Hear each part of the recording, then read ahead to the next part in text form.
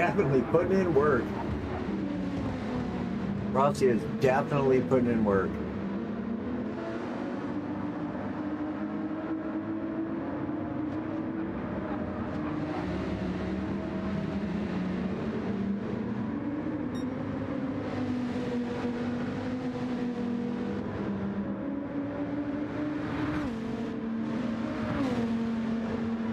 Yeah, it's got to be just out of slipstream.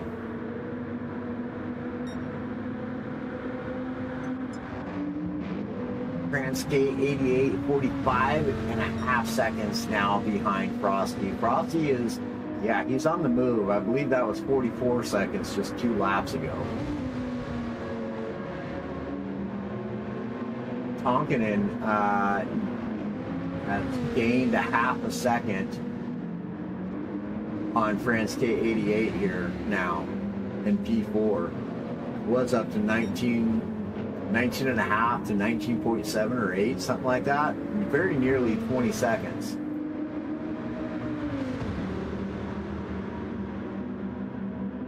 He's putting in some good work though too. This stint for his team for sure.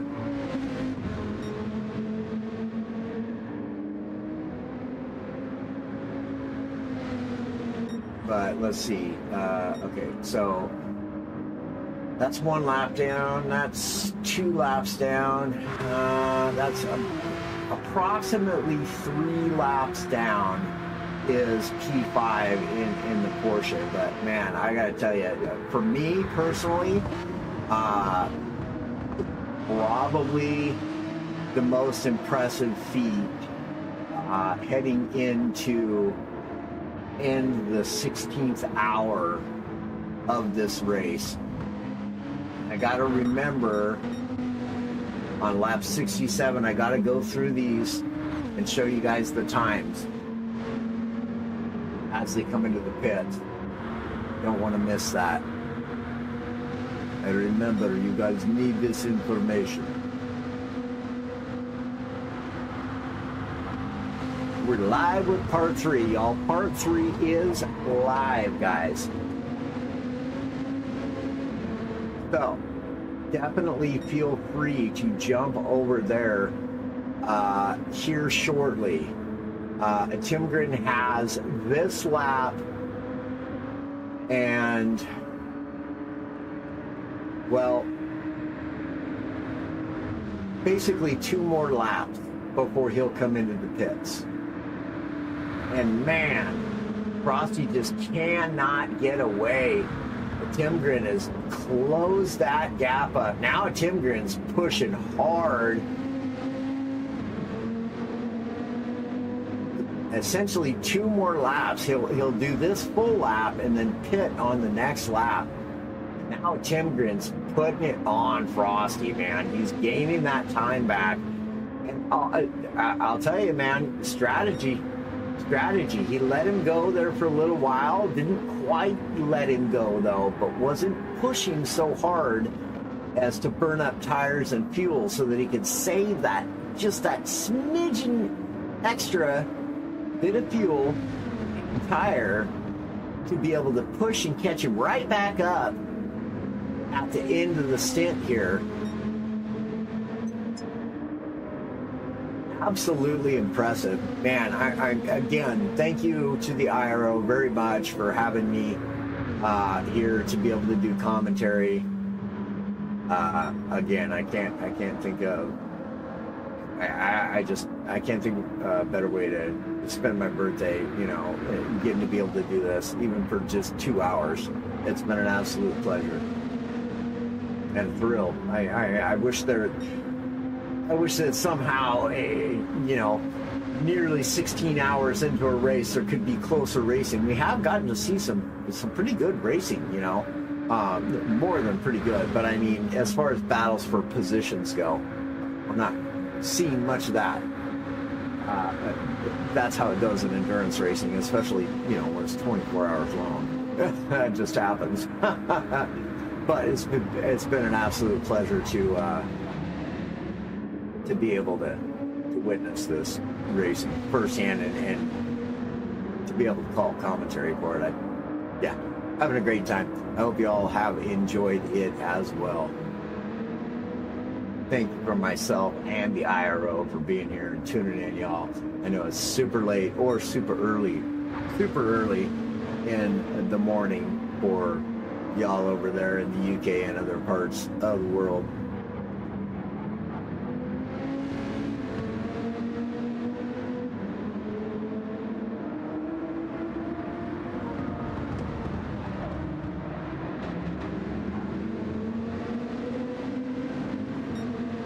So here it is. Race leader will be coming into the pits this lap, whilst Frosty has one more lap to go. I will show you the pit delta as soon as this driver comes in.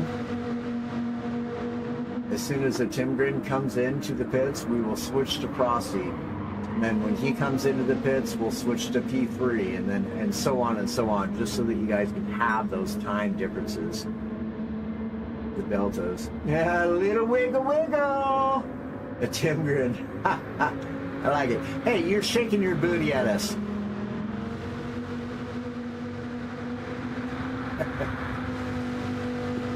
There it goes. 1 minute 45 seconds.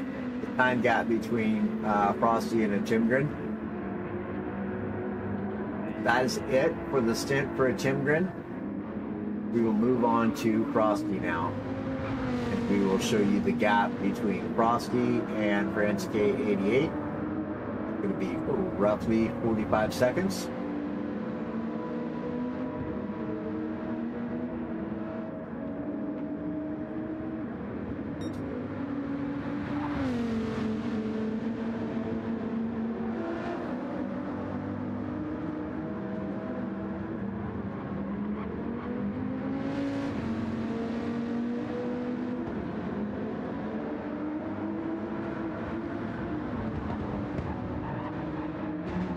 Out of turn 6 and 7 for the final time in this stint for Frosty. He's done a great job, really, honestly. I mean, yeah, hands down, he did everything he possibly could, including pit strategy, racing good, hard, clean, fast. That's what we all like to see, right? Absolutely no two ways about it.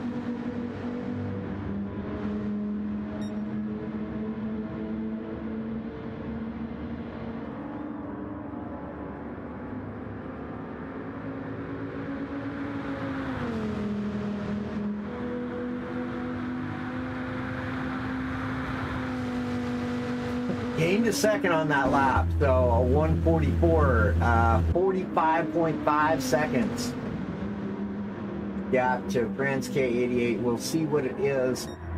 Maybe I'll leave that there for just a half a second longer. The time difference is 1 minute 44 seconds between P1 and P2. We're looking at roughly, again, 45 seconds between P3 and P2. This is his final lap as well.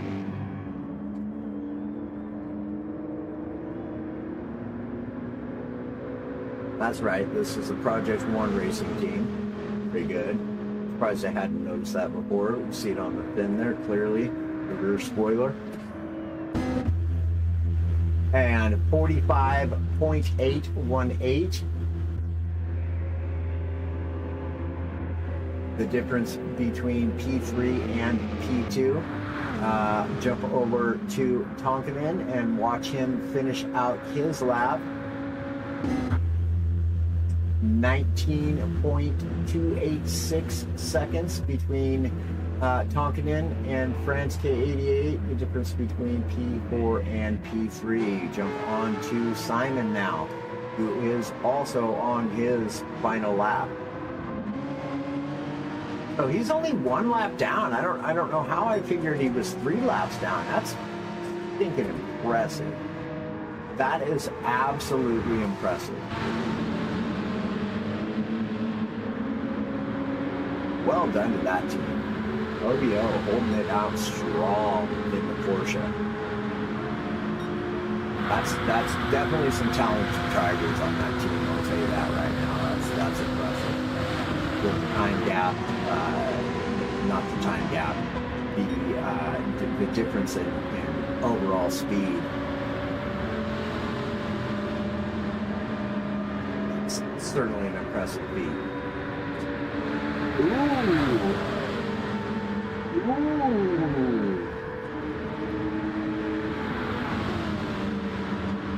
Absolutely on view, man. Brilliant. 1 minute and 13 seconds, the difference between P5 and P4. From Simon Chitonkin. All right. Geely now. 47 seconds. That's not the final. That is what he currently is here on his final lap to P5. Not bad. Not bad. Not bad at all either.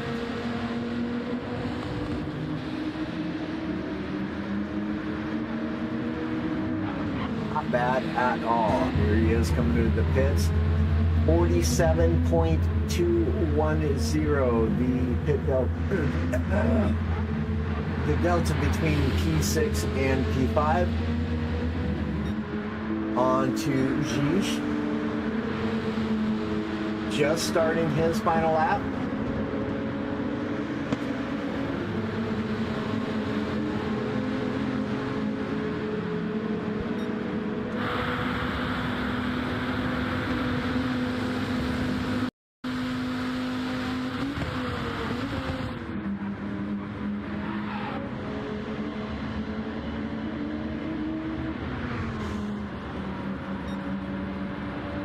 Good morning, everybody. Welcome to stint number 9. So let's get this race then into the morning hours. Hello, hello, hello. Can you hear me? Is everything fine with the audio? If not, please let me know. We are having some new streaming setup in place over this first round and facing some growing pains at the moment, but let's look forward. So the final 2 hours of the Daytona 24 hours round 1 of the IRO GTEC in 2026, and we'll go all the way to the end. Now in stream part number 3. So it was a bit of a rough night for some of the teams, and then let's run us through the order, right? So we have Feel Good Racing leading with 1 minute 40 nearly. So they had a good night. So when I left, they were leading with, I don't know, 30 seconds maybe, up to 1 minute 40. So a very solid run so far from the newcomers. In that 303 Dodge Viper P2. You see our defending champions, the esports race asylum crew, the number 1 car, another Dodge Viper. Here Lucas is currently driving in 3rd position. It is Project 1 Racing, the number 20 Dodge Viper. Number 3, so all Viper podium at the moment. Another roughly 40 seconds the gap, and let's have a look, 2 minutes 19, so they're a lap down. So we have 2 cars on the lead lap, Feel Good Racing and Esports Race Asylum. In P4, the next newcomer team 2, the Aero GTEC, that is Inferno Motorsport, the 27 Dodge Viper, so 4 out of 4 currently. Yeah, we saw it yesterday and earlier on in the race. Dodge Viper very strong at Daytona, and yeah, Inferno with a couple of whoopsies, little mistakes throughout the earlier stints, so they're P4 currently 23 seconds to P3, so podium still in reach, I reckon. P5 we see the first non-Viper, that is Ovo Esports Monkeys now driving that Porsche 911 RSR through the chicane we go. Oh, we cut that chicane on the exit. Let's see if it was okay. Just probably. E6. We have the 66 GT Finland Racers crew. The Viper, the red and black one in P6. 4 minutes 43 the gap to the leaders. 47 seconds to P5, and the last of the Vipers, it's Sector 7 Racing Placers, the number 7 entry, Cody, doing another stint again. 2 minutes that gap to P6. Yeah, after the night we see some bigger gaps out to the grid.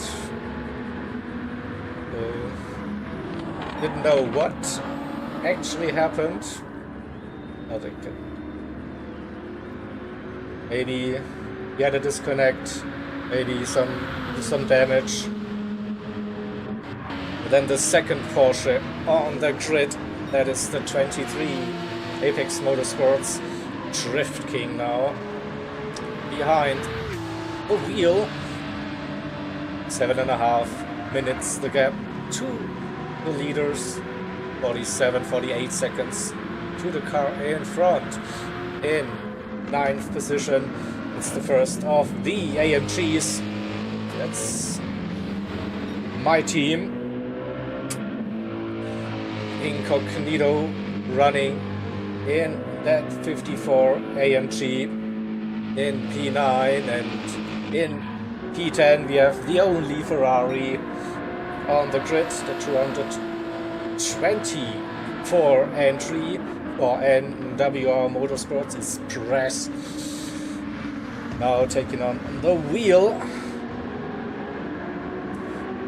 8.5 minutes plus for the Ferrari crew. In P11 it's the number 4 machine, the Mazda RX Vision from the Portugal All-Stars. Neo is the current driver.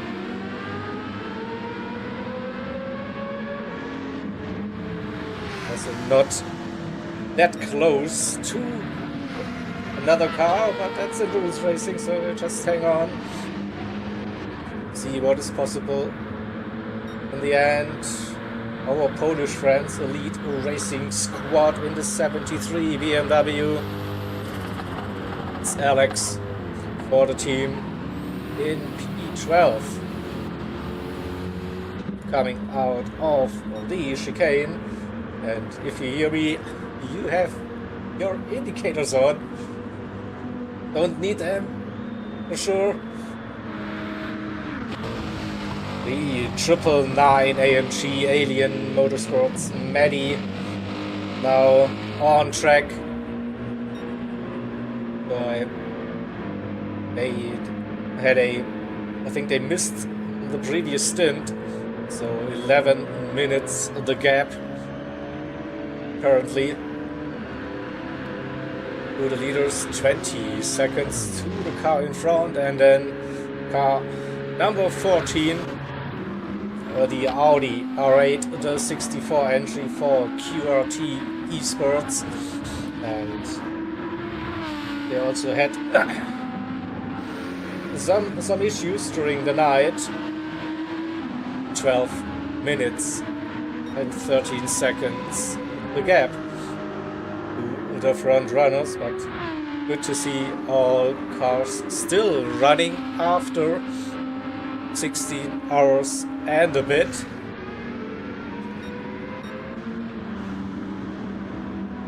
Now we have morning, daytime now at Daytona. Looks like a lovely day here in Florida. Minor clouds. Yeah, nothing major there to fear. So there is no rain, there is no fog. Just a lovely little Sunday drive for most of the drivers. So I think we can get rid of the driver's overlay now.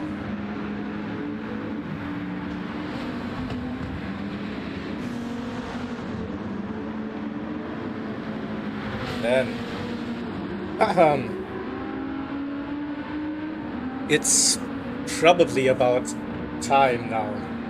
So I know you've all been waiting for a long time, and in good old fashion and tradition already. So a 24-hour race and Jaeger on comms. This can only mean one thing. Jaegeroki is back, and we'll be setting up everything. So I hope you're in for a treat again. If not, I heavily advise to turn down the volume for the next 2 to 3 minutes if you don't like my way of butchering great pop and rock songs.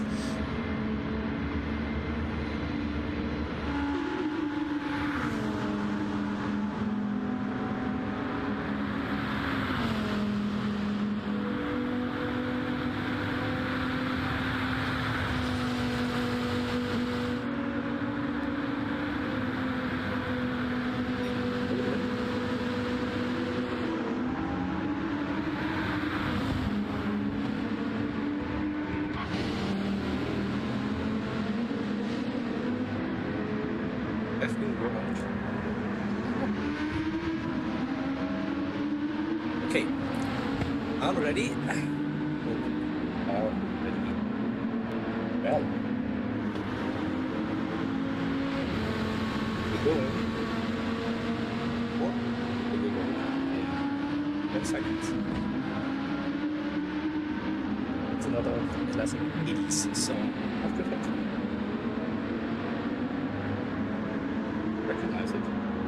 Hey, here we go. 3, 2, 1.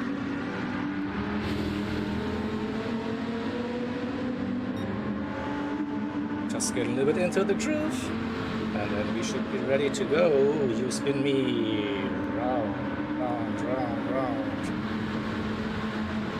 I don't wanna know your name, and I do want your private number, baby. All I know is that to me, you look like you're lots of fun. Open up your loving arms, you want some, want some. I set my sights on you, and no one else will do. And I've got to have my way now, baby. All I know is that to me you look like you're lots of fun. Open up your loving arms, watch out, here I come. You spin me right round, baby, right round like a record, baby, right round, round, round. You spin me right round, baby, right round like a record, baby, right round, round, round. I don't wanna be your friend now, baby, but I wanna move it just a little bit closer. All I know is that to me you look like you're lots of fun. Open up your loving arms, watch out, here I come. You spin me right round, baby, right round like a record, baby, right round, round, round. You spin me right round, baby, right round like a record, baby, right round, round, round. Ba-da-da-da-da-da. All I know is that to me you look like you're lots of fun. Open up your loving arms, watch out, here I come. You spin me right round, baby, right round like a record, baby, right round, round, round. You spin me right round, baby, right round like a record, baby, right round, round, round. Ba-da-ba-da-da-da.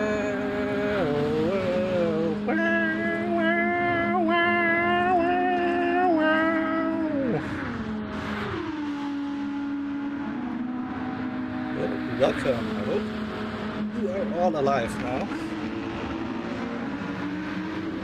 Once again, I had plenty of fun and sorry for all the new guys, so this is, yeah, this is happening for every 24-hour race when Ivan comes. You have been warned. So let's get back to the racing action and see if something did change. The gap between Super GT for Feel Good Racing and Lucas for the Esports Race Asylum team stays roughly at 1 minute and 40 seconds.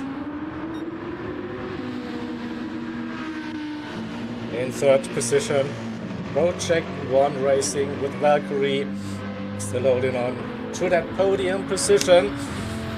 The gap 22 seconds to his fellow Dodge driver Mamamo for Inferno Motorsports, and they are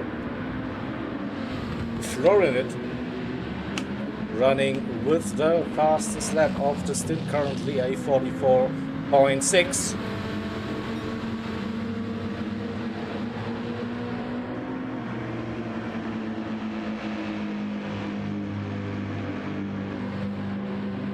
Over 20 seconds, 21, it's doable within the next 7.5 hours, so would be probably a nice debut for the team.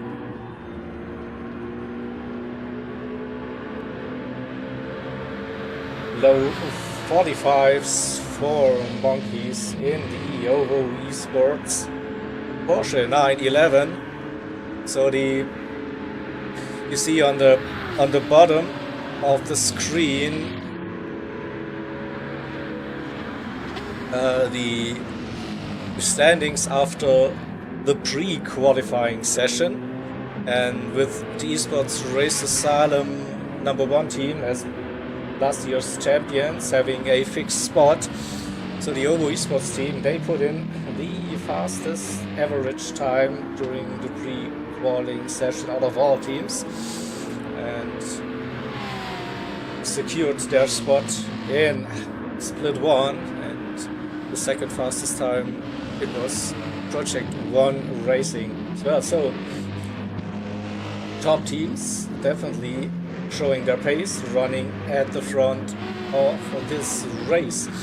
So yeah, let me touch a little bit upon the pre-qualifying session. So we had 42 teams in total signed up, for this season. 40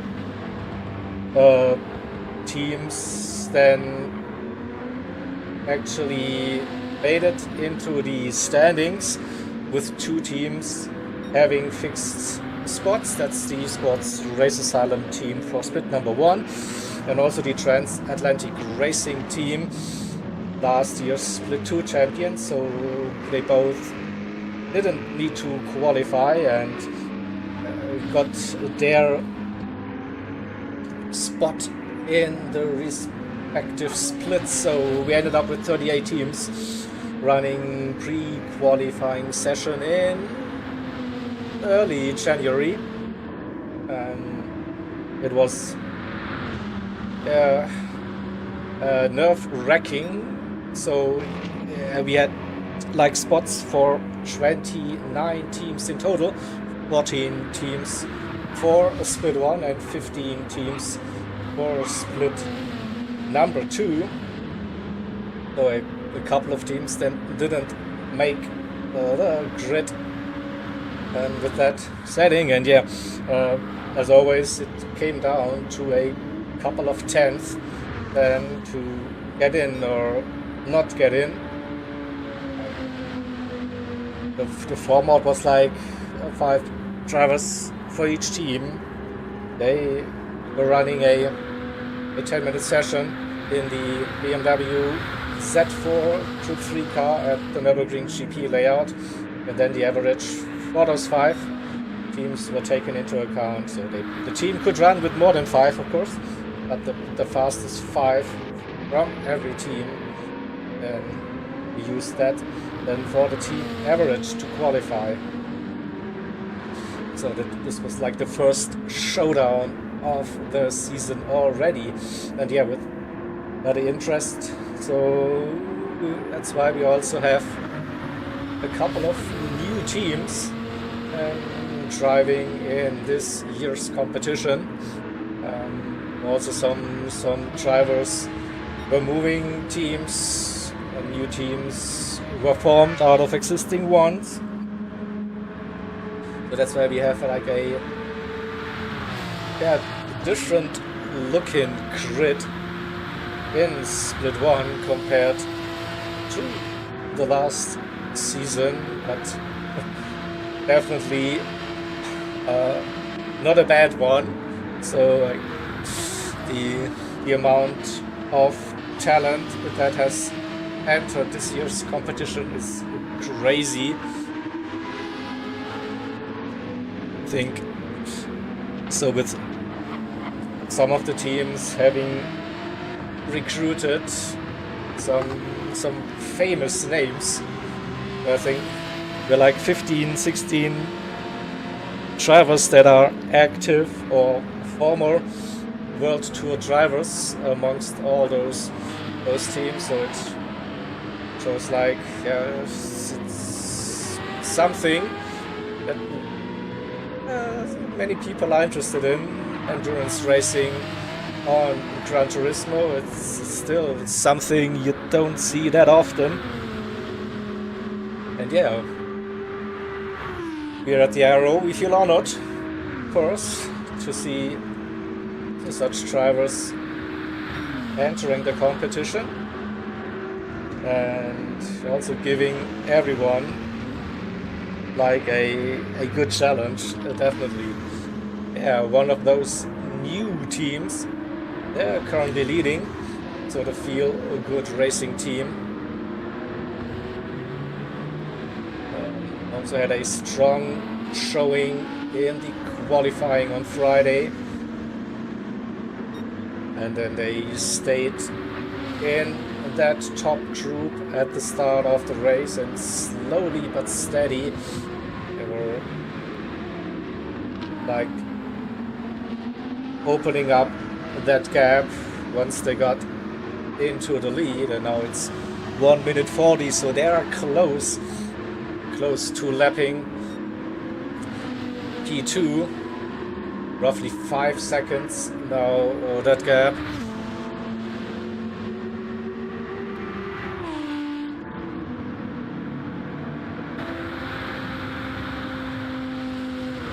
That's the number 1 car we are talking about. So after winning last season, the Sports Race Asylum team, they used their given privilege to change the racing number from the 44 to the number 1.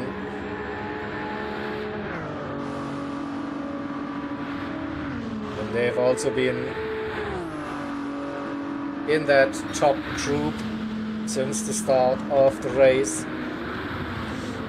Yesterday also qualified up high.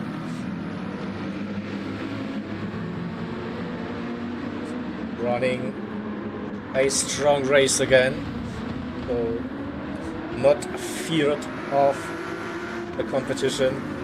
Definitely take on that challenge.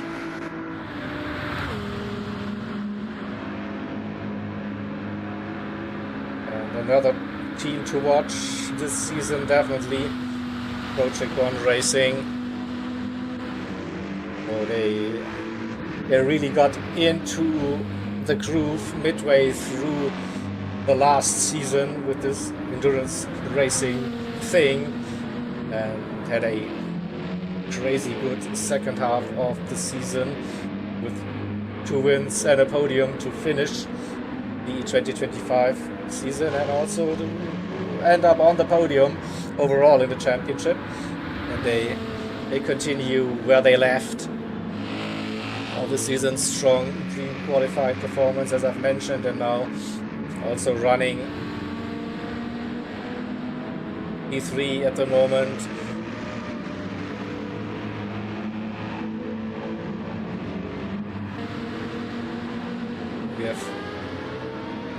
We're running with the Inferno Motorsports team also for a little while, so the all Dutch team. Great display so far. They put that car on pole position on Friday. I think the first 2 stints where the top 4 or 5 Vipers were so close, racing next to each other, and the team was also thick in the mix. And I think it was stint 2 where the invisible tire wall at T1 did his thing and collected the 27. So that's why they lost a bit of contact, and ever since they were losing some time to the front runners. Still, as I mentioned earlier, just 20 odd seconds the gap to the podium after 2/3 of the race, so it's still game on for that team.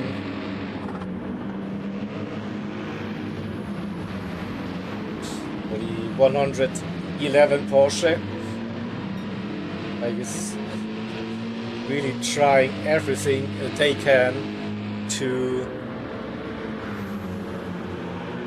keep up somewhat with those Dodge Vipers. But it's a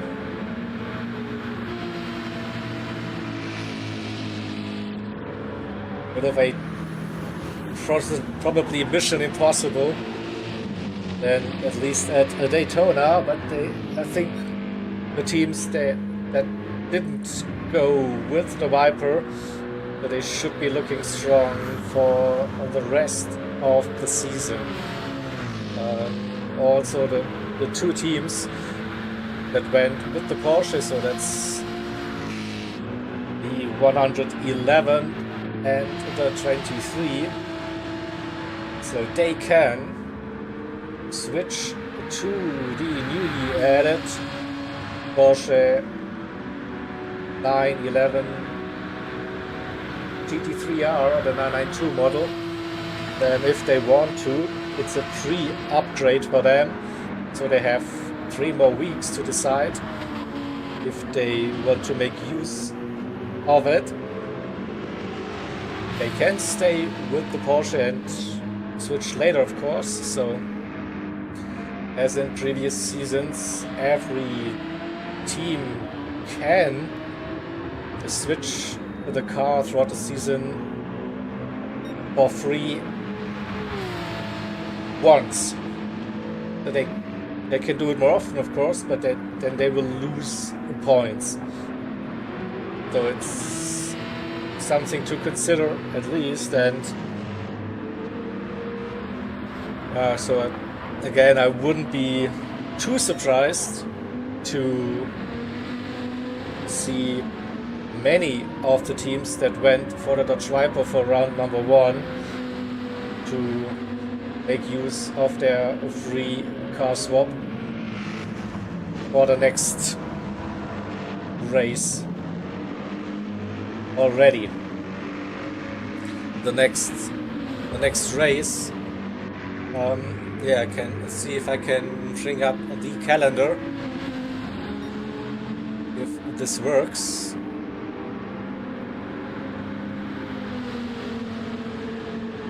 See if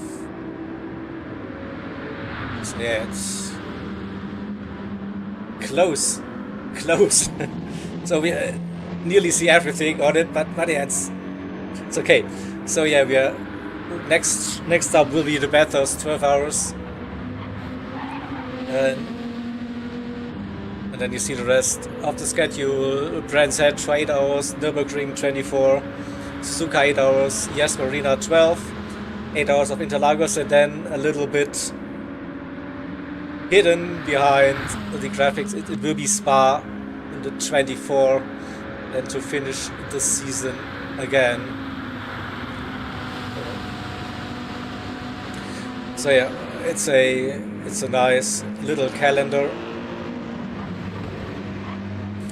and this one at Daytona definitely most suited to the Dodge Viper, and just too good on this track to compete with. And it's no surprise that we see 6 Vipers in the top 7 for this one.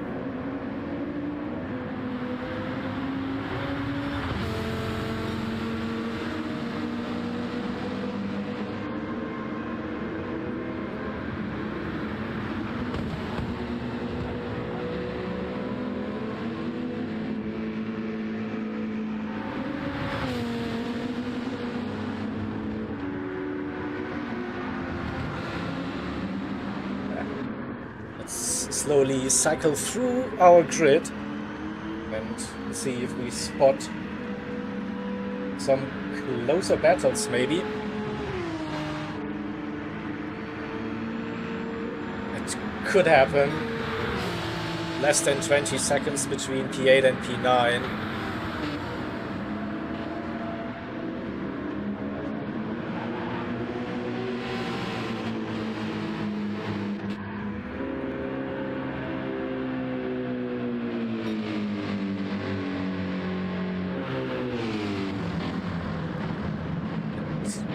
Yeah, with that penalty, it looks like my team crew are slowly catching Apex Motorsport in P8.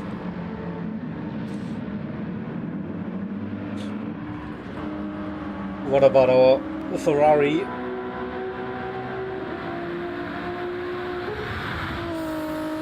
$37-38 seconds. Oh, that gap. Have a look at the lap times for a brief moment. 45s throughout most of that stint.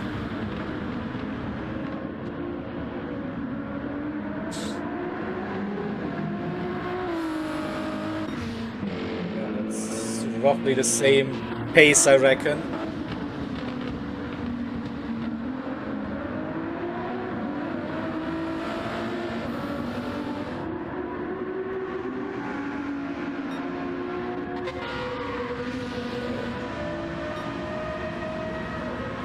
Please, yes, sleep well, sleep tight. I can't tell you what happened to Sector 7 racing, I was also having a little bit of a beauty sleep throughout the night for me. So I woke up to the scenario and saw that they were a couple of minutes down. They were running with the lead pack for quite some time, but maybe someone in chat can help us. What happened to Sector 7 Racing Blazers throughout the night? Oh, there's a closer gap between Maddie and Alex. I think Maddie just got past the 73 in his 999 black AMG. Did a 44.9 in that Merc.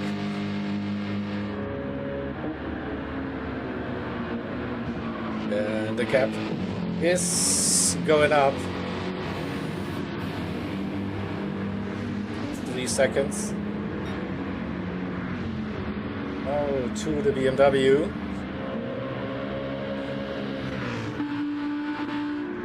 In P14.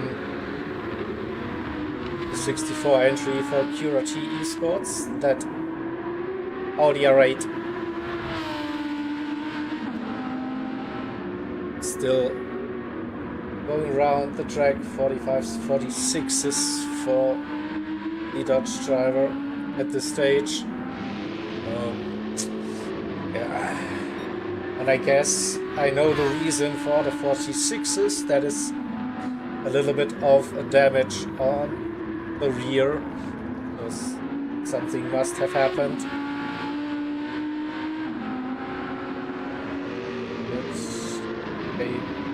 It seems like they're staying out.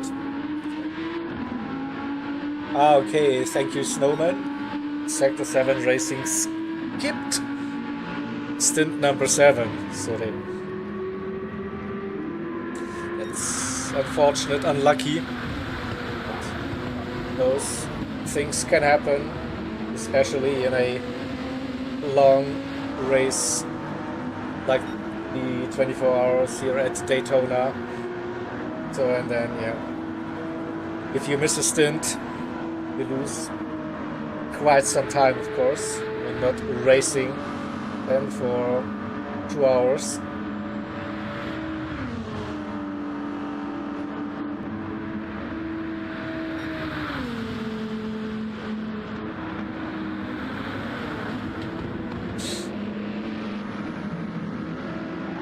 So in those first stints, we had like 2 different strategies for the Dodge Viper teams. It was a 1-stop versus a 2-stop, and I'm not sure which strategy succeeded in the end, which was faster. I think both are doable, and we see the Inferno Motorsports team now coming into the pit stop. They are quite low on the fuel, as you can see, so they opted to go for a lighter car, definitely, and go for the 2-stop. And I think, where's the car? Here it is. Getting ready to put on a new set of slick tires. So this race is straightforward with the strategy. It should be softs all the way for all the teams. But this will change. We see the next driver coming in, the Esports Race Asylum crew as well. So yeah, there's something new to the 2026 GTEC season, and it's something called tire allocations. So for every race, there will be limited sets of available tires per compound. And the decision and the actual procedure was discussed and then also published by the GTEC committee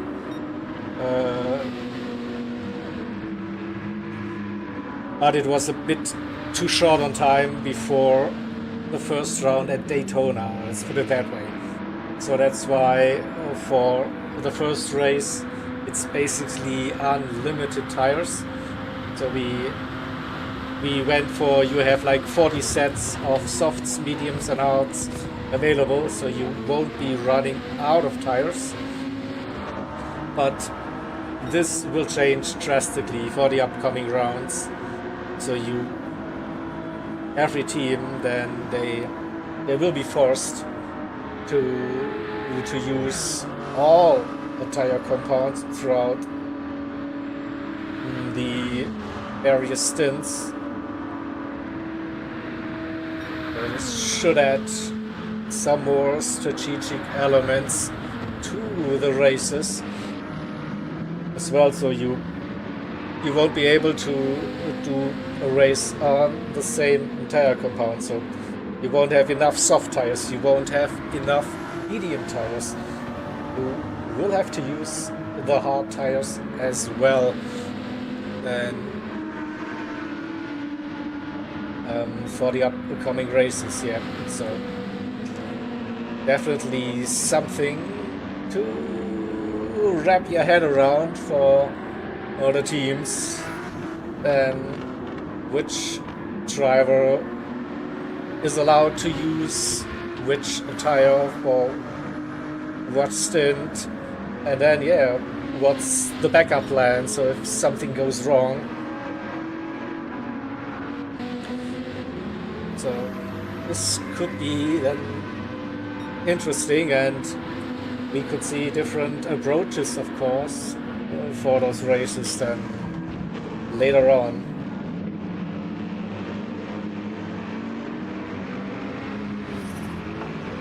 It definitely sounds intriguing on paper, and we will find out with the upcoming race at Bathurst and how it will look throughout the race. So the leaders still staying out. They are not sure, they're going for the one stop, maybe still having a couple of liters left in their tank. Esports Race Asylum crew, they went in for the pit stop. So did Project 1 Racing in P3, and we saw the Inferno Motorsport 27 Viper in P4 as well. Another purple sector, and the gap less than 20 seconds, so Namamo definitely gaining some time on Valkyrie in front.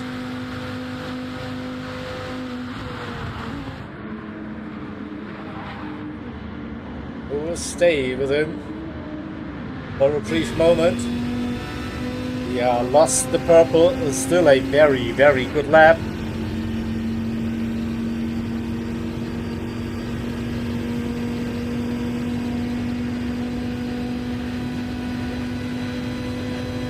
Should be another 144 incoming. Just 44.8, yeah.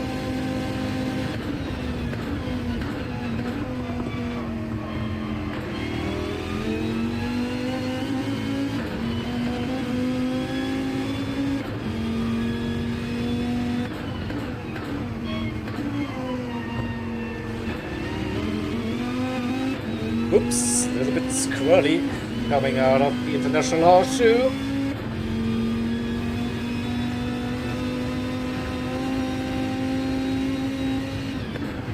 Purple again.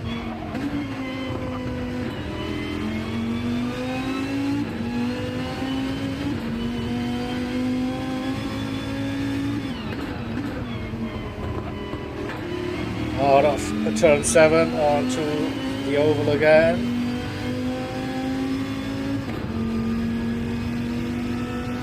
Another purple one. Let's go to the hood cam.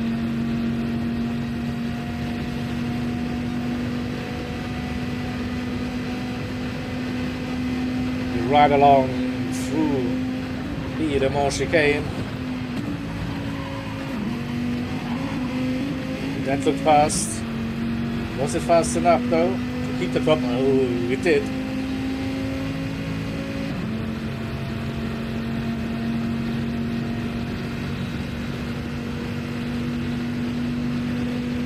But no one around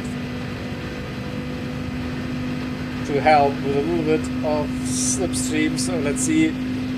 It's possible like 0.7 without slip. I think that is a great lap.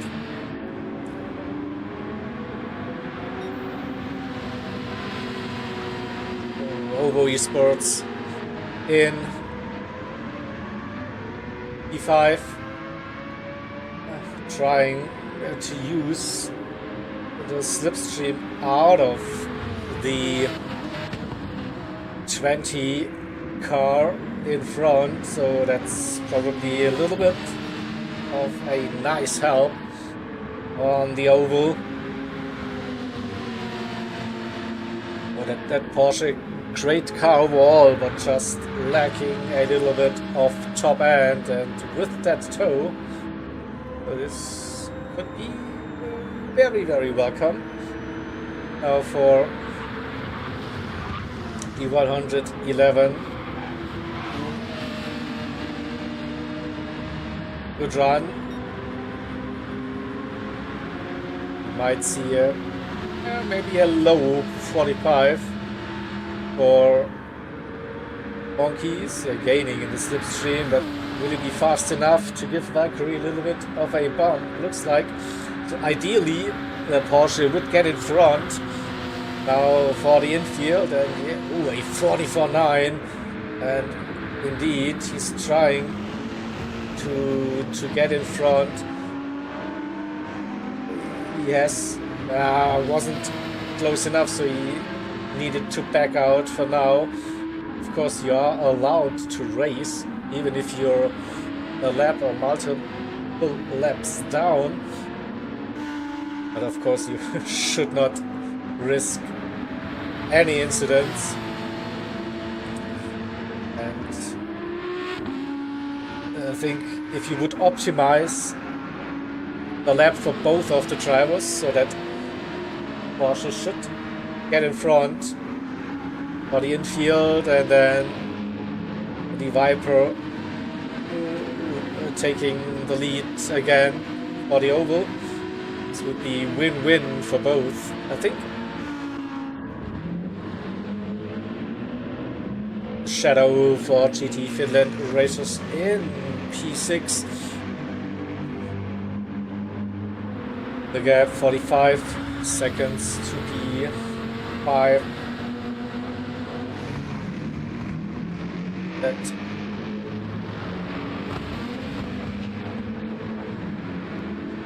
That doesn't seem to change that much since the start of the stint.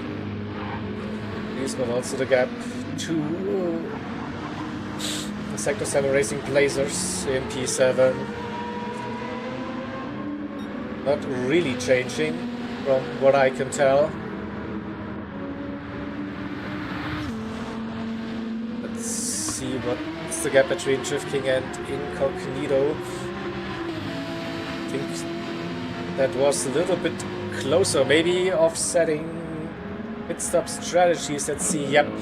So the IT Esports 54 AMG, they went into the pits, running a new set of tires, while the Porsche having a bit of a moment, coming out of 7 onto the banking. But looks like they're going for the one stopper in this driver stint number 9.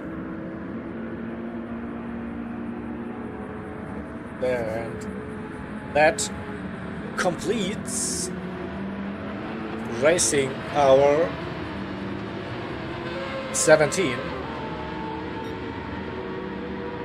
So 7 hours to go, but still a long distance, of course.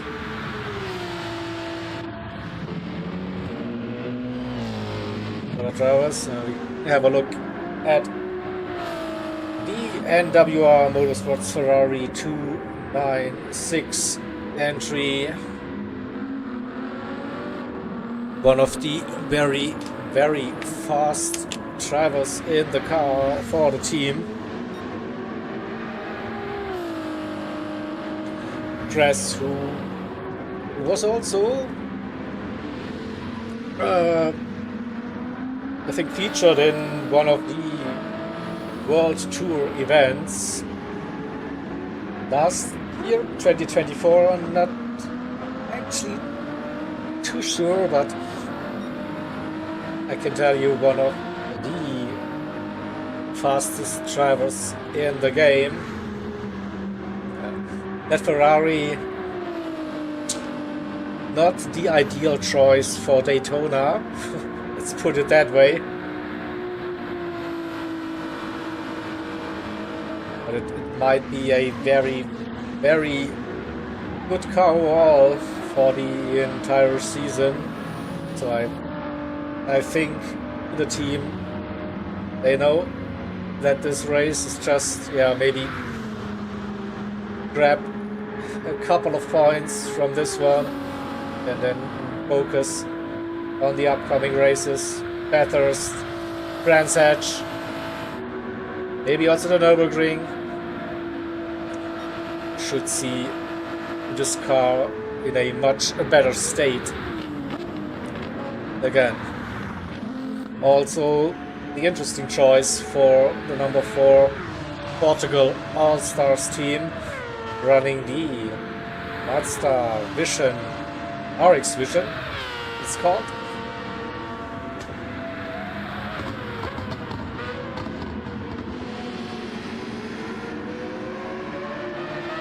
Definitely an interesting choice. So we didn't see that car in the GTEC previously. I think there were 2 reasons for that. So one, the previous season the car list was a bit more restrictive, and the second reason, like this year, it's basically open choice, and with the settings and also the tire allocations coming into play, maybe that Mazda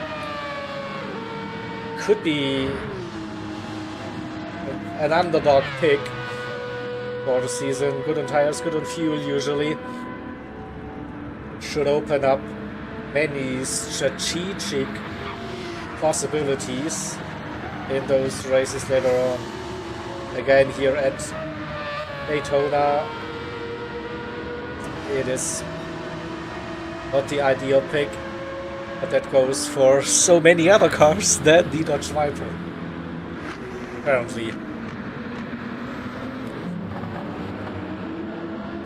And what about Elite Racing Squad? So at the moment, also just one BMW on the grid.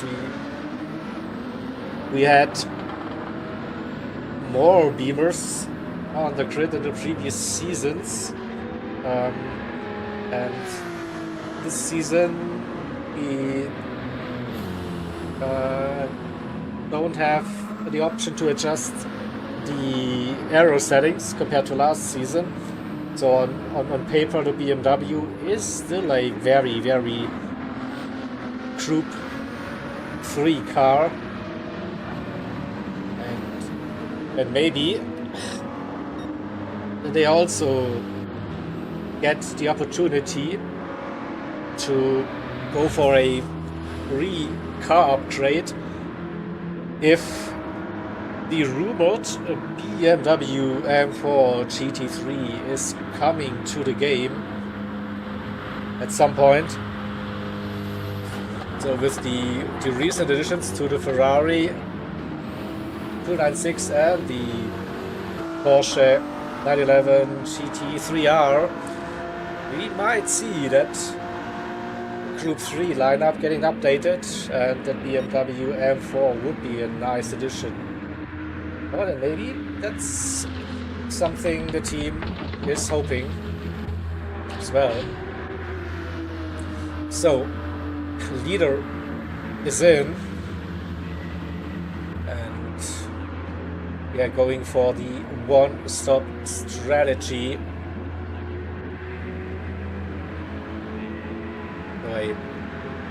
A flawless performance so far for Feel Good Racing.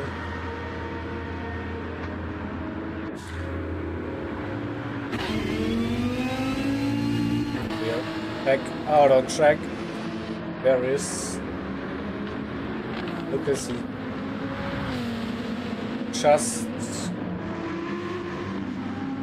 comes out of the infield, so a couple of seconds separating P1 and P2 after the pit stop, offsetting strategies. And Esports Race Asylum Viper, they will need to pit again later, so maybe this could be then the situation where the 303 Viper will have lapped the entire field. And what a performance it is indeed for the yellow and white with a little bit of black involved FGR Viper, the 303.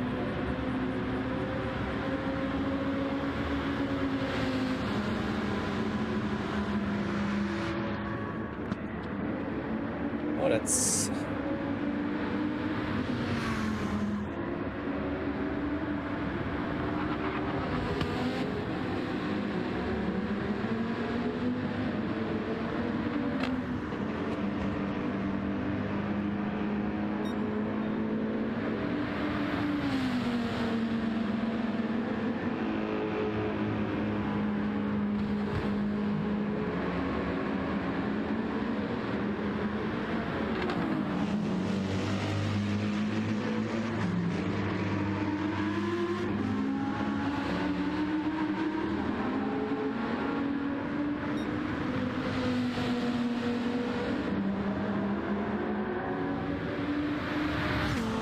right. So for the moment, you see that the times have been updated, 1 minute 22:23, and the gap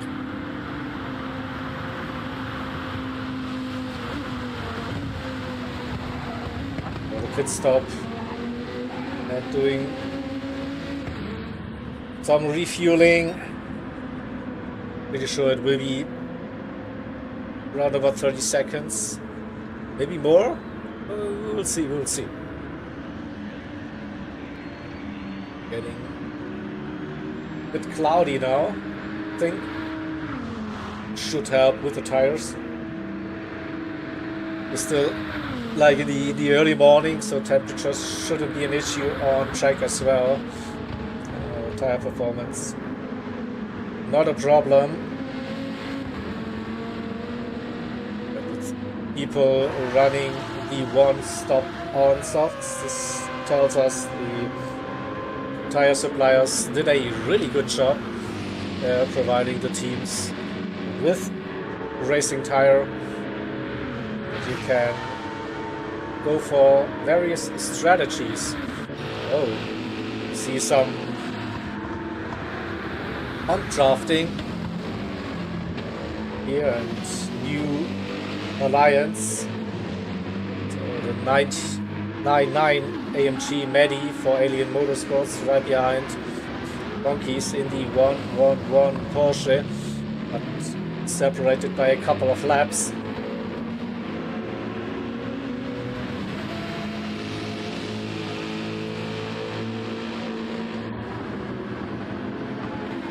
Where is that? No, that is Maddie.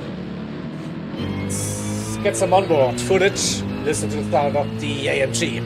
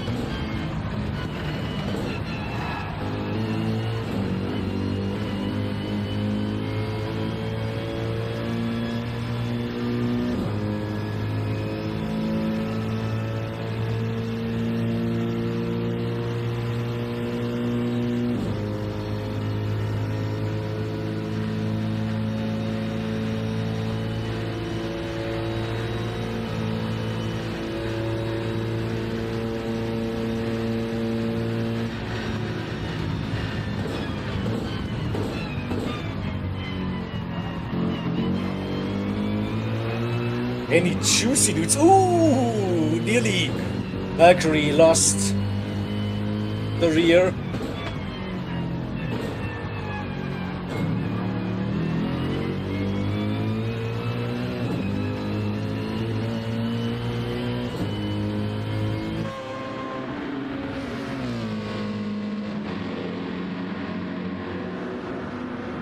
Yeah, Nick, good morning. Yeah, so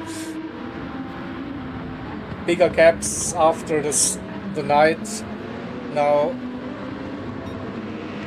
with Figure Racing leading, Esports Racer Salem in P2 and Project 1 Racing in P3. But still the Viper Fest as expected. We have a fast charging Inferno Motorsport team in P4. So when we started that stint, the gap was over 20 seconds. This has come down to 13. And Mamamo is really pushing 44.4. That could be one of the fastest laps overall, I reckon, in this event.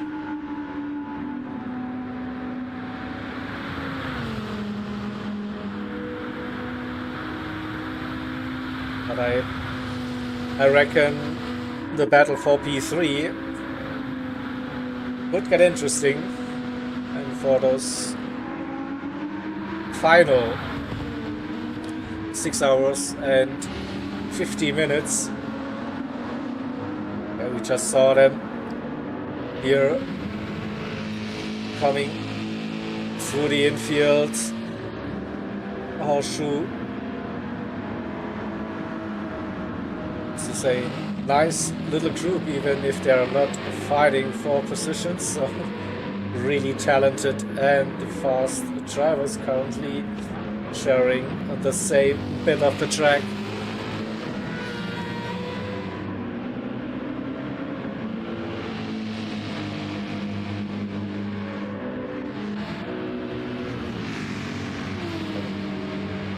.111 Porsche with a little mistake the previous lap.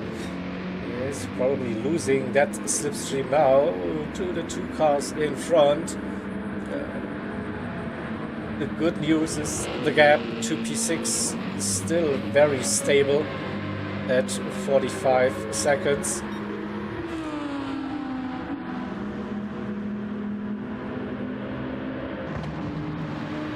There's another close driving on the tracks. Again, not for precision. The 23 Porsche is at least one lap behind that 66 GT Finland Racers Viper. But again, good scenario for the Porsche. Getting that nice little toe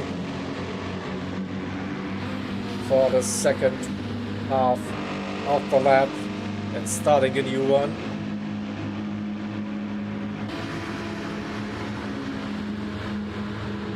Cody all by himself currently on track. He is trying to catch up with the group in front to pick up a little bit of slipstream as well, but this is probably the definition of no man's land. 146 in front, 140 behind the gap, so that. And this could get interesting. So the My Team Esports team, they jumped the Apex Motorsport Porsche for the time being. That Porsche just did the service and they're on fresh tires. Oh, and had a little bit of a moment. I lost half a second and now there are some blue flags. We see the 7 Viper close and they will get the easy pass on the banking, heading into the Le Mans chicane, I reckon.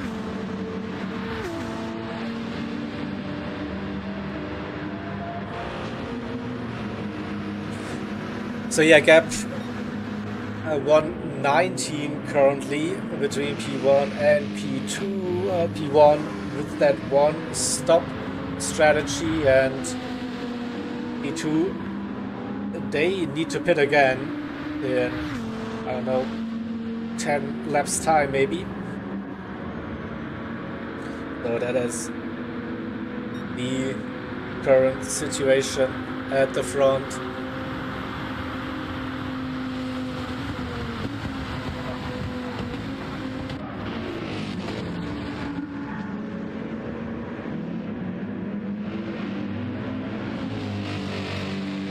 You still see that tandem, Valkyrie and Maddie.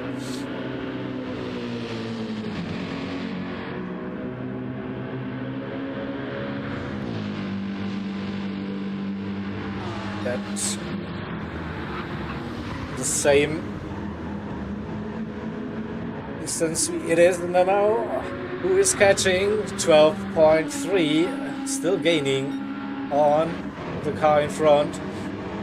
I see the fuel is getting low for the 27, so they will have to come for a service within the next couple of minutes.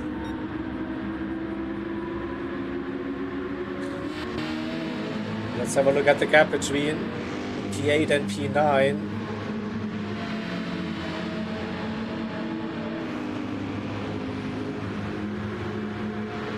Four seconds now, so they maybe the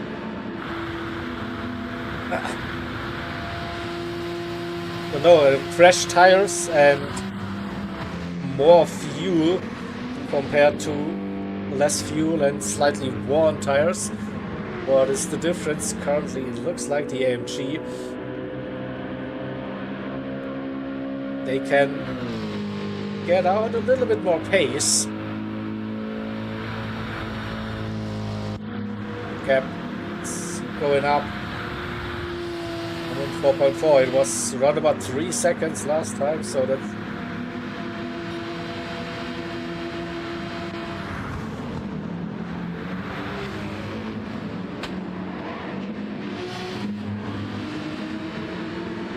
but I still think the 23 crew, they should be okay. 54, they will also pit again at some point throughout the stint.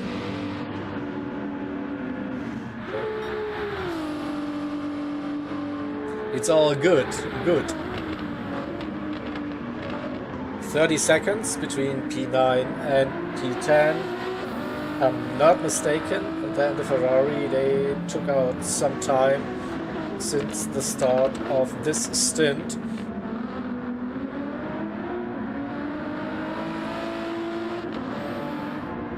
And the gap to P11,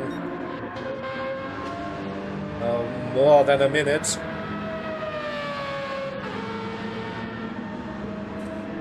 They're also on fresh tires. Now did the pit stop. We got lap 34.35.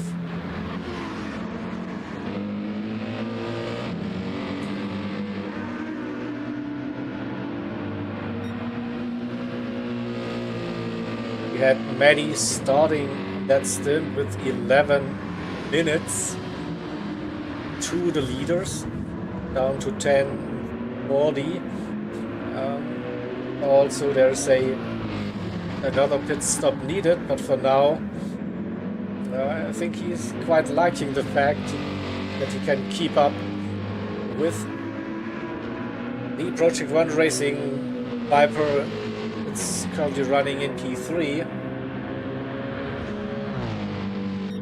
Neo in again for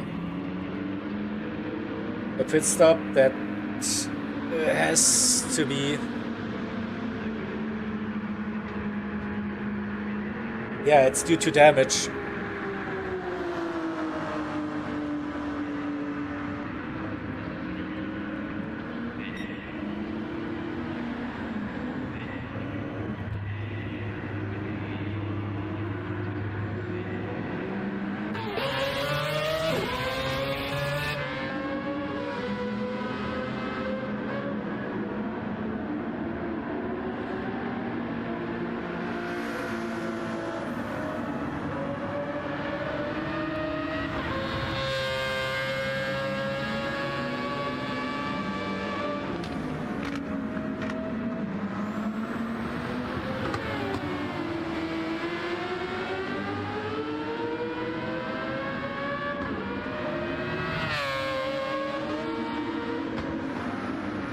So this means now 20 seconds the gap between P11 and P12.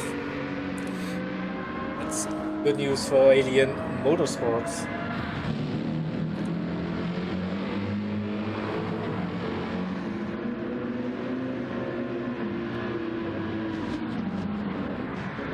P13, the elite racing squad in the BMW. 44 seconds, some blue flags, and there are 3 cars. Really close. Let's get the onboard. Cody caught up with the shadow and trying to unlap himself from the 66 car.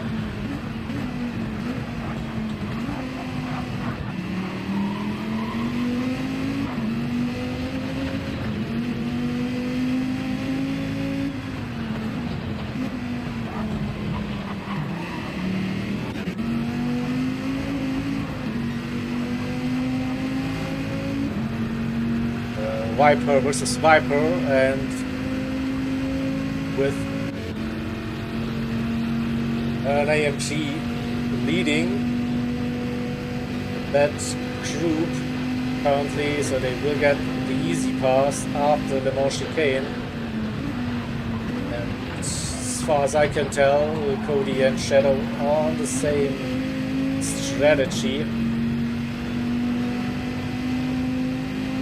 Would be nice for Sector 7 Racing to get that pass, I think.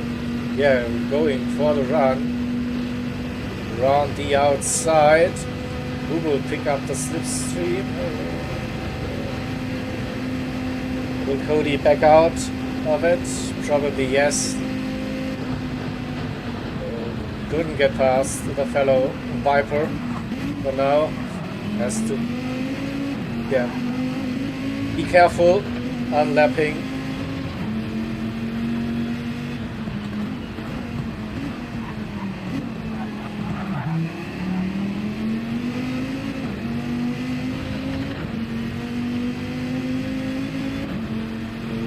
The next blue flag zone.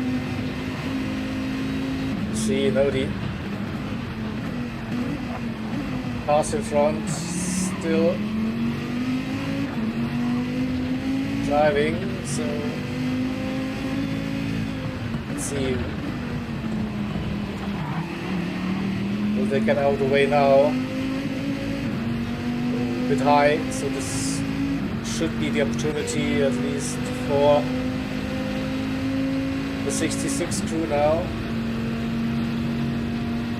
to get past that AMG.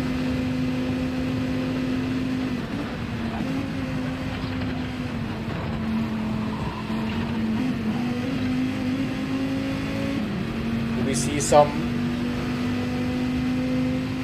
headlights flashing. Oh, not yet, so looks like they're still okay with the situation, not forcing the overtake.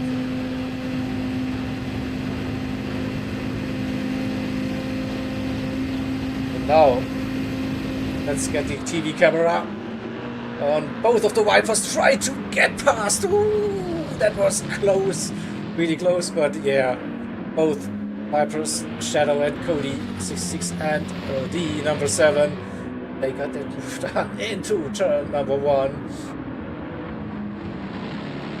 And the 54 as well was involved.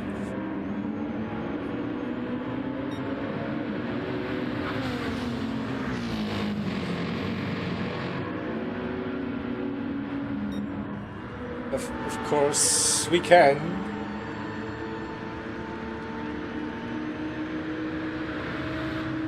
So the leader is currently starting lap 47.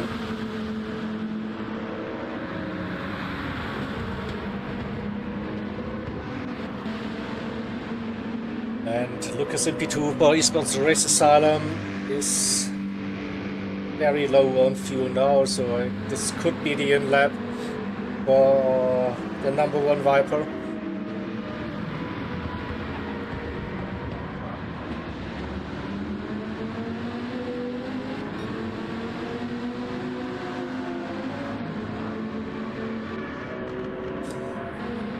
Now the 27, they did their second pit stop of the stint, so the gap 54 seconds, so it was 12:13 before the pit stop. Looking at that, it's roughly 40 seconds, right? You lose with a pit stop. So this could tell me that we have reached a situation where the leaders, Fluid Racing, have lapped the entire field. So let's stay with them. Lucas for the Esports Asylum team now in the pit lane, going on for getting on some new fresh tires. Still not there, and we see the 303 crossing the line. Here he is, changing tires, and the fuel going in now, and the 303 car is now the only car on the lead lap, lap 48. It is everyone else at least 1 lap down. Lucas out of pits, and it's roughly 2 minutes. That gap Valkyrie in. Where is the Inferno Motorsport Viper. Now approaching pit entrance and crossing the line. We see Mercury now leaving pit lane, so it should be still around about 10 seconds.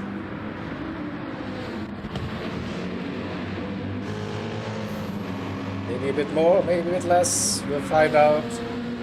Oh, and there's a big group just in front of Memo 12.5, so yeah, so stayed roughly the same as we left before the pit stop. And who is... well, I have no clue who's involved in that big group. It is... here we go.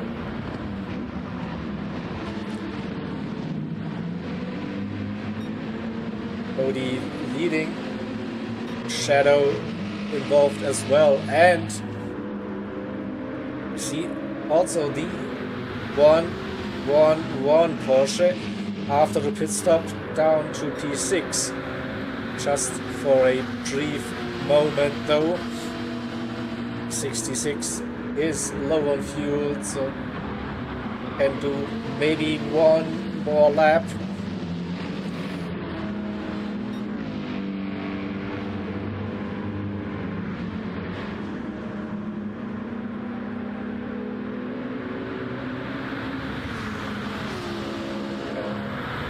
Would be surprised to see them pit now, and in they go.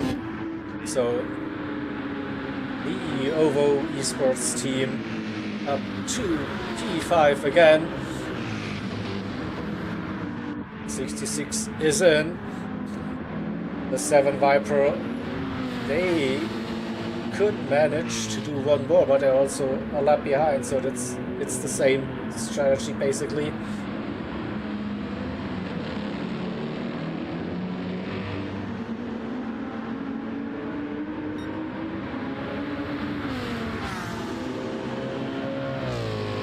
The 8 for the My Team esports team in that 54 Mercedes AMG.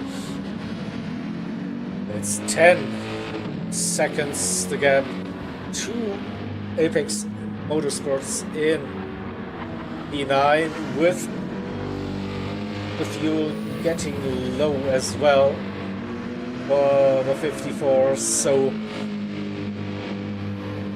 2 laps maybe at the most, and then we will see that car pit, and we should see the order restored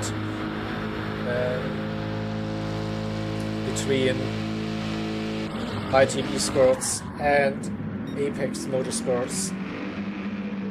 The Ferrari currently in for service in a 10th position, but that gap will go up again to P9 over a minute.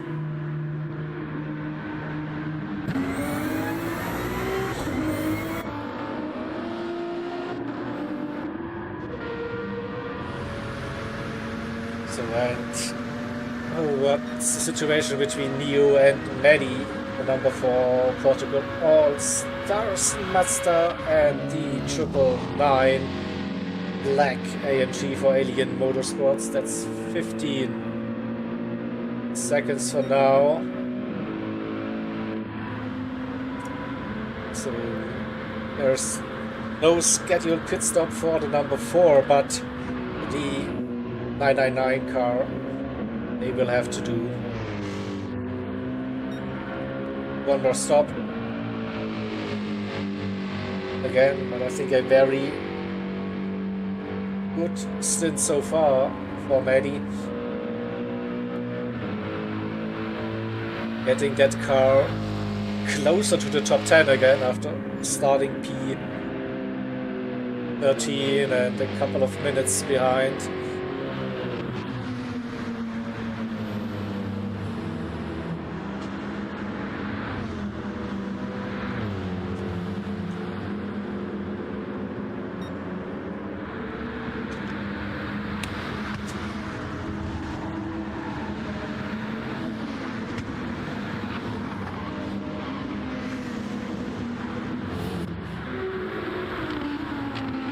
haven't been with the QRT Sports RDR8 for quite some time. So, also the fuel getting lower, so they will be doing another pit stop very soon. They have repaired that damage, though they were running early on with a little bit of rear damage. So that is gone, that is good. The gap to P13, that's 1 minute 18 at the moment, and the Elite Racing Squad BMW, they should be good to run towards the end of the stint without having to do another pit stop.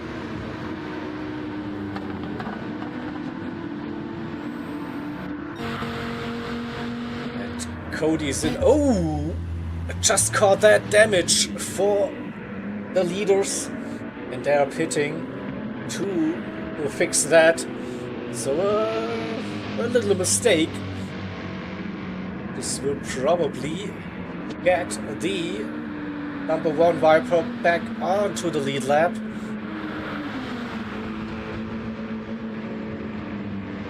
Coming round turn number 1. Yeah, changing tires and fixing the damage. No fuel needed. I reckon, oh, a little bit fuel is still coming in. So yeah, Lucas got through back onto the lead lap.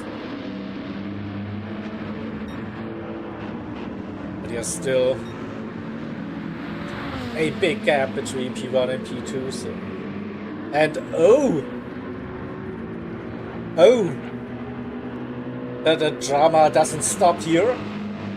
So I still see the damage on that car. So what happened? Did the driver accidentally press refuel instead of repair the damage? Oh, we'll stay with the lead car now. See if they'll pit again.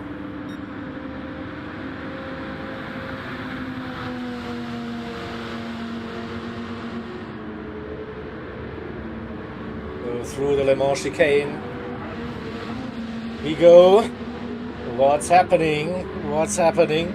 Oh, they got fresh tires. They got a little bit of fuel. But the damage is still showing for me, at least on the spectate mode. It can be bugged sometimes. You never know, but it's a bit strange. And yes, they're pitting again, so there was a human error involved. So 2 pit stops in a row for the leaders. Oh no. Pit crew is getting ready. I don't think we'll need new tires. Now, this is probably an unexpected opportunity for the cars behind. They are still waiting for the leader to come in this time. So no tires, no fuel. Yeah, waiting. Now I think the damage should be repaired and we're off. Ooh, and also Valkyrie just got past. He unlapped himself and the P1R crew. So 3 cars on the lead lap again. A little bit of early morning drama here at Daytona. So we'll have to wait for the updated gap between P1 and P2. I think this could go down to 1 minute 15, 1 minute 10 maybe, when Lucas crosses the line, comes round T1. We should get that update.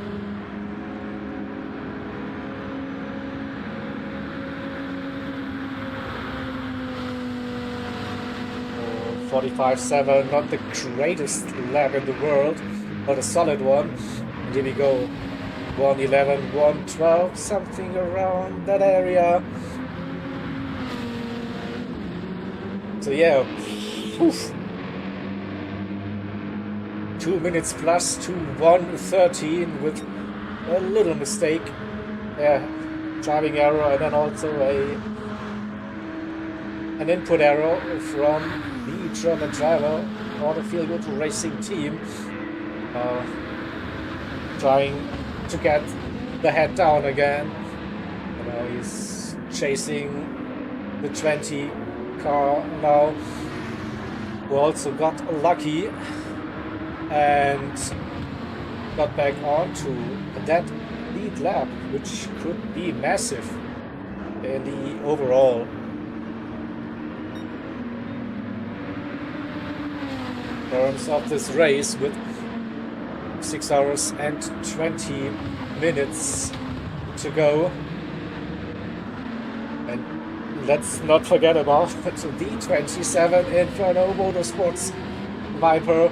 They are closing the gap to P3, fastest lap of the stint once again, 8:44.466.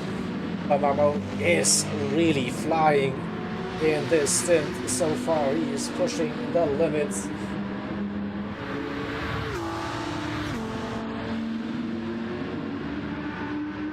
In theory, yes, there's blue flags. The cars are very similar on pace, though. And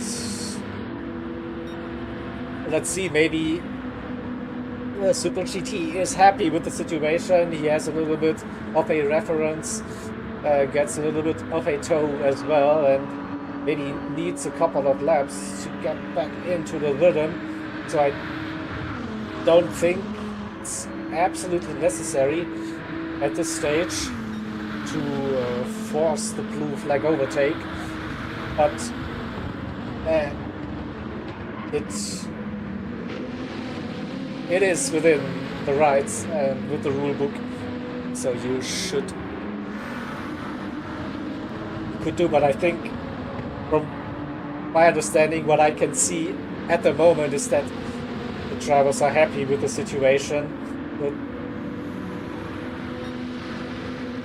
The 303 car not being held up at this stage. It's all good. Currently, we go back to the rest of the grid to see if something did change. The 111 Porsche is still running in P5. 36 seconds, that gap to the Shadow, who is still in that little group with Cody. Cody 1 lap behind for Sector 7 Racing Blazers. After that overtake before the pit stops, he's holding on to that position for now. Fast lap times currently for the entire grid are happening, and probably also the same situation. Both drivers will be happy with the situation. Basically the same pace, just due to a couple of incidents throughout this race separated by a lap. Otherwise they would be fighting for position, no doubt about that. In P8, it's the 23 Porsche Apex Motorsports, again Drift King, with the My Team Esports driver Cognito, did their final pit stop, the scheduled pit stop I should say, for that stint number 9, 26 seconds. The gap in P10 dress for the NWR Ferrari. Another minute to Neo for Portugal All-Stars. Number 4 Mazda. 11 a minute. Maddie did also pit on the outlap. He has 17 seconds to the good, so he gained probably more than enough on Alex, so he was starting P13 and made that move.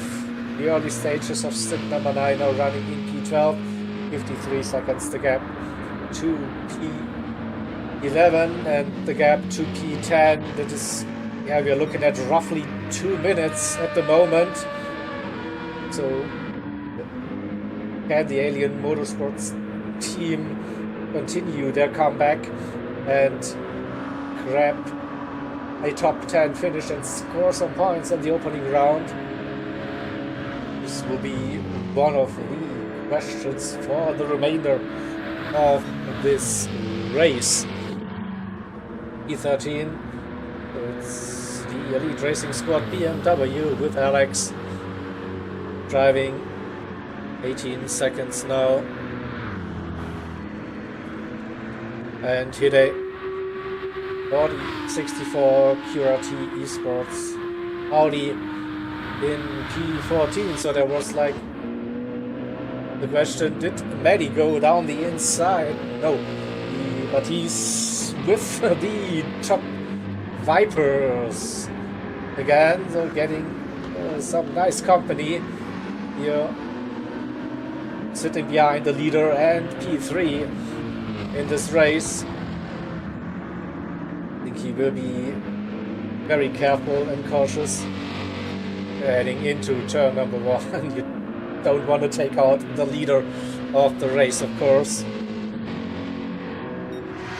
And let's go back to the gap. Valkyrie and Nanamo, the two Dutch drivers, less than 7 seconds.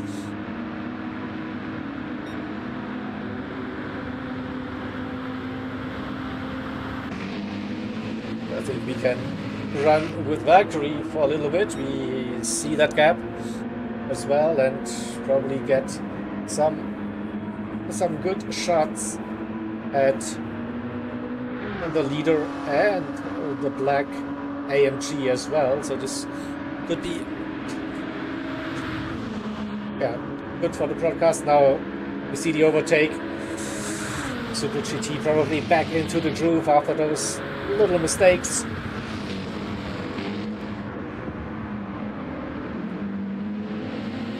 Feeling confident again for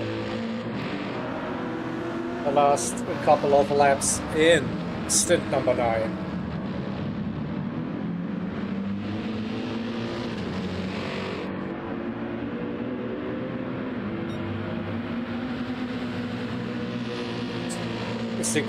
.3, so how far will that gap come down between P3 and P4? The fight for the final podium spot at the moment.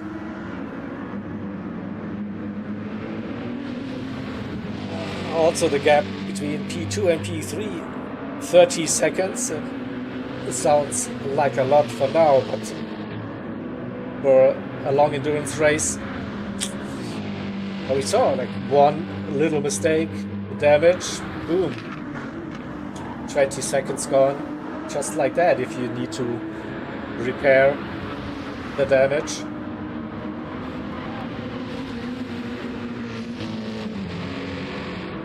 Now the Vipers are pulling away from Maddie.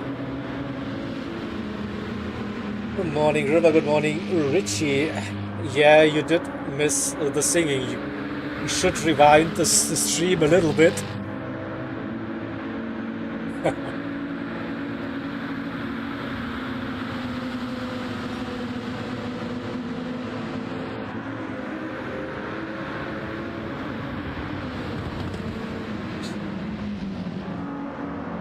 Gap went up a little bit, so maybe a penalty for the 27 on that previous lap, a rare 45.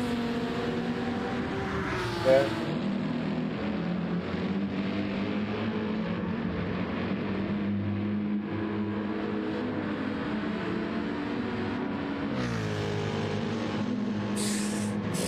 Don't know the exact timestamp, Richie, but I'd say roughly 20 to 25 minutes into the stream.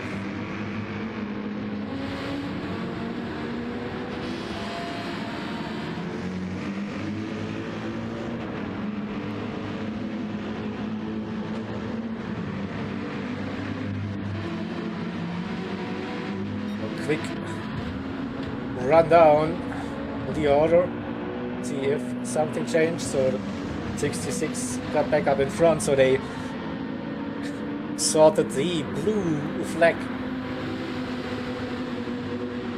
situation. Now Cody behind in the 7 car again, still running the same lap times basically, and they are good lap times, high 44s for most of the time.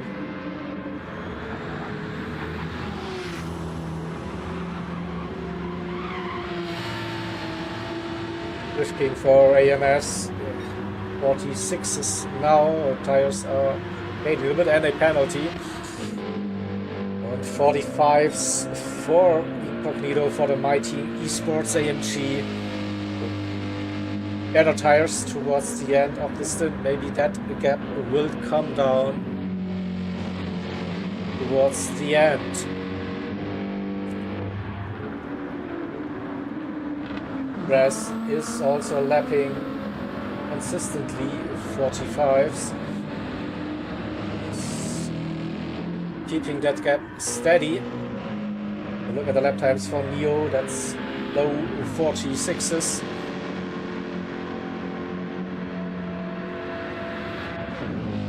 Eddie with mid to low 45, so Maddie is gaining on Neo in front.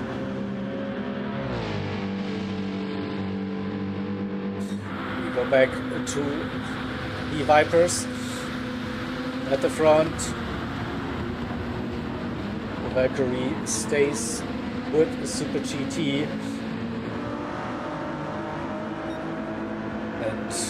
Gaining a little bit on Lucas, but then picks up a half-second penalty. And so will he drop out of the slipstream now? Maybe just got lucky.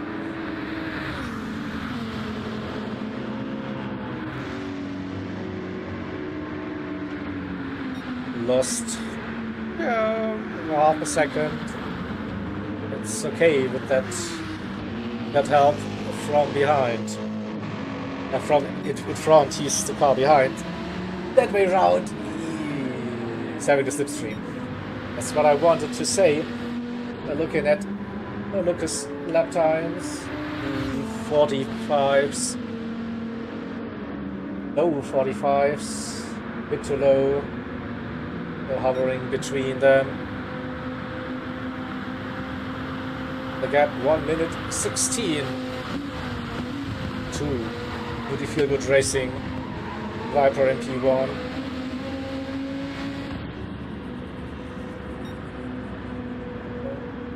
Not losing that much. We have a look at the lap times, 44s now again for FGR Super GT. After staying behind Valkyrie for a little while now. Flooring it again.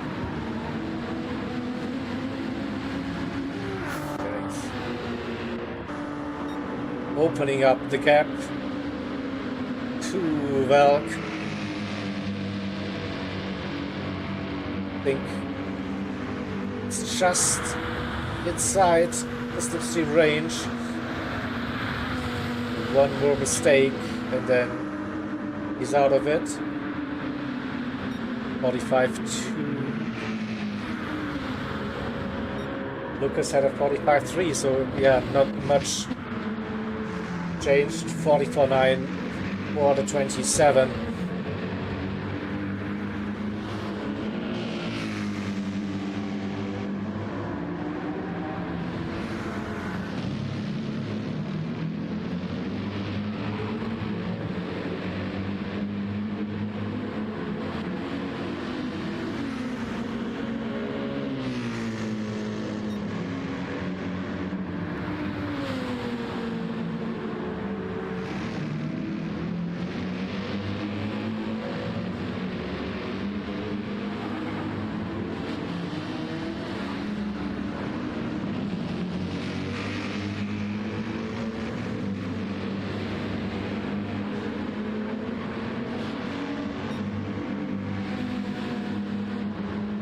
6 seconds, so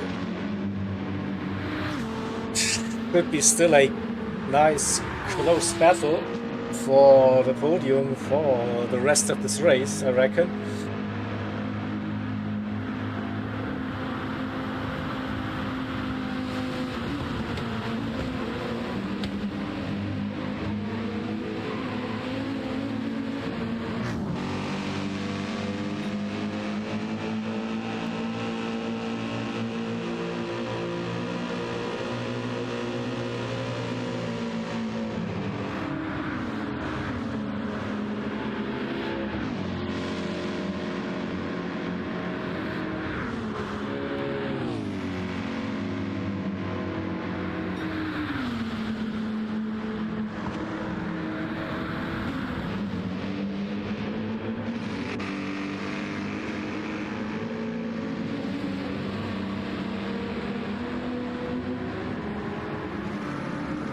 Under 6 seconds.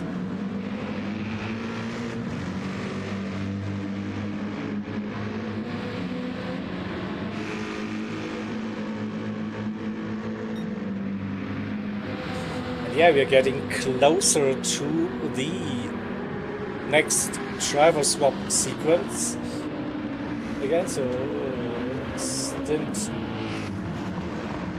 10 is already underway. Drivers are on their in lap, waiting for the driver swap to happen.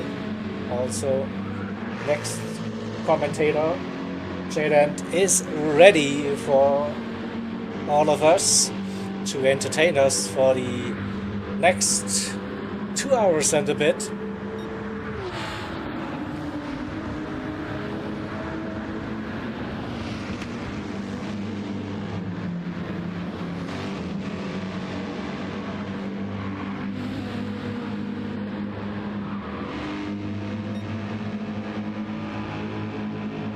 With a penalty, that's gonna hurt. It's 5.3 out the Valkyrie with a penalty.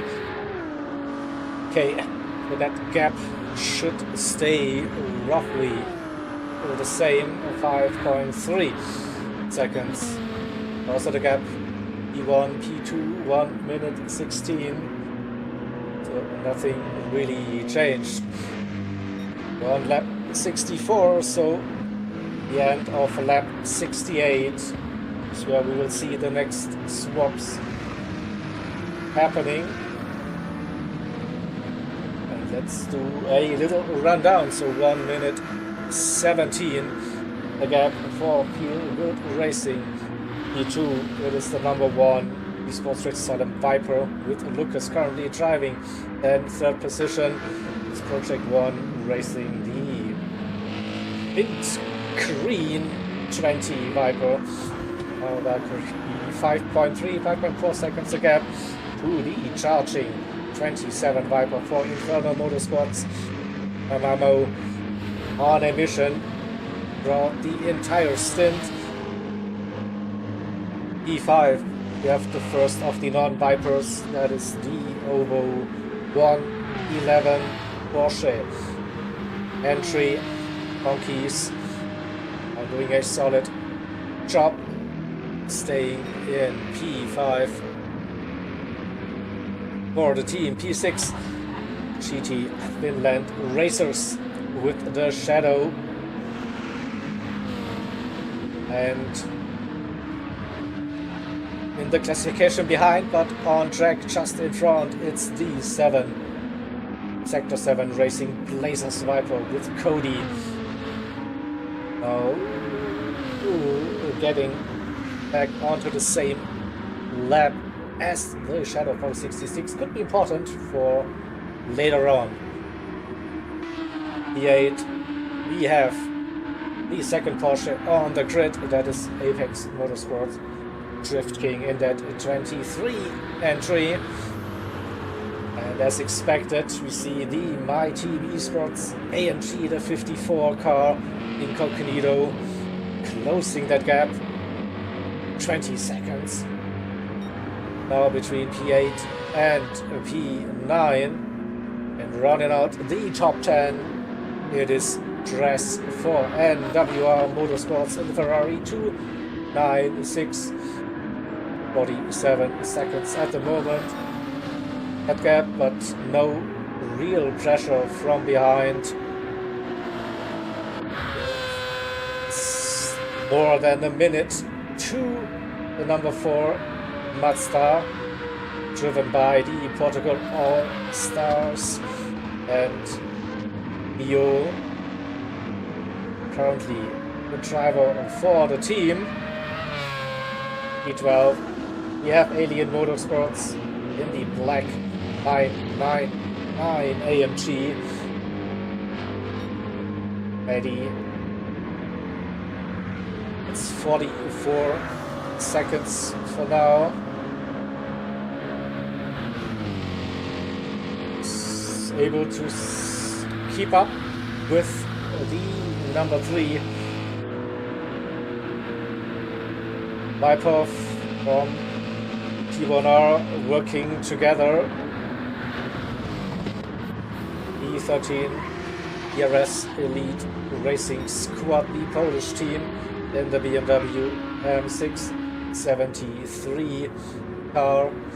31 seconds the gap to P12. And in P14 we have the Audi R8 driven by the Cura T Esports team, the 64 car. Hit a nearly 13 minutes the gap.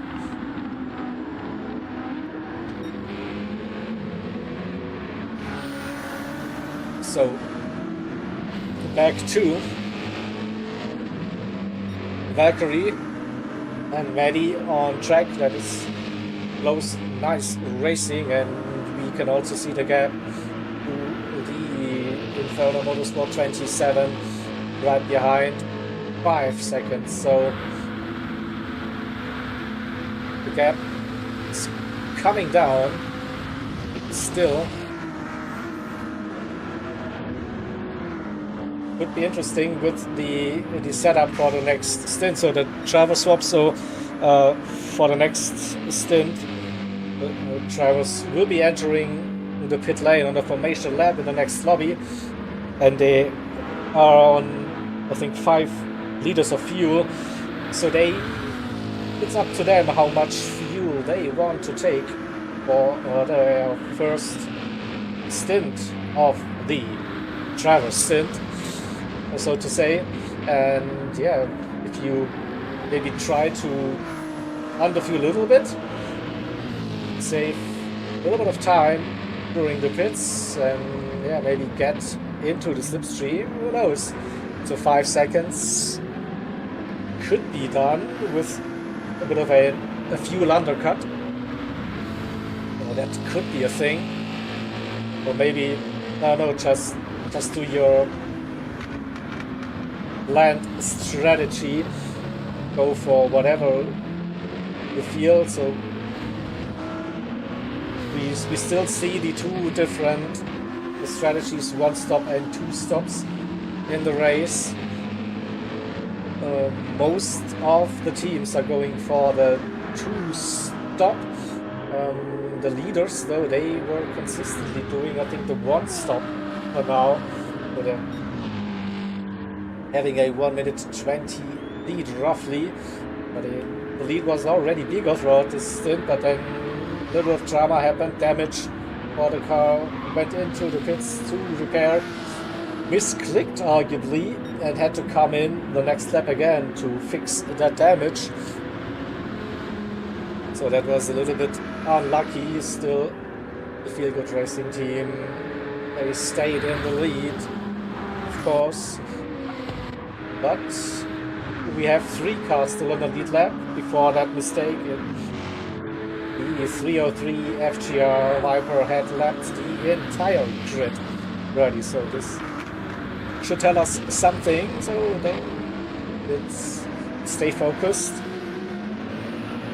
6 hours still to go in this one, and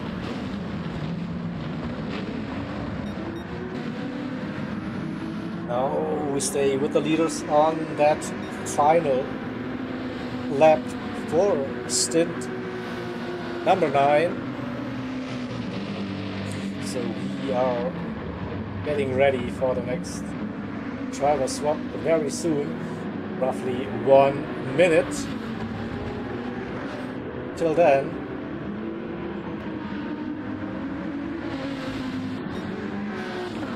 comes out of the infield and keeping that gap at roughly 1 minute 20 to the car behind.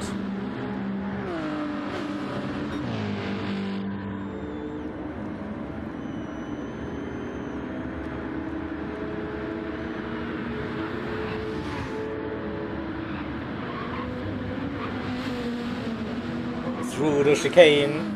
Oh, the final time of asking for the stint. And now it will be time to say hello to the pit crew.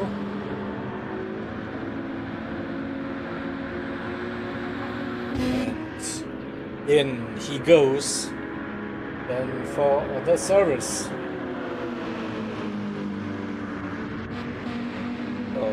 Next up will be the Scots Race Asylum team, the number 1.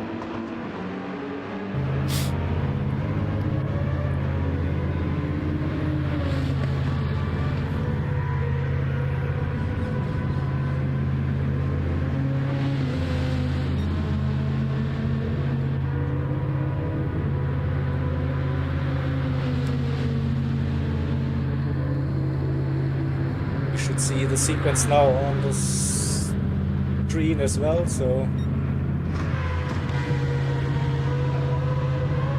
see the leaders still in the pit now, waiting for that swap to complete.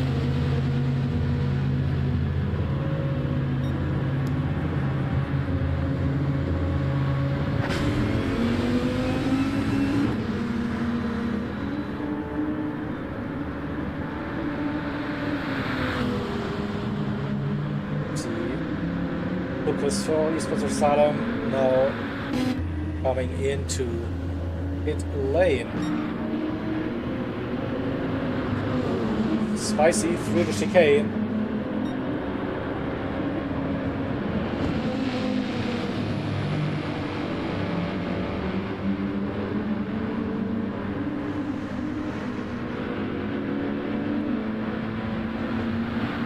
Next driver into pit lane will be Valkyrie, 6.5 seconds that gap to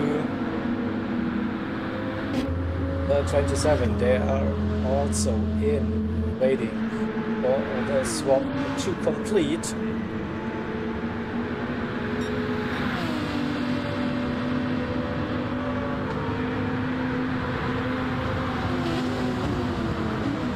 And next up will be the 1-1-1. So we'll hand you over to Jaden now for the next stint. So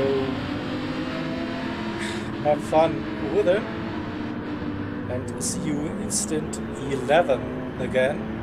Until then, have fun.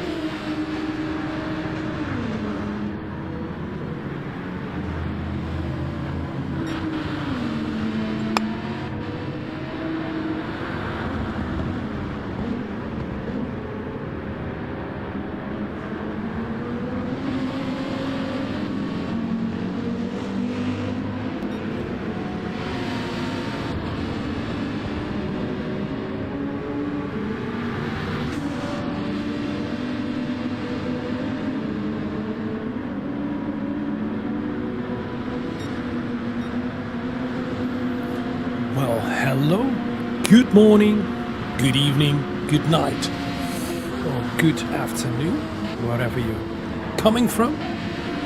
Welcome to the IRO 24 Hours of Daytona. And thank you, Jaeger, for handing it to me. Thanks for the trust in that. And thanks to the IRO as well for letting me do this. Welcome in stint number 10. This means that we've got 6 hours left.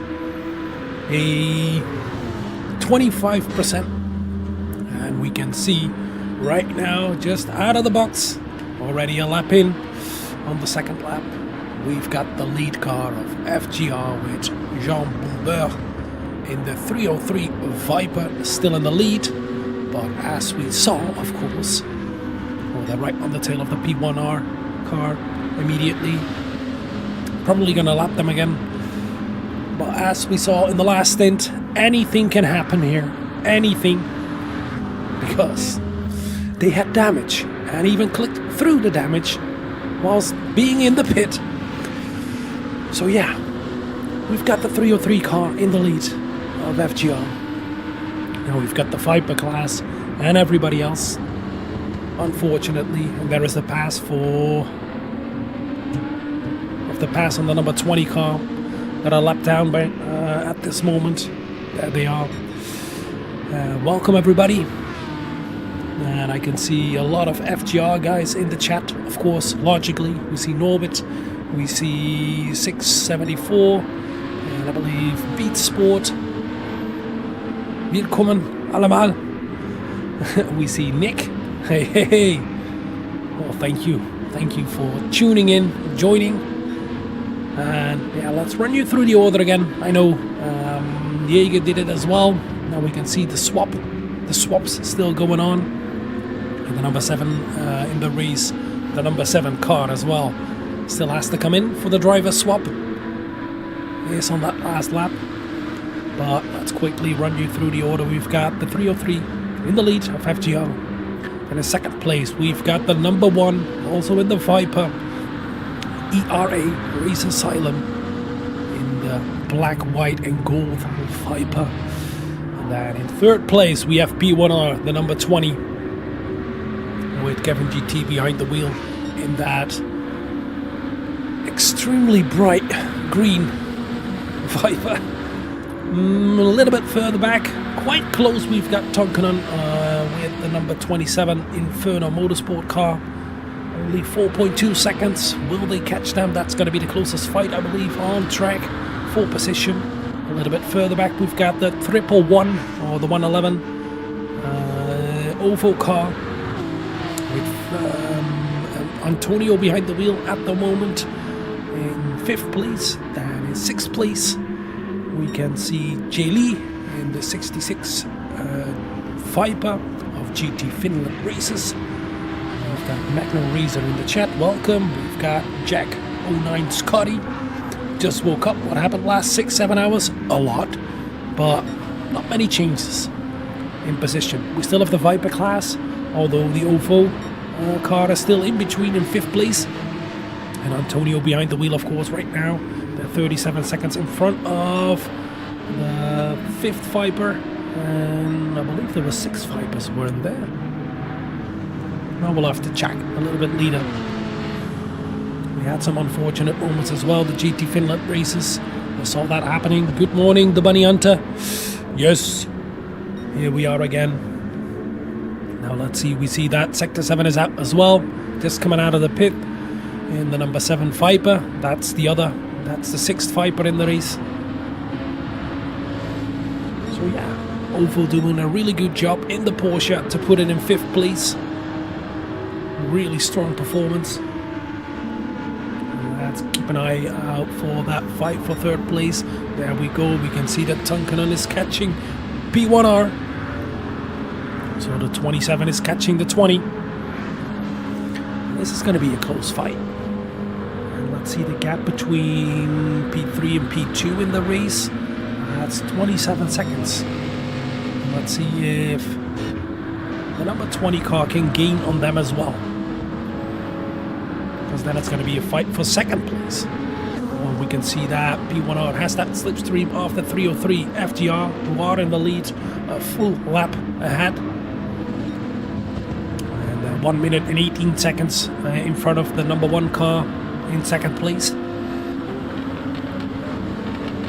Now I still have to wake up a little bit, so excuse me if I miss something. If I go too quick, tell me. Welcome, Sorty. Welcome, welcome. Good morning.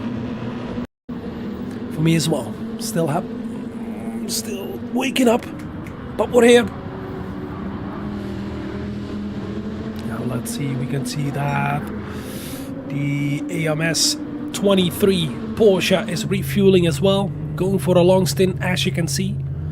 I'm probably gonna do a one-stopper. Coming out right now with Rodriguez behind the wheel. Oh, immediately into traffic. Who's that behind? We can't see. Maybe from another perspective. Nope, can't see it. Oh, he's gonna be the traffic. Right in front of the 66 of GT Finland races. I've got the same, Lucas. I've got the same. I'm still awake at 4 o'clock, so we're supporting the team. We're in fourth right now. As you can see, the number 20 car has still that slipstream of the number 303, who are in the lead, but a lap ahead. Oh, that's going to be beneficial for them. And here comes the number 27 of Inferno.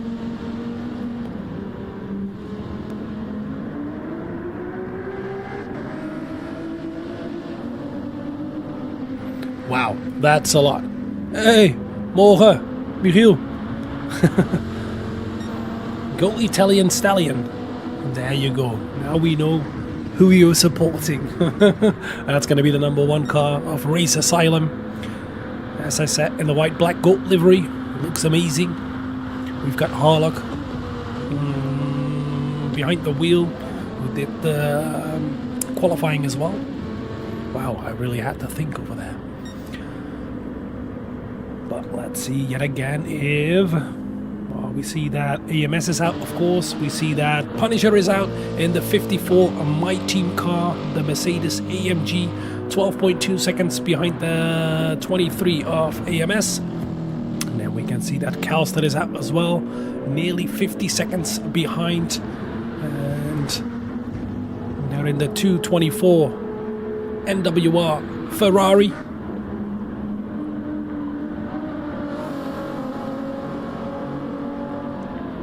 Yeah, that Ferrari has a good top end, but it's not really good out of the corners. And it's quite the fight to get around here, because Daytona is just stop and go.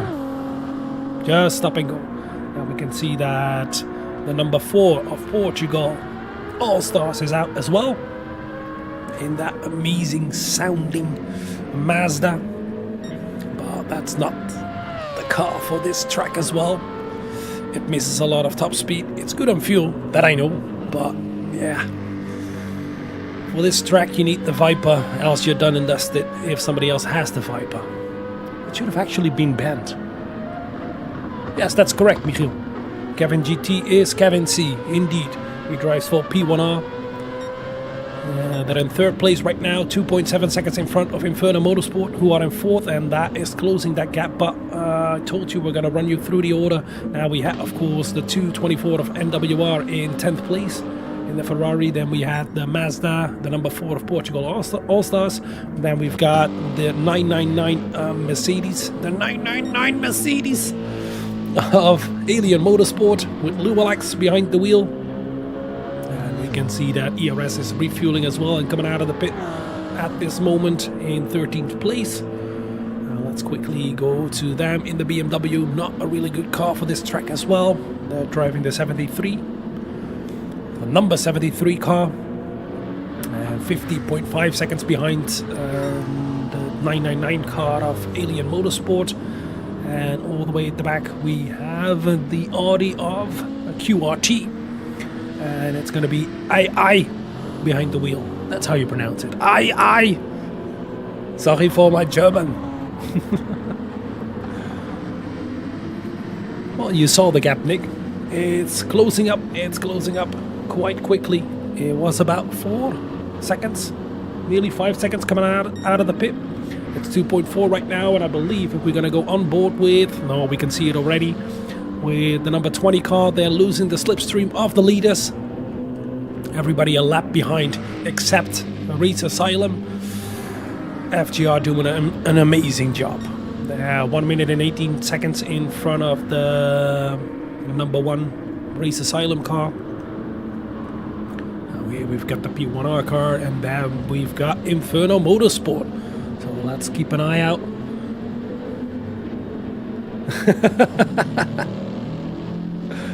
$999. No, we're not gonna get into that, please. No. Yeah. Well, Alien Motorsport, they're in 11. No, sorry, 12. There you have the 999 car. But yeah, they're driving with a special livery, and I think a lot of you guys know why, and that's really sad. So yeah.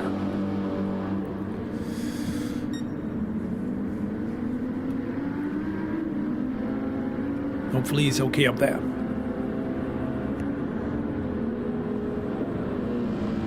Nice tribute, and yeah, unfortunately the AMG is not a really good car for this track as well compared to the Viper.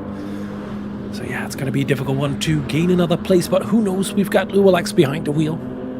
Hey, Rabak. Welcome to the chat. Welcome to the stream. But let's quickly go back to that fight for third place. It's only 1.9 seconds between the number 20 and the number 27. And let's see what the lap times are. It's 45.3, 45.6, 45.8 for the P1R car. And let's look a little bit further back. We've got Tunkanen in the 44s, but yeah, in the low 45s. So gaining every single lap. Now, if this fight is going to continue, they're going to get a lot of airtime between the two Dutch drivers. Tunkanen with the fastest lap in a purple sector. That's good. That's what you want if you want to catch somebody.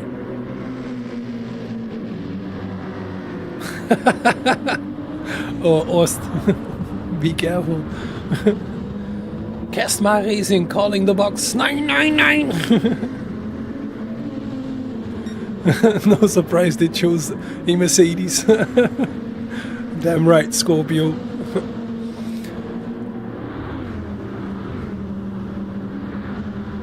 Yeah, we can see that gap coming down, but let's get on board with P1R. I think they still have the slipstream of the 303 FTR car, so that is helping them out at this moment. Oh, this chicane is so tricky with the track limits.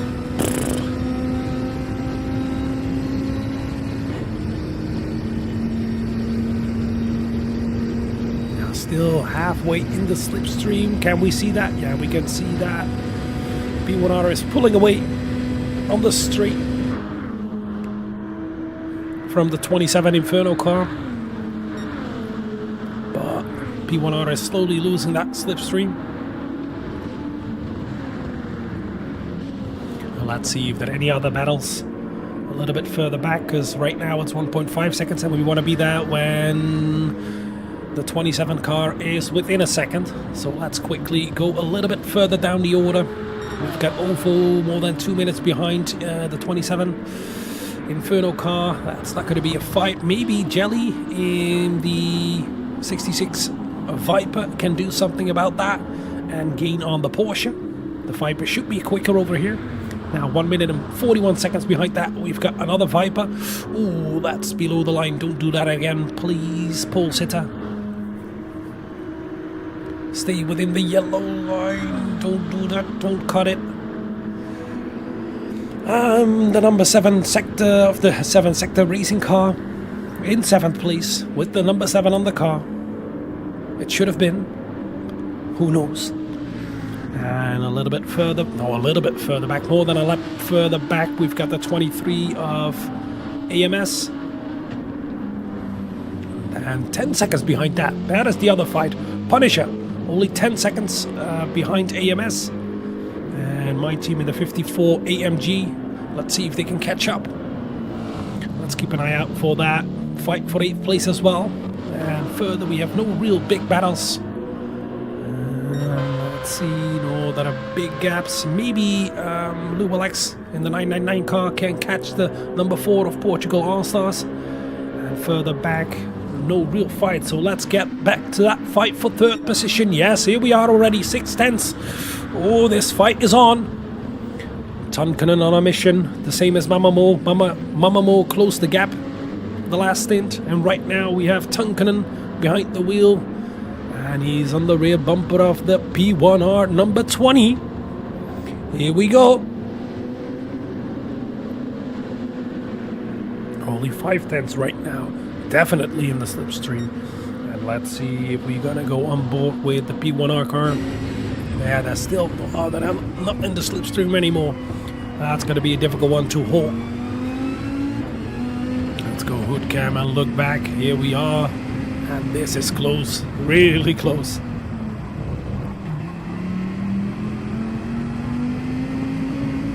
Onto the banking, the long straights over here. Allez, bonbon. Ah oui. Merci beaucoup. Très bien. Ati. Here comes Tonkanen towards the Le Mans chicane, I believe it's called. Let's get that TV perspective coming out of here. No penalties for both, and definitely in the slipstream. Is this going to be the run for third place? Here comes the 27 on the 20 car for the podium spot, the last podium spot. Can he make it? Here he comes. It's Viper versus Viper. Oh, is there going to be a defensive line from Kevin? Oh, and Tonkanen is going to go for the attack. Here he comes, side by side towards corner number 1. On start finish straight right now. Who has the better run into the first corner? It's going to be the 27. And they're in third place again. Wow, only 10 laps into the 10th stint. Do not forget, after this full stint, we have another 4 hours to go, but this is amazing. Take a look at that. Yeah, we all saw that. No need. Yeah, we can do a replay, but it's textbook. Slipstreaming, under and over, into the first corner. The 27 in third place right now. Now, hopefully, P1R can glue itself to the bumper, pull itself along. Okay. Beautiful stuff. Now P1R demoted to 4th place.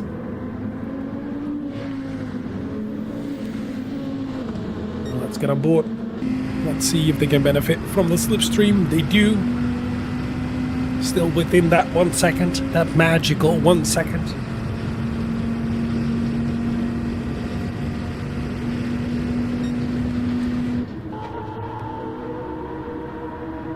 Here they come towards the bus stop.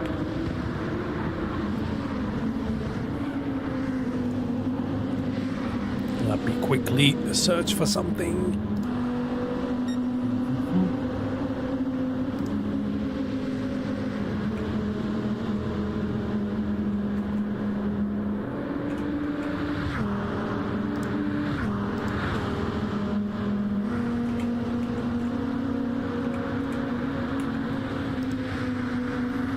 There we go.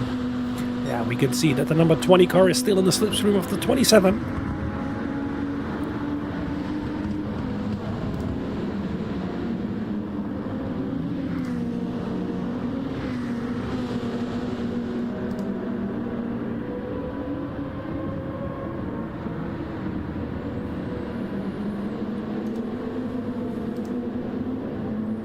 Yeah, now we've got the quarter names. Okay.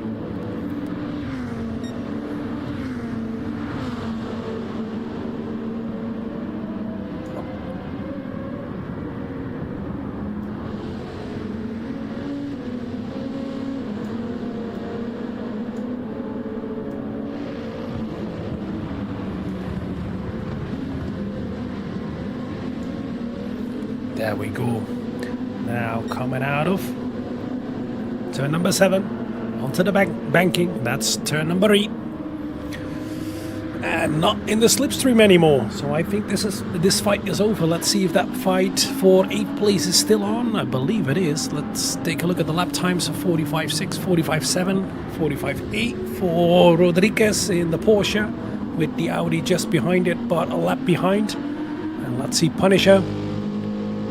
Just about the same lap time, see?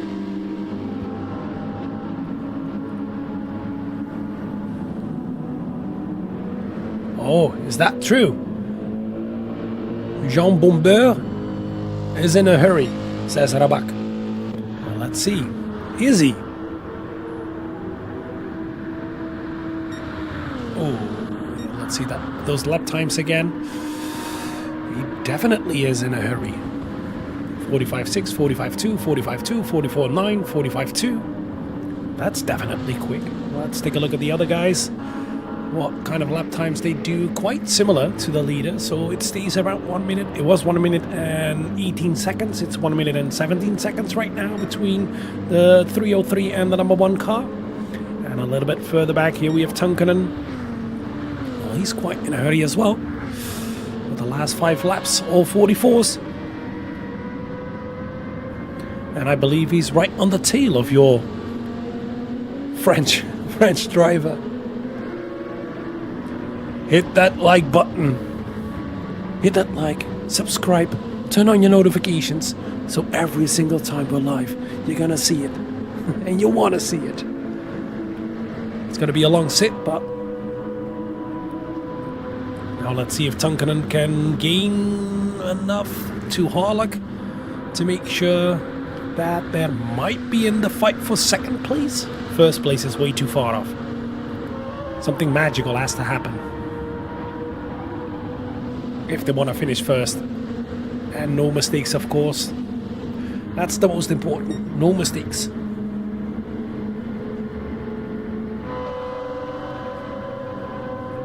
Wow, wow, wow, wow. Definitely Bunny Hunter.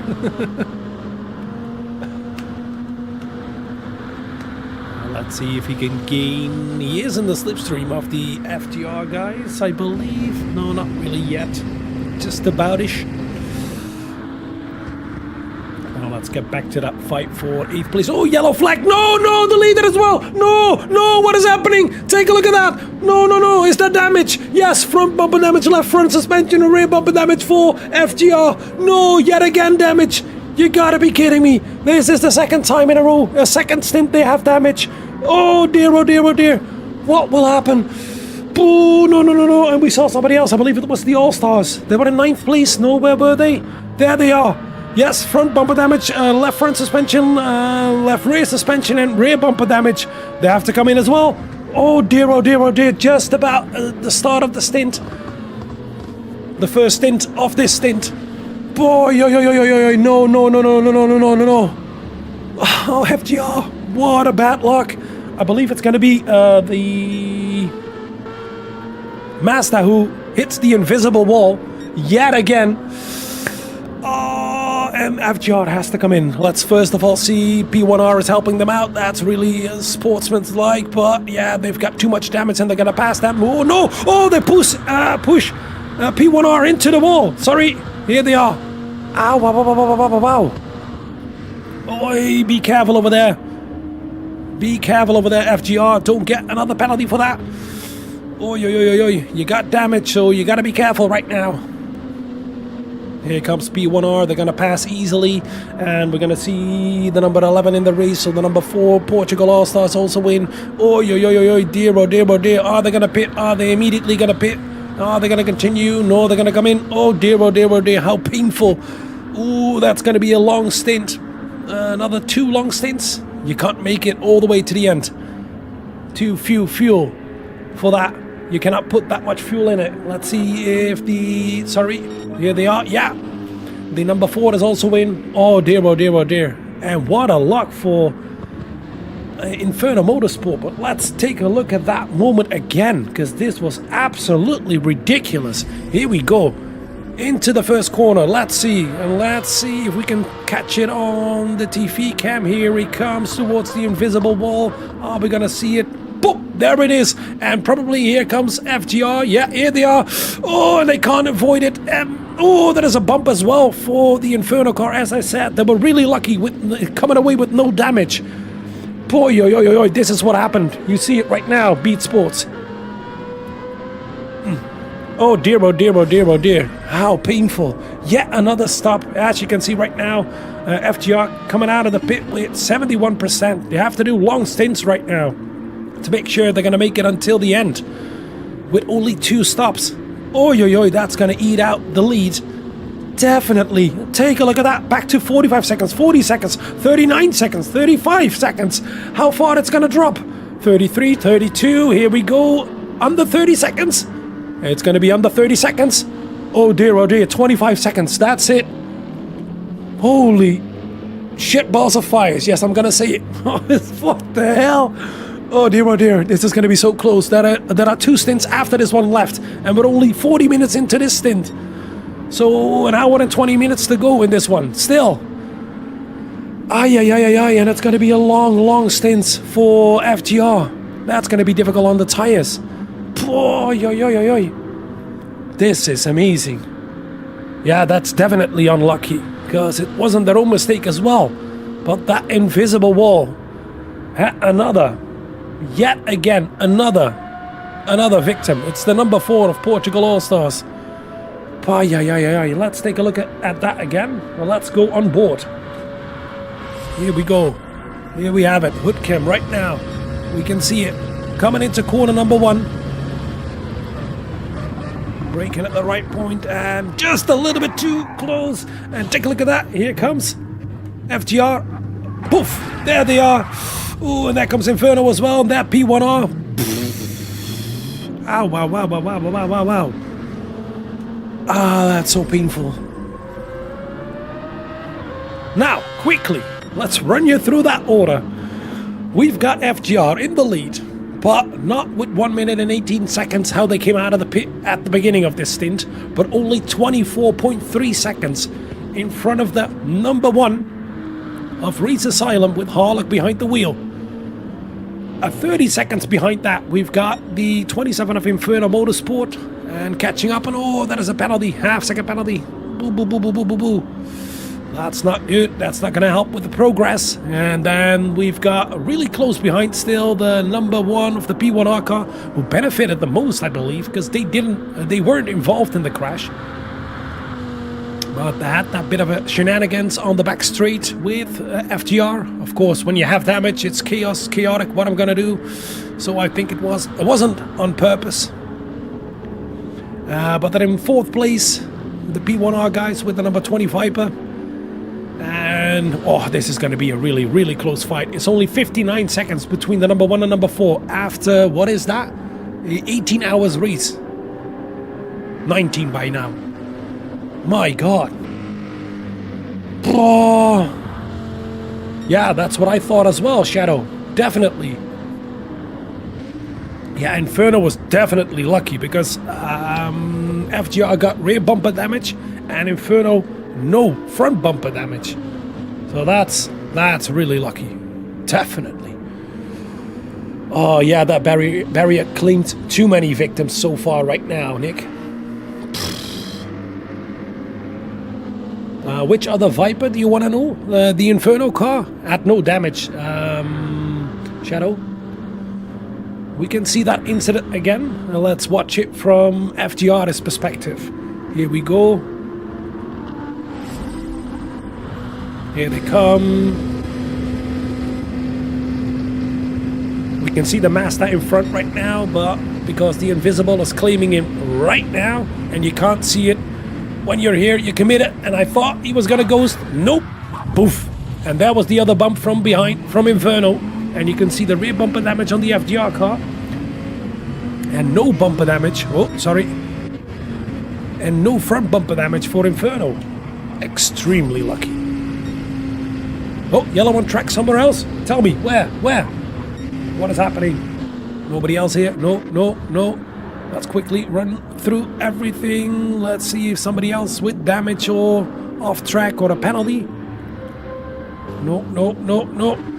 Okay, well spotted, but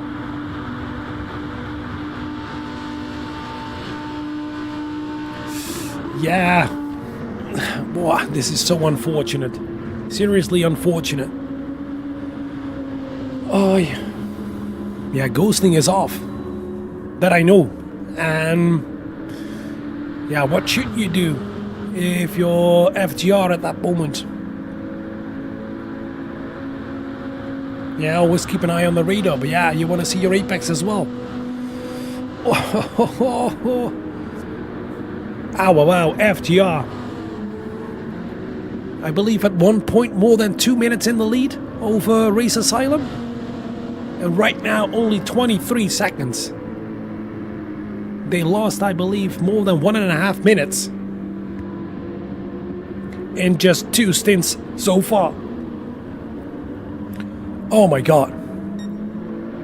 Wow, that's really unfortunate for them. I feel for them. And I do not feel good for them. Es tut mir leid, meine deutsche Freundin. But the Italian Stallion was completely on a different part of the circuit. And you can see that the number 1, 3, and 4, the number 4 was also nearly involved. I want to see that moment again for P1R, because they gained the most and got away with no damage. Yes, we still got that same replay. Here we are, let's get on board, let's get hood cam. Or the hood cam, roof cam. There you can see FTR and then the Inferno Motorsport car just behind it. There goes FTR, poof, into it. There goes Inferno. And take a look at this for P1R. Wow. And that is damage, of course, for... you don't know if that is damage for FGR. But...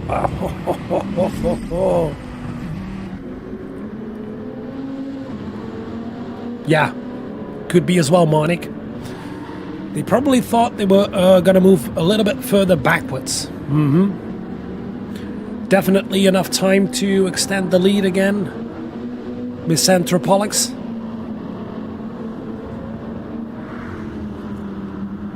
But let's see, they have to do long stints right now. Really long stints. They refueled for 71%, I saw. Or 71 liters, you can see as well.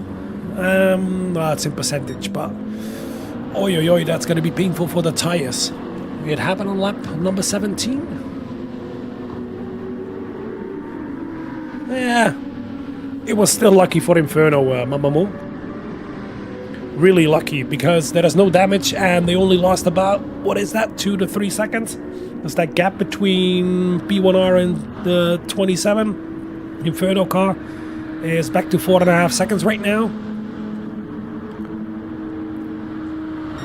Well, Kevin GT doing a good job right now to keep up with Tunkkanen.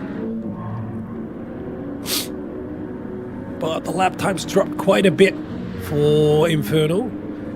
In the high 45s, or maybe another penalty. And they're 32 seconds behind Race Asylum. Whoa, a little bit of a wiggle coming out of the International Horseshoe, is that? Yes. Into the dog leg, and then into the West Horseshoe. And then onto the back street, or first of all the banking, turn number 8. It's coming up. And then we have the Le Mans chicane.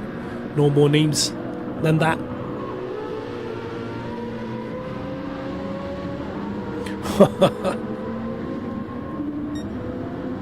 Yeah, I agree with you, boss.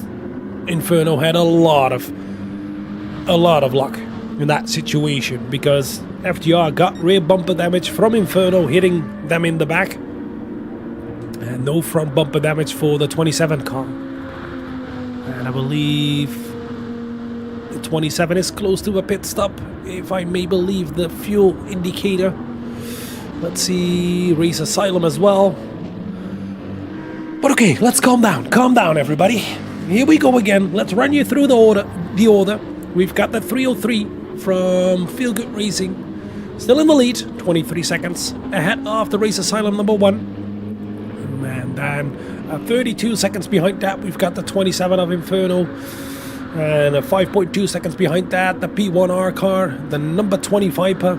And 2 minutes and 3 seconds behind that, OVO in the 111 or the 111 car, Porsche. An astonishing job to put it in 5th place against all these Vipers. But we saw that the 66, who is in 6th place, it should have been, with Jay Lee behind the wheel in the Viper in 6th place, 31 seconds behind the OVO car. And then in 7th place, we can see that, yeah, Sector 7 is gaining on the 66 car, but they're more than a lap behind. the 66. As you can see right now, here's the 66, and here comes the Sector 7, number 7, in 7th place. Then 1 minute 50 behind, a full lap as well, the 23 of AMS in 8th place. Then in 9th place we have the 54 of my team with Punisher behind the wheel in the AMG. Then in 10th place we have the 224 of MWR, Ferrari. And a little bit further back we've got the 999 car, the Mercedes AMG with Lou Alex behind the wheel, 1 minute and 49 seconds behind the 224. And then in 4th place, causing all the chaos at front, the Portugal All-Star teams. Can't blame them, everybody can make a mistake, and yeah, if you're caught up in the mistake, it's unfortunate, but it's still your fault. You caused it. So you gotta own up to it, and they probably will, and they never intended this. Now in 13th place we have the 73 BMW of Elite Racing Squad with Bezzy behind the wheel. 25.9 seconds, just 25.8 seconds right now behind the number 4 because of that crash, of course. So we got to keep an eye on that one as well. And all the way at the back we have the 64, I believe it is. Do I say that correct? Yeah, the 64 of QRT in the Audi. Now let's get back. Let's see that 5 for 8 place again. Did that grow? No, it came down. So Punisher is faster than Rodriguez. So the 54 is gaining on the 23. We gotta keep an eye out for that one as well. Now let's get back to that fight for 3rd place. Yeah, that gap is growing and it's coming down towards Race Asylum. Let's see, Race Asylum not closing the gap to FGR. So the 303 is pulling out from the number 1, but I think they're gonna come in quite soon. Let's keep an eye out if they're going to come in this lap or the next lap. Here they come. Yes, they're going to come in. Race Asylum. The number 1 car is in. Second in the race. And that's probably going to give the cue to the 27 car as well to come in. Wow, nearly a penalty again in the Le Mans chicane. Well, let's see.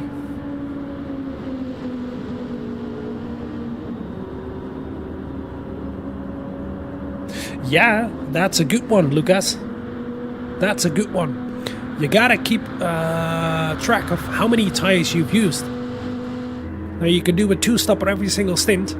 That's gonna make you use 3 sets of soft tires. That times 12 equals 36. That's beautiful. You got 40, so that means 4 left. But if you're gonna go every single, if you use in 4 more stints another extra set, you're at the maximum, so you gotta be careful with that. Now we can see that Tunkanen did continue another lap, and we've got P1R in as well, the number 20 Viper. Well, this was the stint I was waiting for. What the hell is happening? 56 seconds behind the 27 car. Do remember the FGR car is on a different strategy right now. They had to make an early pit stop, of course, because of that shenanigans in corner number 1. Now we see that the fuel level of the 27 car is quite low. They're going to drop, and we can see that P1R, they're probably going to get the undercut. Coming out of the pit right now. There were about 5.3 seconds behind the 27. Well, we're going to see how strong the undercut is. And we can see that P1R is just in front of the 303, the leader again, getting blue flags already. Might be possible to work together again with that slipstream.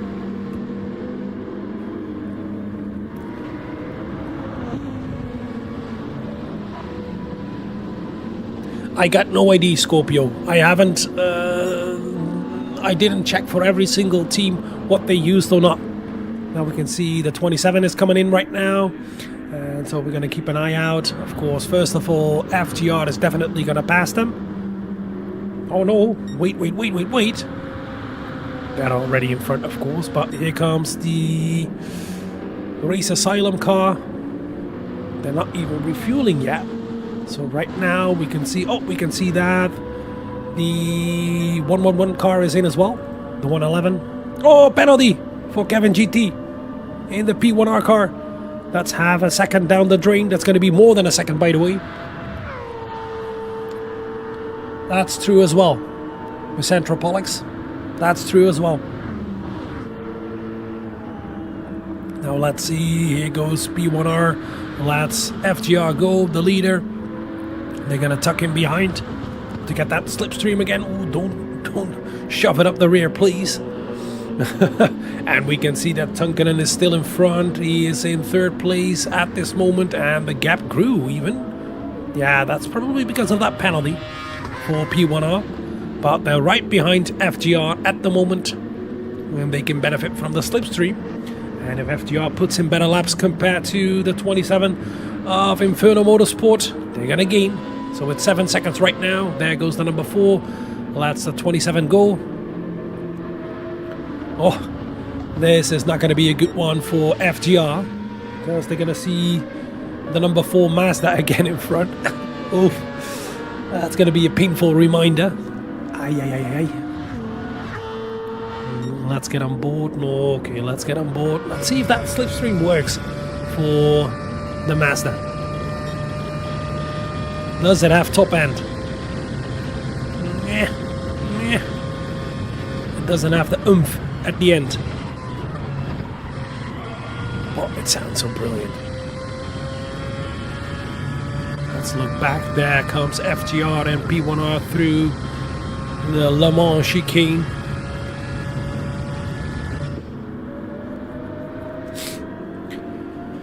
Oi. That was an exciting first hour of stint number 10. 5 more hours to go, guys. Now let's see FGR. And they're more than a minute in front of Race Asylum after the pit stops, the first pit stops.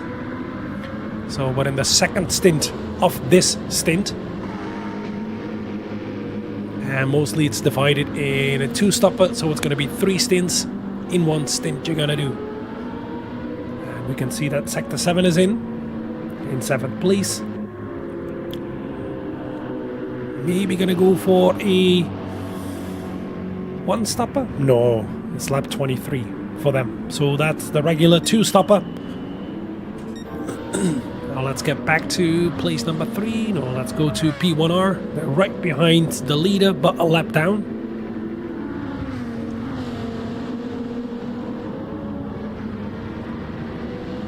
But as I said, they could benefit from the slipstream.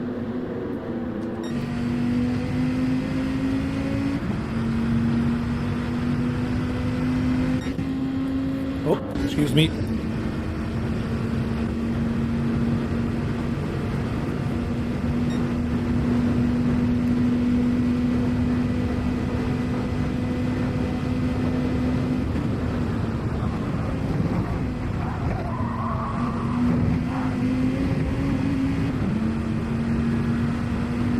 Wow. Those cars get loose over there. That's ridiculous. But yeah, if you want to be quick, you have to take the extreme risks at the Le Mans chicane on the back street. And let's see, Harlock, what kind of lap times does he do out of the box? 45.2, 45.2, that's good. Let's see, FGR slowly losing a bit of pace. And do remember they have to do long stints, because their first stint has been shortened. Now Tunkanen is in the 45.2 immediately as well, 34 seconds behind Race Asylum. And purple, nice. And P1R doing 45 high. Wow. Is the track heating up? Is it more difficult to hit those 44s? Oh, half a second penalty. Where did you get that one? How did you do that? Did you cut the grass somewhere? On the infield, half a second. Take a look at that. Kevin GT lost quite some time towards the 1.2 seconds slower than his previous or his fastest lap. And let's see if we can catch that. Oh yeah, he cut across the grass. No, oh, it's already over here. Yeah. Okay, probably turn 1. Cut the grass over there towards turn number 2. Gets a half-second penalty. Oh, that's not going to help. Not at all.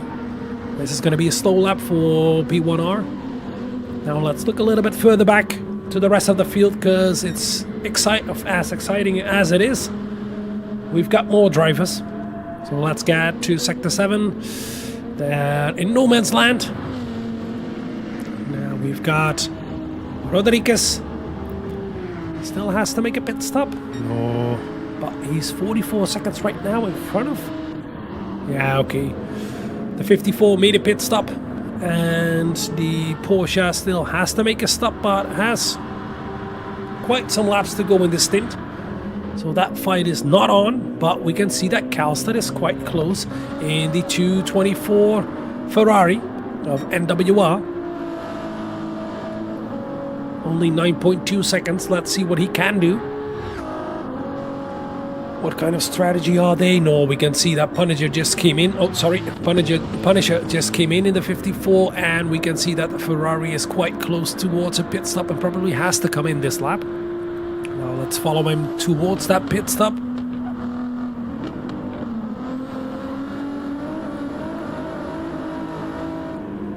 Let me quickly. Oh. There we go.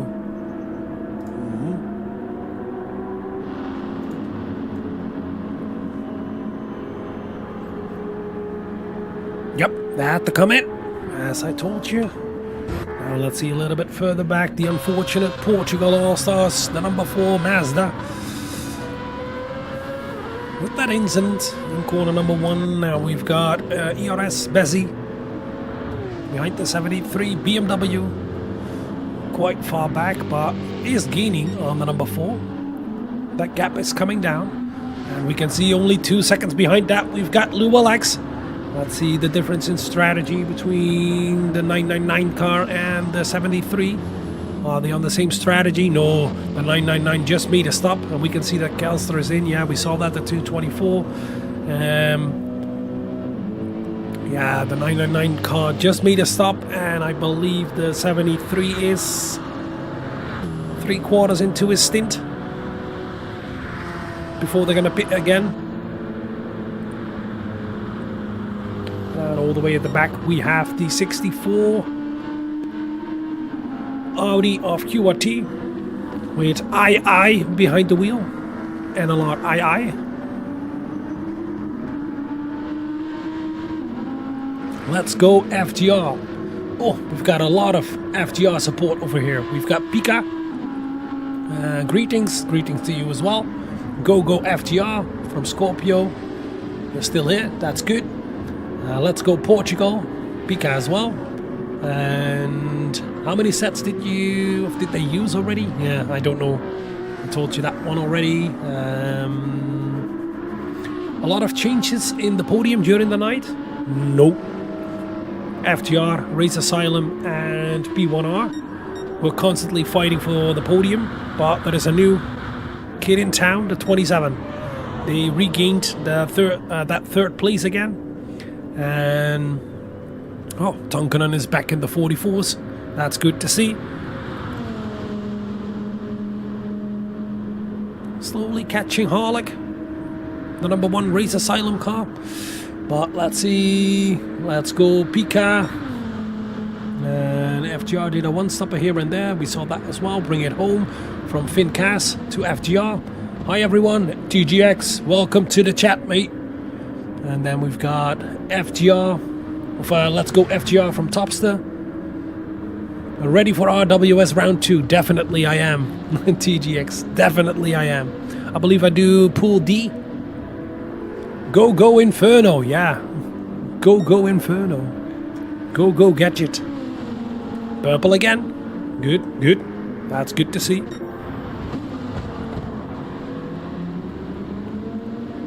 Solid lap times coming out of the pit. 45.2, 44.9, 44.9, 45.0. That's decent. Well, a little bit more than decent, but we can see that Harlech is doing about the same. So that gap is decreasing just a tiny bit. Let's go back to that fight. I believe it was for 9th place. No, a little bit further back. Between... Oh, we can see that the 73 is pitting. So there is no fight for 12th place anymore between the 999 and the 73. Here they are, Alien Motorsport, at the beginning of a stint. So yeah, no real big fights on track at this moment. Let's see if there are any cars quite close together. Let's search for them. Yeah, right now, Bessie just in front of the number 1 and just behind it the 54 of my team. So we have Harlock over here and then I believe in 11th place. No, nearly. In 9th.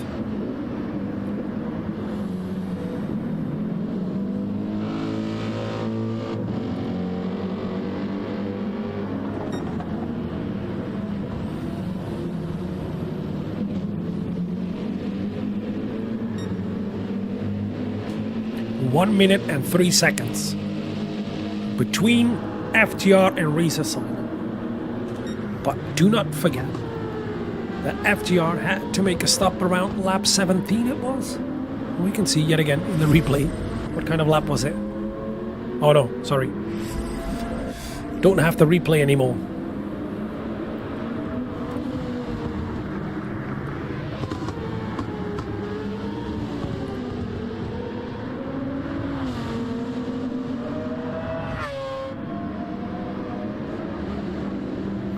Still doing solid lap times, 45.3, but it's going to be long stints. It's, if I have to calculate,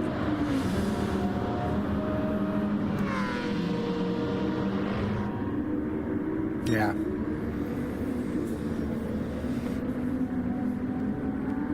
about a quarter to 30% extra they have to do per stint.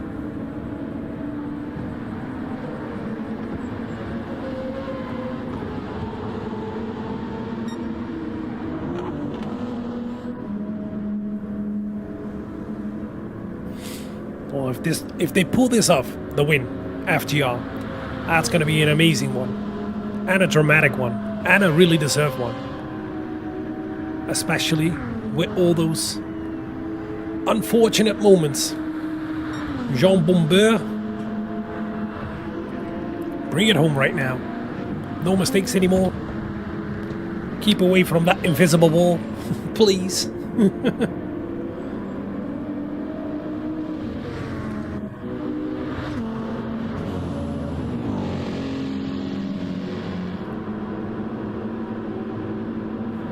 Yeah, we got another 2 stints after this one. Wow, Harlock putting the car in an extra gear. 44.8 last lap, and is nearly matching it this lap. Phew. Only a 10th off. And we've got Inferno Motorsport. 44.8, 44.8. The last 2 laps. Wow. Yeah, sure. 1,000 quicker than your fastest lap. Oy, oy, oy. P1R slowly dropping in that number 20 Viper. Ooh. And is catching up to the number 4 of Portugal All-Stars. 14 seconds behind Inferno Motorsport at this moment. Oh, don't get a penalty because of that dirty air.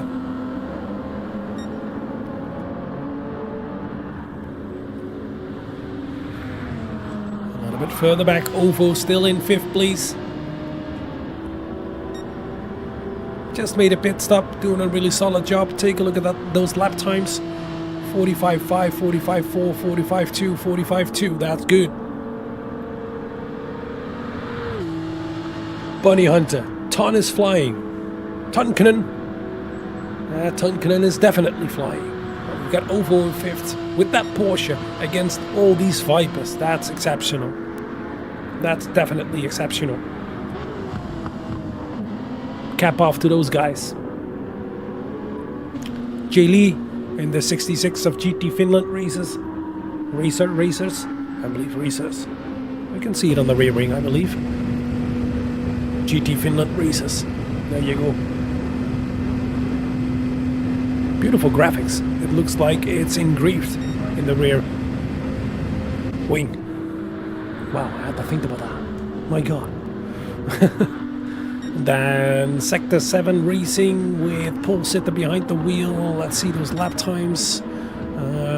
45.6, 45.8, 45.6, 45.4, 45.7. Yeah, 45, yeah.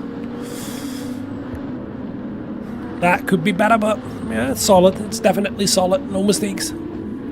Always good. And Rodriguez more than a lap behind. And he gets blue flags for whom and what. Let's take a look at a different camera perspective. Can we see that? Well, we've got Punisher over here. Punisher is 5.7 seconds behind him, and they both on the same strategy, just about. So that fight for lap 8 is on again. And we can see that we had ERS just behind it. But they're a lap down. And we saw a purple sector for Lumalex, for Punisher.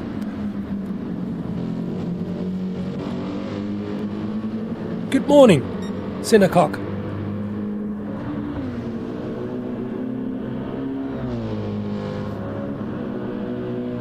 It's definitely impressive from FGR, Synacock.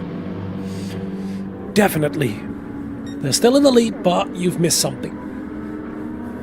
I think somebody in the chat can catch you up. Catch you up to speed. Well, let's keep an eye out for that fight for 8th place. This is the closest battle on track. Oh, that is going to be a penalty for ERS. Oh, here they are. Incoming in 3, 2, 1. There it is. He cut the bus stop or the Le Mans chicane a little bit too hard. Too harsh. And that's going to drop them even further back behind the 999 car. Now back to that fight for 8th place between the 54 and the number 23 of my team and AMS.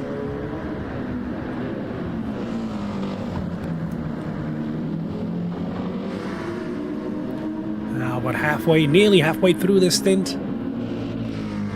Lap 34 is going to be halfway through.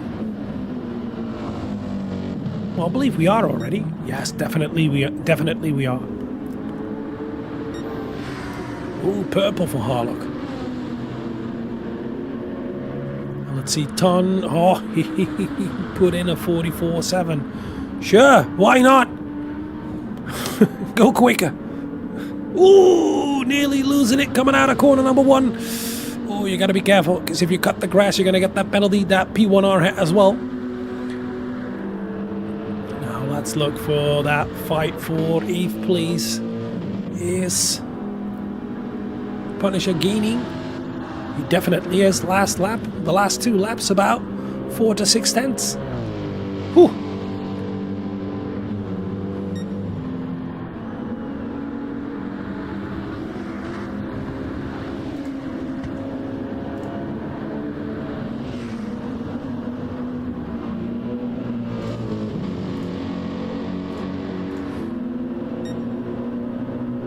Let me see. There we go. That's a bit better. But I believe Rodriguez picked up the pace this lap. Let's see what he's going to produce this lap. It's going to be a 45.5. Let's look a little bit further back. There we have Punisher. 45.5. As I said, Rodriguez picked up the pace and Punisher lost a bit of pace.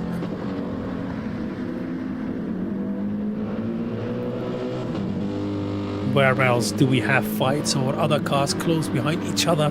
Yeah, it's going to be Harlock just behind. Who is that? That's going to be the 23 AMS car, isn't it? Yep. Soon going to get blue flags to lap the number 2 in the race. The number 1 car from Reed's Asylum passed.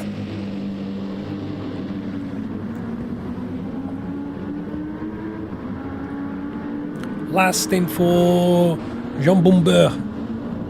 Do I pronounce that correctly? Jean Bombeur? Is that correct?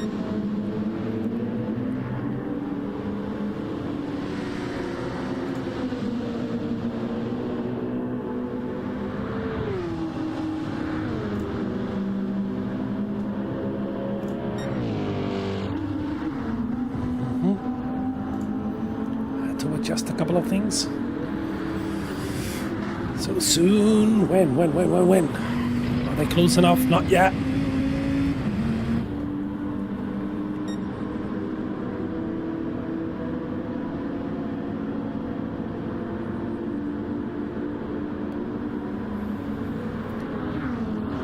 Oi, guys.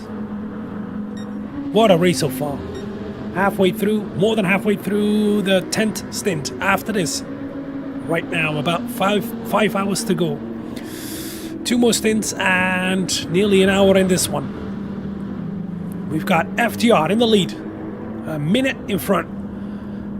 But on lap 17, they had the unfortunate encounter with the Portugal All-Stars team who crashed into the invisible wall in corner number 1. FTR was victim to that as well by running into the number 4 car. Got front bumper damage, left front suspension and rear bumper damage. And yeah, are now only 59 seconds in the lead. That was over 2 minutes. So in 2 stints, they lost more than a minute. And they have to do really long stints right now to make sure they only do a 2-stopper. And we've got the number 1 car, Race Asylum, with Harlock behind the wheel in 2nd place. 59 seconds, of course, behind FGR at the moment. Closing up to the number 23, getting a nice slipstream over here.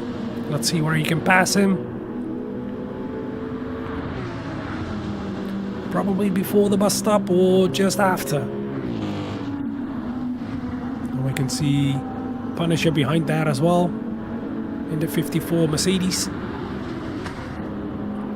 Oh, it's going to be after the bus stop. There they come. Okay. That's going to be an easy pass for the Viper on a Porsche. That's for sure. Or is that true? Damage for P1R? No. You mean in the crash, Jensen?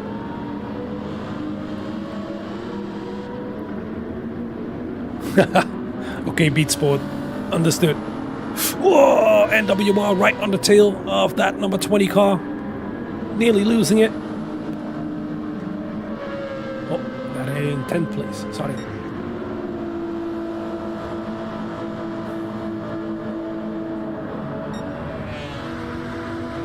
Now let's get back to... Yeah, okay. They've passed the 23.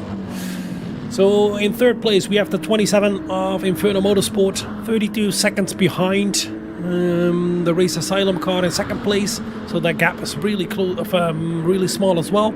21 seconds behind the Inferno Motorsport. We have the number 20 of P1R, Project 1 Racing, and in 5th place still Ovo with the 111 car, 111 car, the 111 car with Antonio behind the wheel. As said before, amazing stint in a Porsche against all these Vipers in 5th place, but more than a lap down on the number 4 in the race. So yeah, a bit in no man's land, and we can see that the 66 of GT Finland races is slowly catching. No, he's not catching.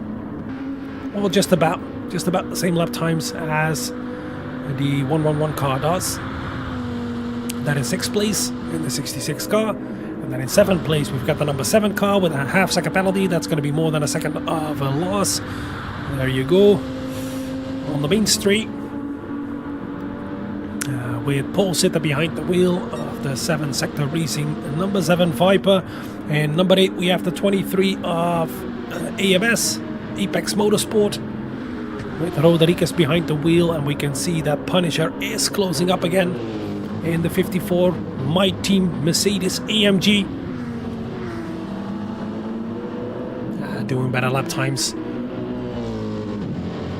Let's see who's close to a pit stop. Nobody yet, I think. Now we've got NWR with Calster behind the wheel, just behind the P1R car, but more than a lap down. In that dark red Ferrari.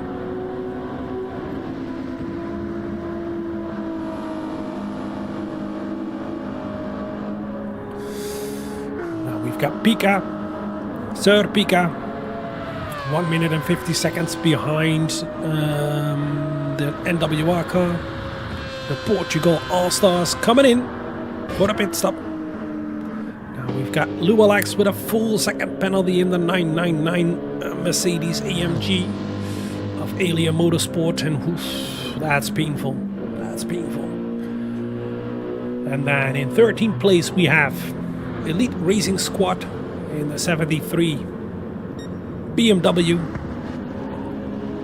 on the back straight towards the bus stop. 55 seconds behind, but it's going to be closer. Behind the number 4 of Portugal All-Stars. And then all the way at the back, 1 minute and 20 seconds behind the ARS car, we have QRT in the 64 Audi. Now let's see where the ARS is going to come out compared to the number 4. The number 4 is going to do a really long stint. I think they're going to finish this one. And will they come out in front of ERS? Yes, they do. Yes, they do.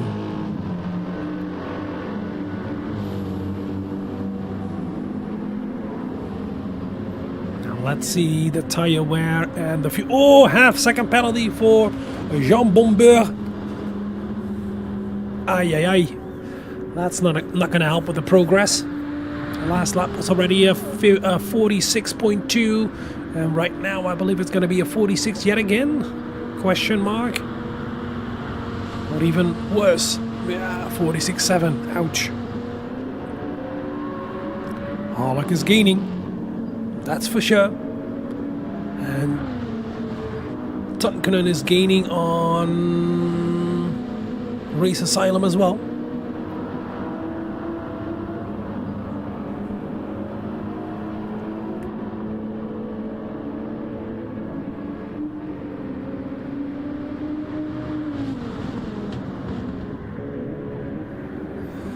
I haven't seen any damage, Jensen, on Kevin GT's car. Not this stint, and not even with the accident in corner number 1.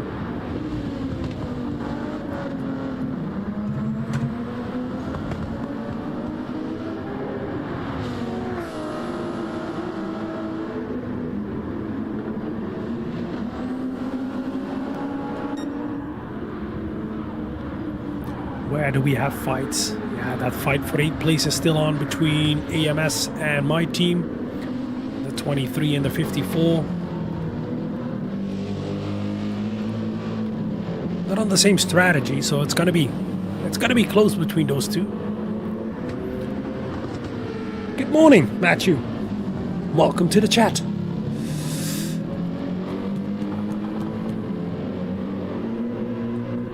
You probably want to see these guys. It's Bessie behind the wheel right now.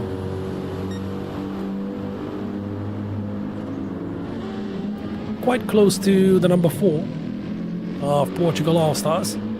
But Portugal All-Stars is going to go all the way until the end, I believe, right now. And ERS still has to make a pit stop. They can't make it on fuel. Now let's get back to the 54 and let's see if he's going to gain again on the 23.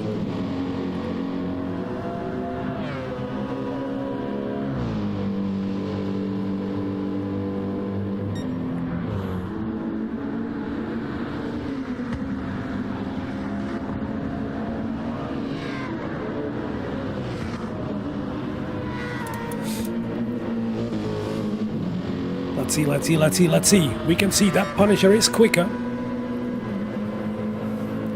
Let's compare tires. Let's compare fuel. I can see that.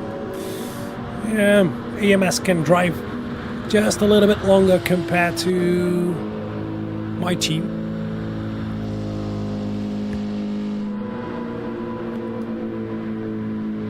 Any other cars really close together?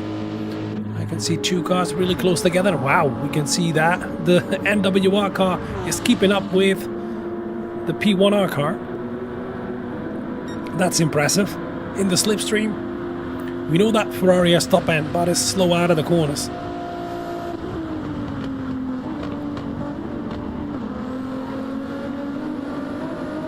Wow, but way better in the corners, as you can see. But let's see, on the main street, you're gonna lose out so much. Take a look at this. Wow. Gaining. Will he repass or will he bump draft? That's going to be a bump. That's for sure. And a thank you from Kevin GT. Into corner number 1. Here they go. Do you remember? This is the number 4 in the race and the number 10 in the race. So they're not fighting for position.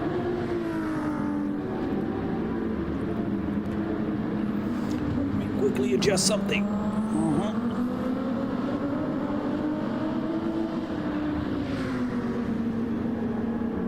We can see that Calster is keeping up with Kevin GT.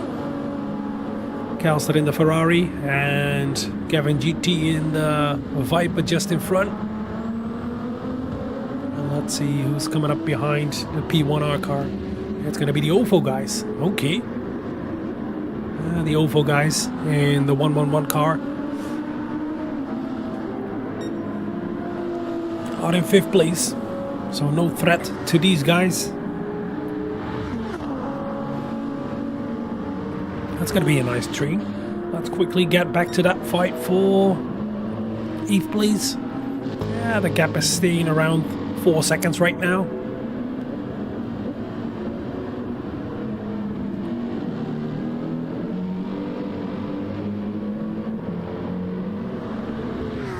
Okay.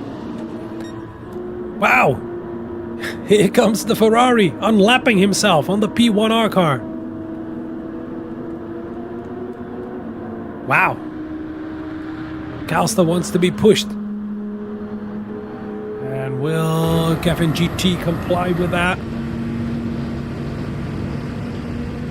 How come is it so slow? Is he in fuel mix 6? What is this? What is happening? You can't tell me that the Ferrari is quicker on the straight, especially with the Viper in the slipstream. That can't be, can it?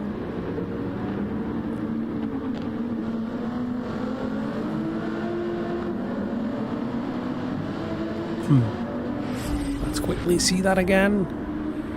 Ah, there was a penalty. Okay, never mind.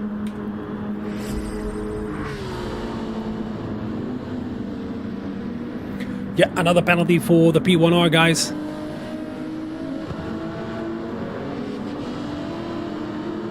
And we can see that OVO in 5th place is catching up, but they're more than a lap behind. So if they want to pass the P1R guys, they're unlapping themselves. It's still not fighting for position. They are catching, but more than a lap behind. Good one, Nick. To everybody, hit that like button. Hit subscribe as well. Let's get over 1,000 subscribers. And yeah, turn on the notifications so that you won't miss the next race and you can see the whole championship. It's going to be amazing. And this is only 1 out of 3 24-hour races. And then we have 2 12 hours and 3 8-hour races over the whole year. Absolutely amazing.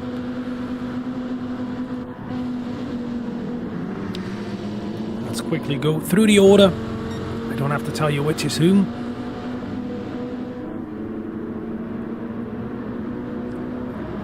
Tunkanen still gaining on Harlock.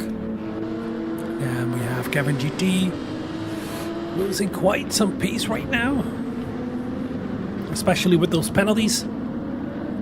And we can see OVO is catching P1R, but as I said before, they're more than a lap behind.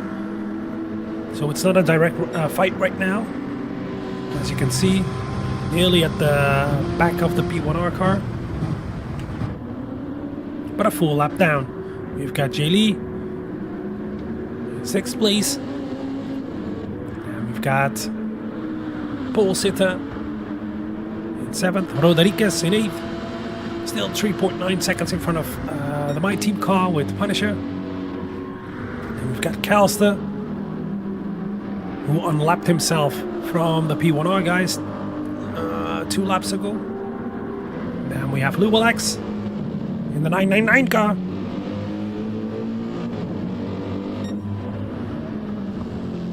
We've got Pika. Quite close, we've got Bezzy. But that BMW was difficult out of that corner. I thought I saw 3 corrections coming out of that corner. The International Horseshoe. Let's get on board and let's see that. Here we go.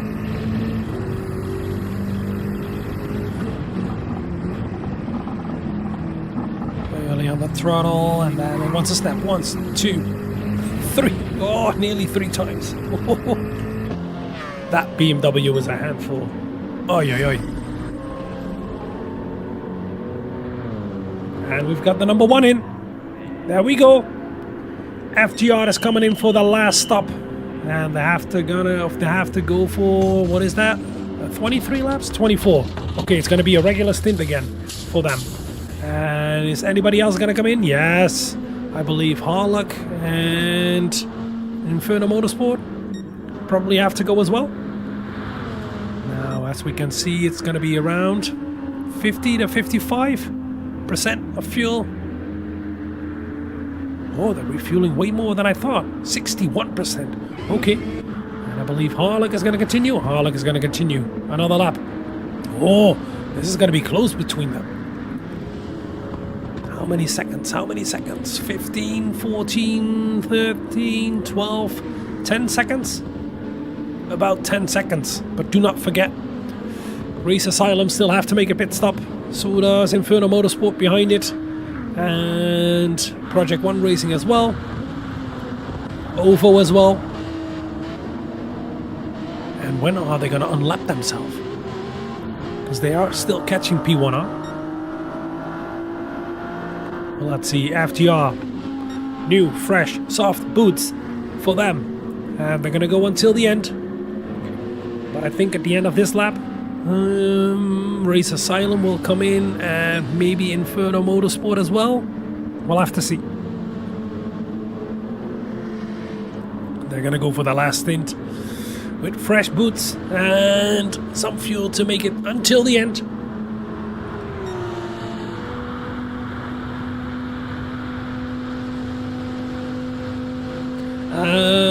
To answer you, Michiel, you can only make 1 free swap, and further, if you want to make another swap, that is allowed, but that's gonna reduce your point tally with 30 points. So yeah, you can make 1 free swap, and after that, it's gonna cost you 30 points in the championship. Let's see, who else do we got there? Morning, Ian. Morning, Ian. Hi, Nick. Hi, Nick. Bonbon is easier. Yeah, Miss Anthropolics. Got it. We've got Race Asylum in. There we go. Race Asylum is in. Good, good, good, good, good. Now let's see if Inferno Motorsport is going to come in as well. Here they come towards that line. They're going to continue. Yeah, they're going to continue. No, they're going to come in as well. So the number 1 and the number 27 are in as well. And now we can see that difference again between FGR, Race Asylum, and Inferno Motorsport. Let's see if Project 1 Racing, do they need to pit as well? I think everybody's on the same strategy at this moment. Definitely the top 4. And probably, yeah, and probably OVO as well. Yeah, the whole top 5 is exactly on the same strategy. We've got Race Asylum already out, and that's going to be 53 seconds behind. Oh, a quick stop from them. A little less fuel, yeah. And we've got Tonkanen in the 27 Inferno Motorsport car, fueling up until 53%. And it's going to be 26 seconds, 27 seconds behind. And we've got Project 1 Racing making that pit stop, refueling right now. How far and how full will they fuel it? You're welcome. You're welcome, Michiel. Who do we got? Who do we got? Who do we got? Yeah, fueling up until 53 as well. Now we can see that Jay Lee in the 66 car past Ovo. Oh, and Ovo comes just behind the number 7 of Sector 7 out of the pit. But here they go immediately on the attack. They don't want to be held up because Sector 7 is a lap behind. Well, they unlapped themselves at this moment, but there they go. Sector 7 is on a lap again because the gap is 2 minutes and 29 seconds, I believe. Two laps. Oof, that's quite far back. But you can see that Ovo is in 6th place right now in the 111 Porsche, and the 66 car probably has to make a pit stop this lap. I think they will, and soon I have to go to the toilet, so we're gonna have a short break after the 66 car came in. Will come in. Whew. No penalty for FGR. That looked risky. Well, let's see, the 66 car, will they pit this lap or the next lap? Coming close to the pit lane. Are they going to turn left? Yes, they do. Here they come. So the 66 is in as well. So the 111 is going to regain that 5th position. And are going to try to close up to that P1R car again. There goes the Sector 7 car as well in 7th place.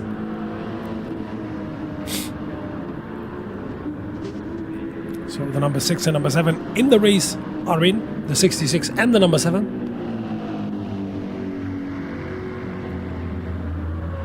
And let's see those gaps. Gap between the leaders and 2nd place is 52.8 seconds.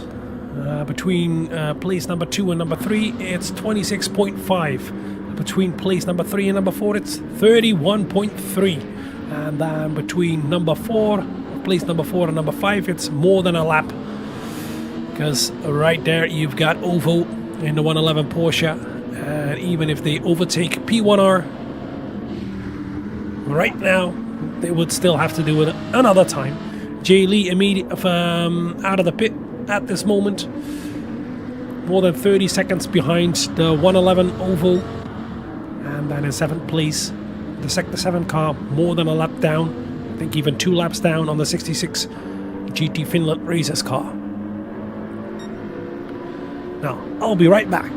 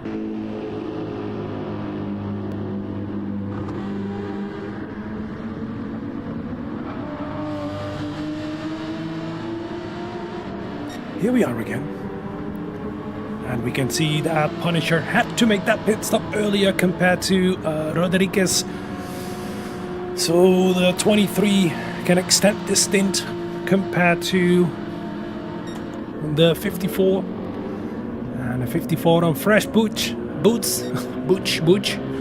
butchered that.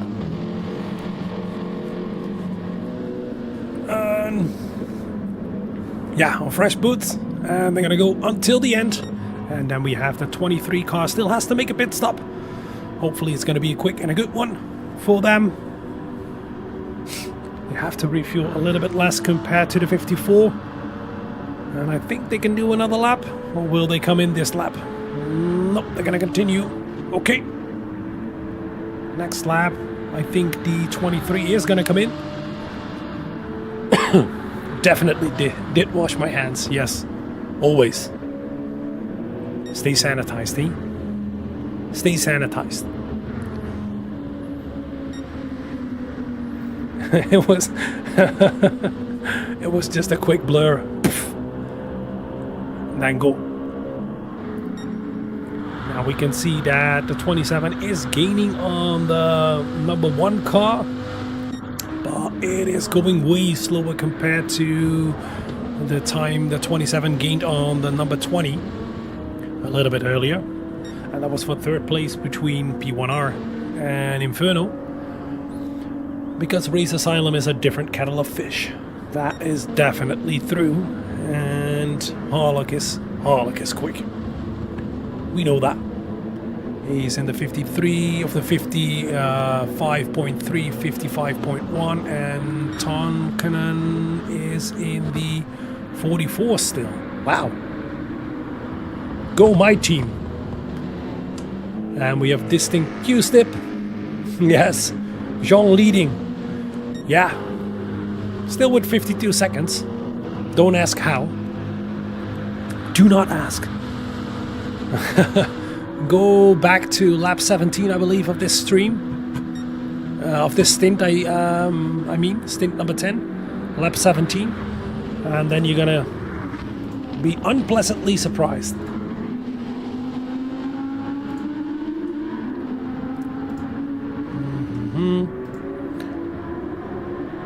That looks a bit better right now.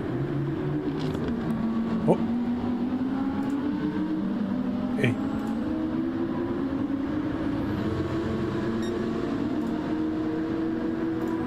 Let's quickly fix a couple of things. Yes, there we go. So yeah. As I told you, my team is definitely doing good. They've just made that pit stop, and I believe, AMS is still going to continue. So the number 23 is still going to continue, but as soon as AMS, the number 23 is going to make that pit stop, the 54 is going to be really close again, right on the till, about 6 to 7 seconds behind. Probably going to be a little bit less because the undercut is strong. Not that strong, but strong enough to at least gain 2, maybe 3 seconds. And then we have that fight for 3rd place. It's 25 seconds right now between Race Asylum and Inferno Motorsport. And that's the fight for 2nd place. Any other big battles? Let's go a little bit further back. We can see that Ovo was catching P1R, but are more than a lap behind. Then we have Jay all on his own, 30 seconds behind the number 5 of the 111 car, and more than, nearly 2 minutes in front of the Sector 7 car in 7th place. Nearly a lap behind is the 23 of AMS, and they're coming in. So let's follow the 54, my team car. Good morning, Jonathan Lamar. And let's see how far they're gonna gain. Coming out of the bus stop.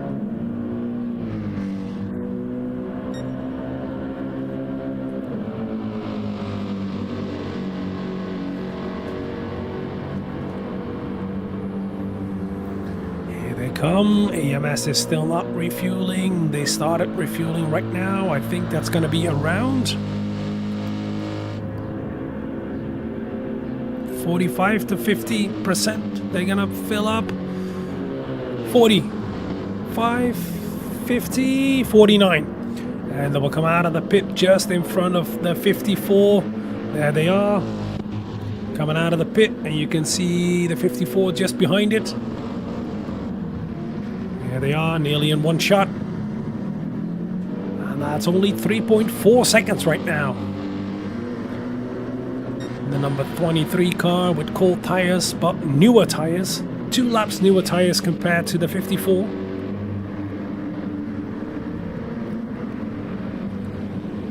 Yeah, keep pushing, Punisher. Do it. Do it. We want to see that fight for 8th place.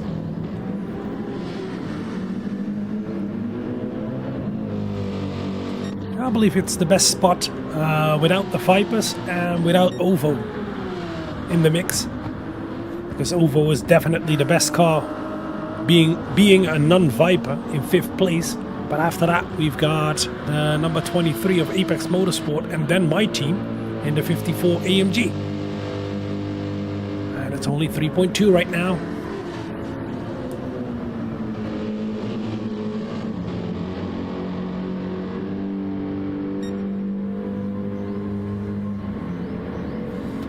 Slowly coming to the end of this stint number 10. After there's 2 more stints to go. We've got FTR still in the lead. And then on lap 54 out of 68. And at the end of 68 they're going to come in, of course. Then we have another driver swap. We've got Harlock in second in the number 1. Viper just behind the sector 7 racing. Number 7 Viper. Oh, sorry, wrong one.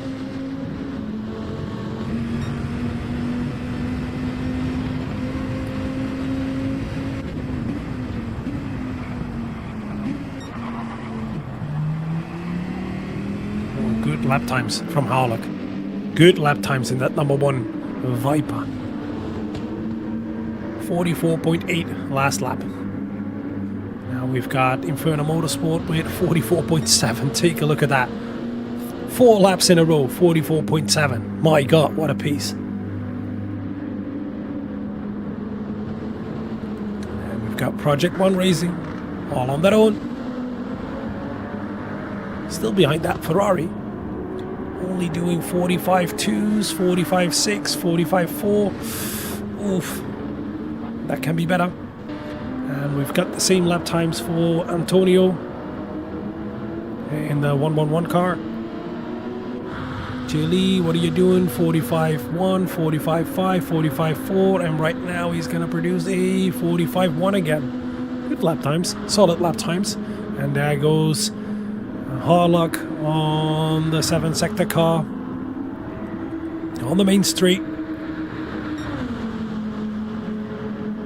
Yep, another lap behind and doing solid lap times. 45.7, 45.7, 45.7, 45.6. Reasonable. And here we got that fight for 8th place between the number 23 and the 54. And let's see who's quicker. For now it is definitely Punisher. So he will gain. And hopefully he's got enough time until the end to make it work. We've got Calston in the 224 Ferrari for NWR. 49 seconds behind my team. And more than 2 minutes behind. The 224, we've got the number 4 of Portugal All-Stars. And here we've got the 999 of Alia Motorsport. 16.3 seconds behind the number 4. Okay. Can be a battle. Then we've got ERS in 13th. In the 73 BMW. 24 seconds behind Alia Motorsport.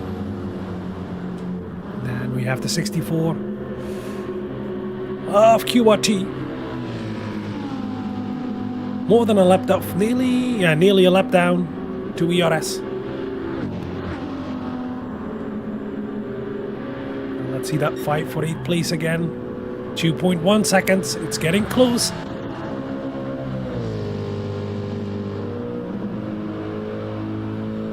What do we got? How do the stints work? I can explain that. Do they have to use the same car during the whole season? No, they don't. 1 free change, and after that it's going to be a 30-point reduction if you change again. And there are some exceptions, but I'm not going to bore you with that.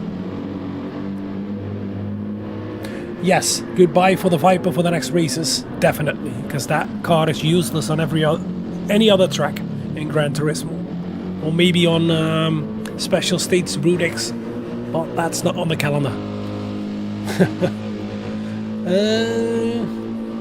And how do the stints work?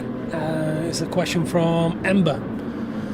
Well, you got stints for 2 hours, and they are counted by laps. You do an out lap, and you gotta wait in the pit until a stint in front of you is gonna end, and as soon as somebody drives in, he's gonna say to the other driver in the other lobby to say go, and then you can drive. And one lap before the end, so at the end of lap 68 right now, as you can see on the top left, you see lap 52 out of 69. So at the end of lap 68, you're gonna come in again, and as soon as you stop at your pit crew, you're gonna say go to the guy in the next lobby, and he's gonna drive for another 2 hours.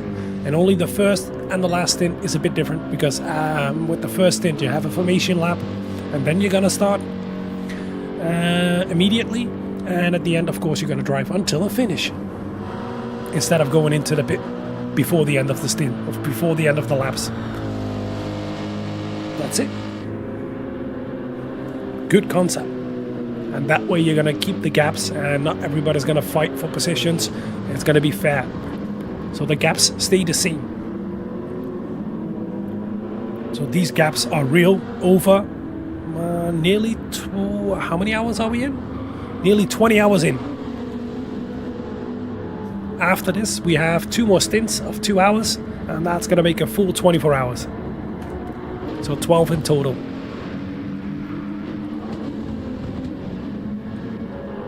Oh, Tonkanen. 44.5 last lap. Meine Güte. Think he had a good breakfast. Aye, he's eating up the tarmac. Only 23 seconds behind Race Asylum in second place right now. So nothing should go wrong for Race Asylum, else that is going to be Inferno to snatch second place. Whew.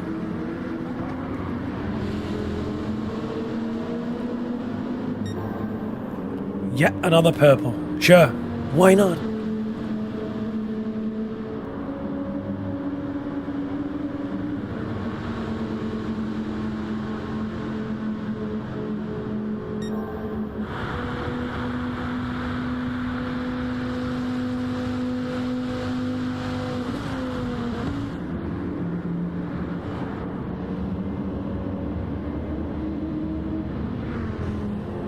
Oh, that bus stop chicane.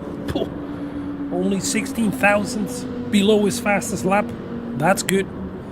That's definitely good.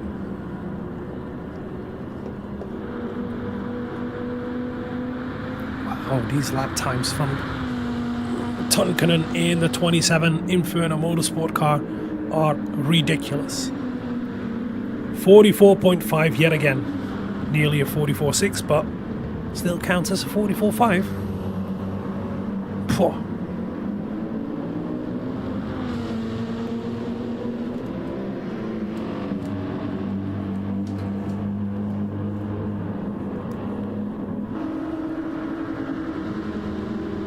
Let's see that fight again. Yes, within a second. Here we have Punisher. Will he be in the slipstream after corner number 7 and 6? Or for 7 and 8? Well, this is 6. Into 7. Onto the banking. That's corner number 8. And then onto the back straight. And he's just not in the slipstream. Not yet. Not within a second.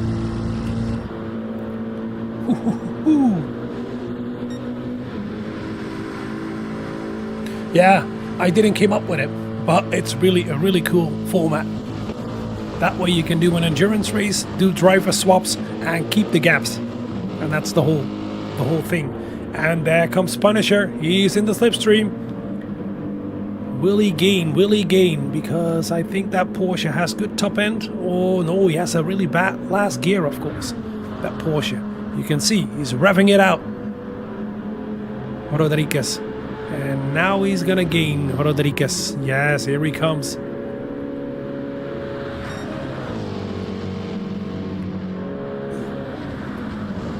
Into the first corner, nearly just 6/10, around 7/10, 6/10. And right now, Punisher is going to feel that dirty air. That's not going to help, but if you put on the pressure, maybe Rodriguez will make a mistake.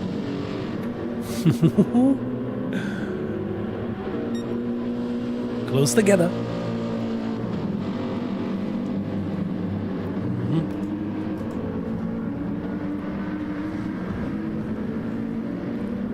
Six tenths only. Coming up to corner 6 and 7 again. Oh, a bit of a wiggle over there from AMS.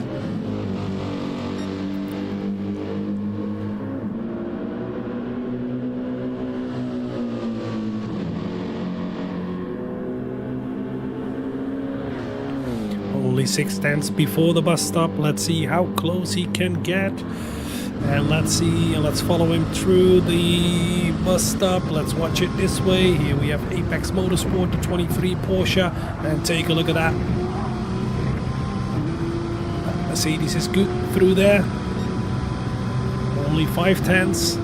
Will he gain enough? It's going to be difficult at this moment to gain. Because right now the Porsche has the horsepower of that last gear from that Porsche. Here he comes, Punisher, here he comes, onto the main street. Here we go, let's go TV cam, and he's really closing up. Will he make a move into the first corner? He comes within 3 tenths, it's going to be just a little bit too short. Yes, into corner number 1. Oh, turn number 1, and the 23 is a little bit wide over there. Let's see if Punisher, the 54 immediately can profit of that. Here they come towards the International Horseshoe. Will he make that move? No. How ridiculous. You've raced for 20 hours and you're just separated within 4 tenths from each other. That is some ridiculous. It's ridiculous to see. Nearly impossible. Ooh, the 54 taking a short line towards the West Horseshoe. Now coming up to 6 and 7 again. You're taking one sweeper and then into the banking of number 8. That was 6. Here is corner number 7. And you roll into number 8, the banking. And he's even closer than the previous lap. Whoa, let's get on board with the 23 again. Let's look back, and is there going to be a defensive line? It's not going to be smart to make a move into the bus stop. It's way too quick. But Punisher wants to see what he needs to break. Will he hold it? Wow! Take a look at the speed Punisher takes into that bus stop. And this time I think it's going to be good enough. It's about 3 tenths. Let's get to TV cam. Yeah, here he comes out of the last corner. And it's under 2 tenths. Here he comes. Probably to the outside. Yes, here he is, side by side. Here we go. Is this going to be the move for 8th place? Yes, Punisher is in front. The 54 passes the 23 before corner number 1. Beautifully done.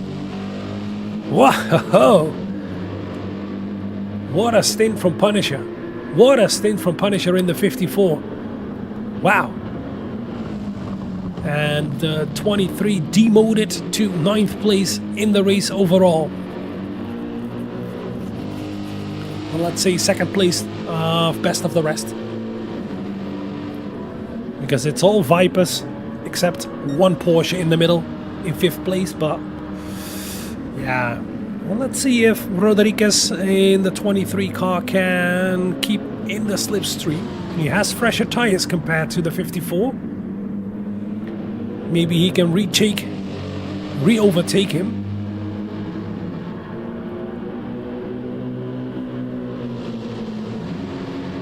Let's get on board. Let's see, he's gaining right now, but I think he's gonna lose out in the bus stop again. That AMG is really good over there. And we can see that Punisher is absolutely punishing the bus stop. Taking full risks. But here comes the Porsche again. Here comes the 23. Still within slipstream range. And we got to keep an eye out for the laps. We're getting close to stint number 11. And will the 23 go for the move in corner number 1? That's a little bit far back and a little bit too far back. Yes. But still within slipstream range. Good exit out of corner number 1. Here, corner number 2 in towards the International Horseshoe. No move over there.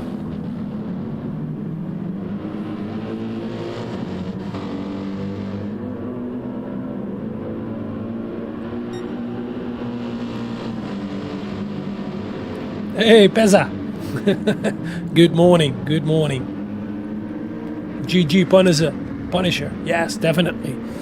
The 23 is keeping up in the slipstream. So, how is the gap now between P1 and P2? Soon we're going to see it. We're going to run you through the whole order.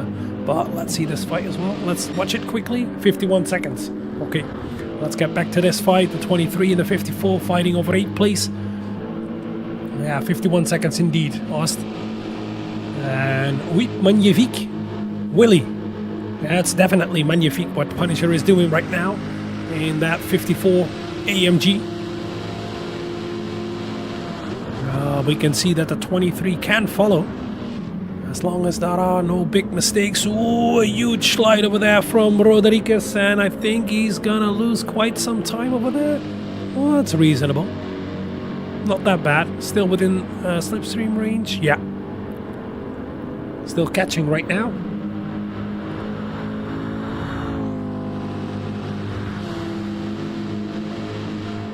But way too far back to make a move into corner number 1.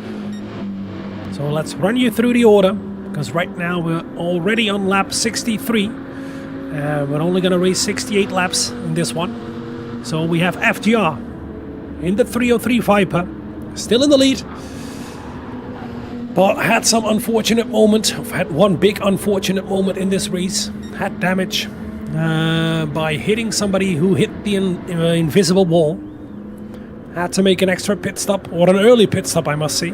Lost quite some time to race asylum with that. Who are in second place? The number 1 Viper, 50 seconds behind. With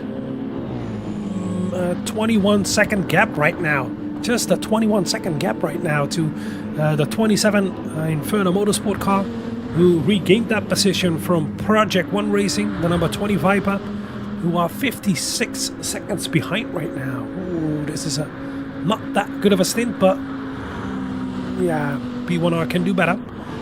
In 5th place, we've got the Porsche. Among all the Vipers, in 5th place, the 111 OVO car. Then in 6th place, we have the 66 GT Finland Racers with Jay Lee behind the wheel. 29 seconds behind the 111. And then in 7th place, we have the number 7 car with Paul Sitter behind the wheel of 7 Sector Racing. More than a lap behind the 66.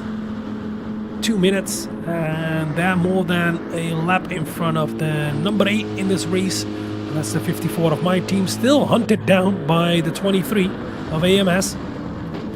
So this fight is still not over. Still not over. They're hanging in there. So you can see the 23 of AMS in 9th place. And then in 10th place we have the 224 of NWR, 50 seconds behind the 23 of AMS. Then in 11th place we have the number 4 car of Portugal All-Stars. And then in 12th place we have the 999 of Alia Motorsport, 9.8 seconds behind the number 4. That's going to be an exciting battle as well. Being hunted down by the number 2 in the race. Then in 13th spot we have the 73 of ERS, Elite Racing Squad with Bessie behind the wheel, and at the back we have the 64 of QRT. More than 1 minute behind the 73 and more than 13 seconds behind the leader. Let's get back to that fight for 8th place. Still Nose to bumper. Bumper to nose. Underneath the rear wing. The 23. Let's get on board. Oh, that's the cockpit view.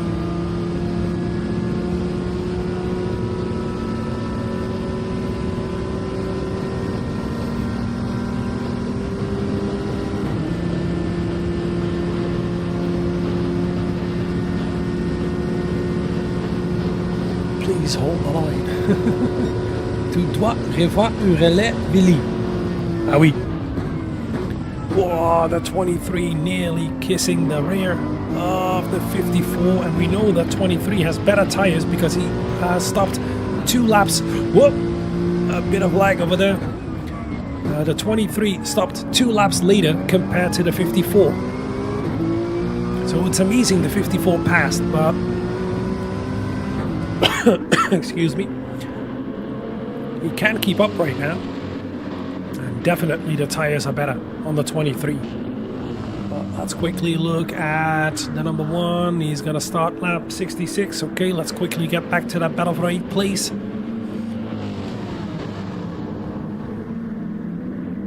Oh, 13 minutes, yeah, sorry, not 13 seconds. Thanks for the correction. 13 minutes indeed. QRT, more than 13 minutes. Let's get back to that fight. Here we go onto the back straight. The 23 is still right behind it. Will there be a bump draft, or is he going to go for the move? No, there is going to be a bump draft. The Porsche definitely can hold up. Oh, a bit of a mistake going into the bus stop, and is that going to cost too much to get close again? Half a second right now. Oh, that's not going to be an attack into the first quarter. That's a little bit too far back, I think. Yeah, definitely a good battle.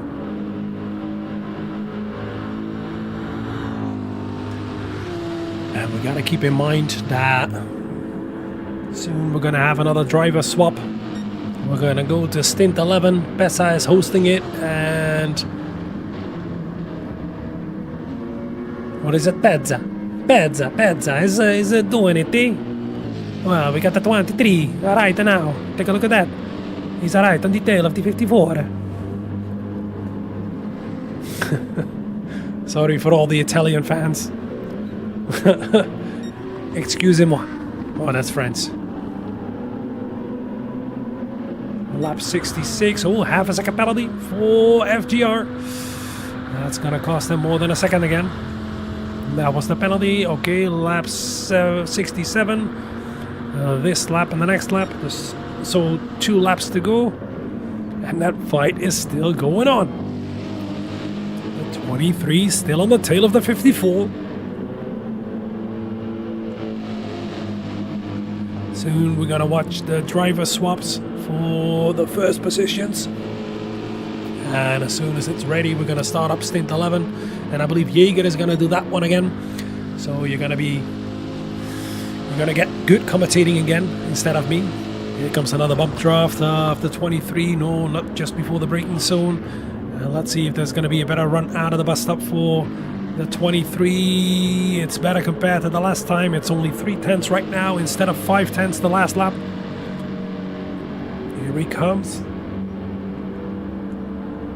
Only 2/10. Will he regain? Will he re-overtake? Oh, they're gonna work together. They're gonna work together. Okay. That's unfortunate. I wanted to see that battle. That would have been exciting. But hey, if they can gain time with that towards the other cars, why not? And it's the end of the stint. Don't take any risks. You won't pull away, especially with these long straights. I faster than the Vipers right now. Is that? Let's see. 45.4, 45.2, 45.0. Well, that's pretty damn quick. Let's see. Yes, 46.1, 46.1, 45.6. Definitely faster. 45.5, 45.2, 45.8, 44.8. Oh yeah, and Tonkanen 45.0, 45.0, 45.0. And then a 45.3, but after that, before that, only 44s. But let's get back to that battle. I want to see the 23 and the 54 again. only a tenth right now. Oh, you can see that the tires are getting loose or graining pretty bad on that 54. Yeah, another bump draft from the 23. Let's see, we have FGR on the last lap, on the in lap, I must say. Even the commentators go loco. Yeah, thanks.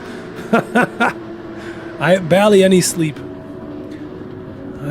Was a bit too busy with Inferno Motorsport until 4:15. Ja, ik weet dat je Nederlands bent, jongen. Pezza. Hey, Pezza. I know you're Dutch. Eh? I know. Come on. Let's see. A big battle into corner number 1. Will he make that move, the 23? No. Okay, let's get to the number 1. One more bus stop to go for Jean Bonbon. Ah oui. Here he comes into the Le Mans chicane. How it's originally called. We just call it the bus stop. 47 seconds in front of Race Asylum. Here comes Feel Good Racing in the 303 Viper. Coming in. An amazing stint. A bit unfortunate with that accident, but recovered pretty darn good. Had to do a long middle stint, and here they are, handing it over towards, I don't know who it's going to be, but I think Milous for the last stint. But we see Harlock in the Race Asylum number 1, only 47 seconds behind the leader, still so close together. Last time the bus stop chicane for him as well. Onto the banking. Now this is all full throttle. Into the pit. You can hear that Mazda in the background.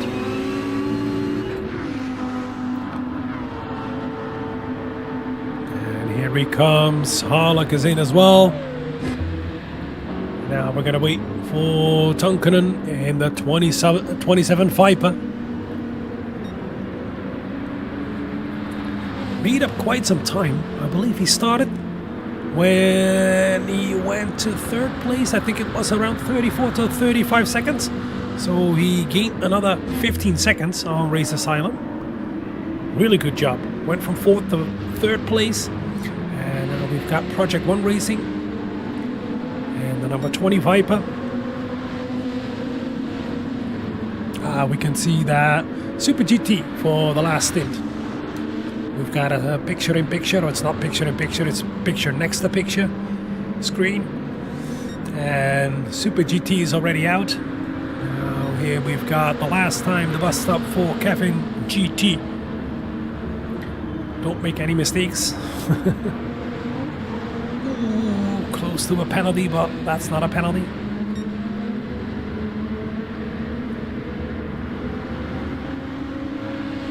And yeah. Soon it's going to be Jaeger again. Yeah, you're welcome, Bunny Hunter. If doing amazing as well. Yeah, they do, but quite some mistakes as well, I can tell you. But still okay. Here is P1R in 4th place. And then amazingly, they still have to do another lap. But they're on the last lap, Ovo, in that Porsche, in 5th place. What a race so far. Cap off to these guys. With all these Vipers around you. Still in 5th place. How do you do it? Cap off. And you're welcome, My Team Esports. You're welcome, Zal. And yeah, GG to Punisher. Definitely. My God. Jean. Je don't. Oh, nice work, Jean. Jean Bomber. I know. Definitely. Go, My Team. Yes, Lubsy. We're gonna see it quite soon.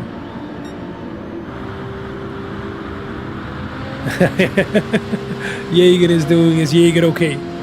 You're welcome, Ost. I'll be here for the last stint as well, unfortunately. It's no goodbye yet. Vielen Dank. So So that was the last time the bus stop for Antonio. I think soon we're going to switch to Jaeger. As soon as the other screen is going to get full picture, I'll be gone. I want to thank you all for tuning in, watching, bearing with me. Now the 111 head DJ. You're welcome, Michiel. You're welcome, Chile. The 111 is in with nearly a 30-second lead over the 66 GT Finland racers in the Viper. So they are in front of two Vipers, because here we've got another Viper. But he's still on lap 67. And that's the number 7 of Sector 7 Racing. In 7th place. But as I said, I have to do another lap. So it's going to take quite a while. And that's going to be the same. Oh, half a second penalty for Punisher. No. We just caught that. Oh, yeah. He dropped back to 9th place after all that hard work. And probably out of the slipstream, or still is going to be in the slipstream. He has another 2 laps to make up for this. This lap and the next lap. Ay.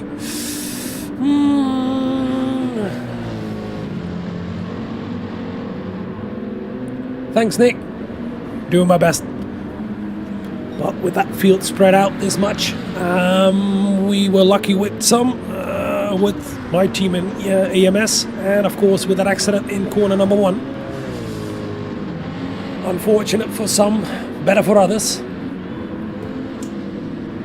But we see my team drop back to 9th place. Ow! That half a second penalty. So AMS is in 8th place again. And my team with those tyres are not going to catch up and are out of slipstream range. So they're going to come out in 9th place as well, unless they massively underfuel. I'm taking the lead now for stint 11. We have now, first of all, let's see. Here comes Paul Sitter on the track. Last time the bus stopped for him as well. Super GT for Fieldwood Racing in the lead. That's 42 seconds the gap. Yeah, that's definitely impressive. Nick, damn right. Now here comes the number 7 car in 7th place from sector 7 Racing. And he's in. Now the last lap is going to count for the number 23 and the 54. Still really close together, but not in slipstream range from each other anymore. Into corner number 1.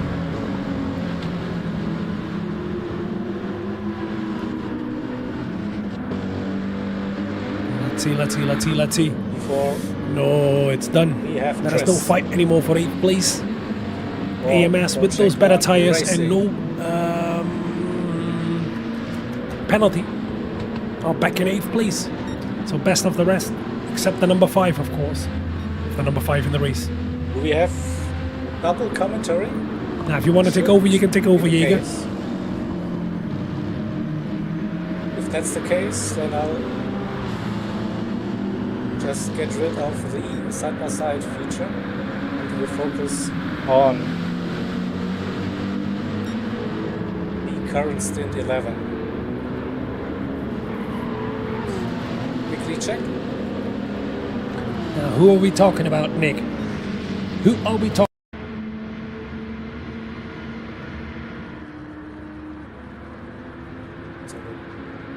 Say once again thank you for Tradent, and then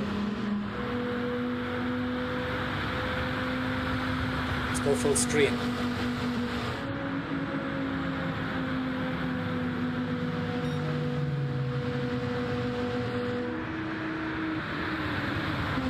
So Tradent will be back for stint 12. He will bring us home then for this one. So we will get another 2 hours of pure Dutch commentary expertise and oi and no and 999s. Definitely, don't you worry. So we left with Chris currently for Project on Racing in P4. That's a minute the gap to P3. In P5 We have the 111 Porsche 911 for the Ogo Esports team. Monkeys driving that stint. P6, the GT Finland Racers, the 66 Dodge Viper, red and black it is for the team. Matu, aka Markus Könönen, now in the driver's seat. E7 belongs to the number 7 car. That is the Sector 7 Racing Blazers Viper. It's Bombardier L222. We have some more than a lap behind P6. At this stage, P8, we have Apex Motorsport Drift King in that 23 Porsche, minute 40s. To P7, just 10 seconds, less than 10 seconds in fact, to P9, that is my team Esports, DEFCON in P54 AMG. So the previous stint, Punisher with an amazing run. For the NWR Ferrari 296, it is Lewis driving again. 40 seconds and a bit. We're waiting for another 4 teams to complete their swap. We should see all 14 cars back out on the track again for stint 11. So less than 4 hours to go in the IRO GTEC 2026 Daytona. 24 hours. That's a mouthful. Yeah, the season opener.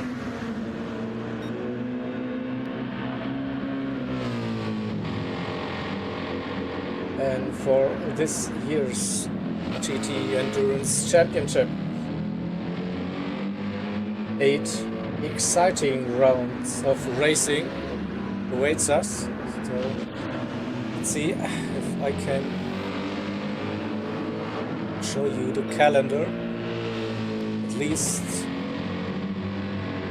the top entry. So yeah, still having to do with an overlay issue to sort for the next race. So Daytona round 1, round 2, it will be battles, 12 hours in March, then followed by the 8 hours of Brands Hatch in April, the Nürburgring 24 hours, then the next big 24-hour race start of June, followed by Suzuka with 8 hours in July, Yas Marina with the debut, then in August for 12 hours of racing.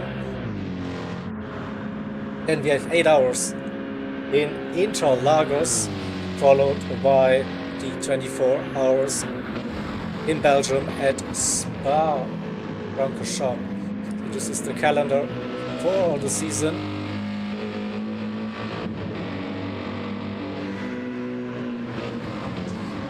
So yeah, season opener. 3rd year in a row now, I think, with the time being with IRO running this series. It's the Daytona, and yeah, it's a Dodge Viper Fest this year.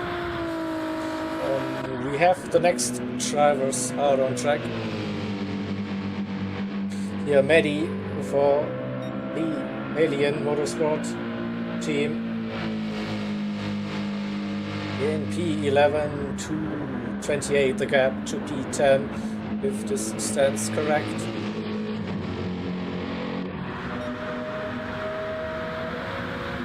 In P12, we have the Portugal All-Stars in the number 4 Mazda RX Vision, with 15 seconds roughly the gap. STJ currently driving. Then the Elite Racing Squad in the BMW M6, the 73 car, running in P13. It's Pio driving. And then last but definitely not least, the 64 Audi for QRT Esports today with another stint. And in the car, or the team, so that's all 14 cars, drivers out on track for this penultimate stint of the 24 hours here at Daytona, Florida.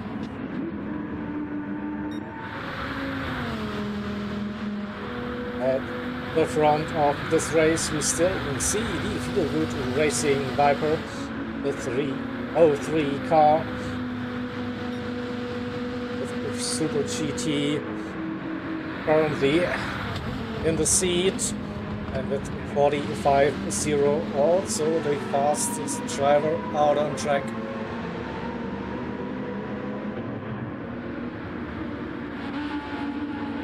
P2.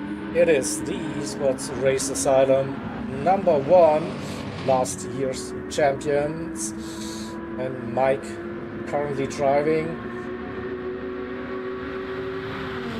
losing a little bit every lap, but not that much.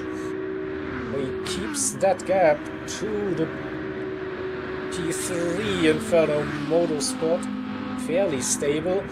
18, 19 seconds, that is. So the 27 car currently on the podium, and roughly a minute for between the top 3 teams, so those teams are on that lead lap. In P4, the first car 1 lap down is Project 1 Racing, the number 20, that bright green color this year.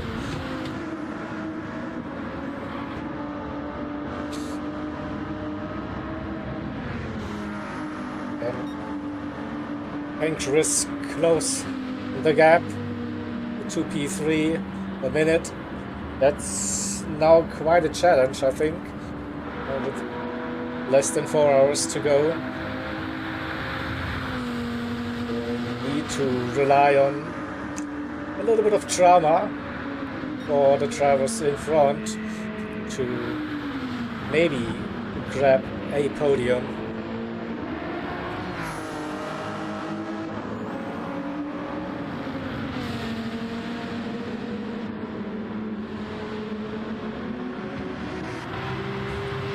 The best of the rest, or we had the term Class 2 early on in this race.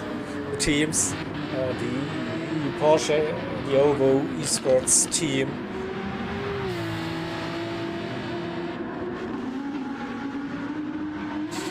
so they're definitely doing a brilliant job today, running P5 for quite some time now.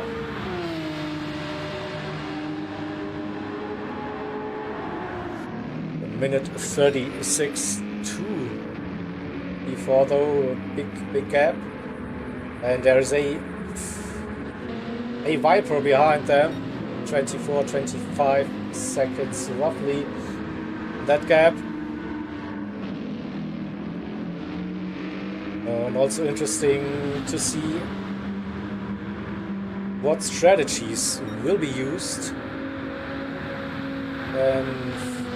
for the teams. It's still like predominantly 2 stops within those 2 hours of driving.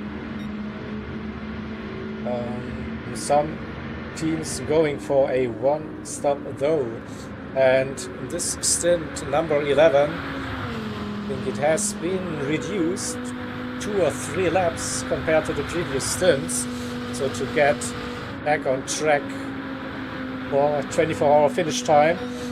So maybe with that little bit of a shorter stint 11, we might see more drivers, teams opting to go for a one stop.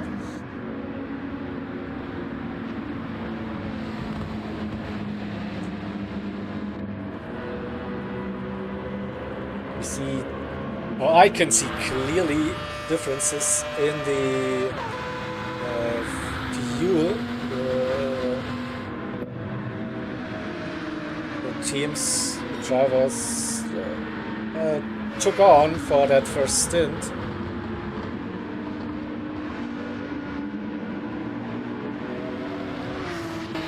Yeah, we will find out in 20-30 minutes. So if we see some people pitting, or if it will be predominantly the one stop for this one. The one stop is doable. The tire were not too bad overall throughout this entire event. So teams were using the racing soft tire throughout this race.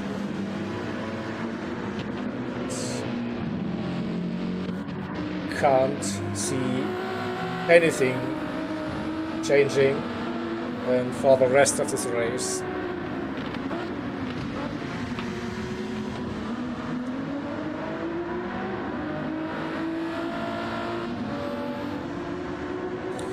Yeah, to add on that, Ace, so it's definitely a lot of preparation to go in for those events, especially the really long 24 hours.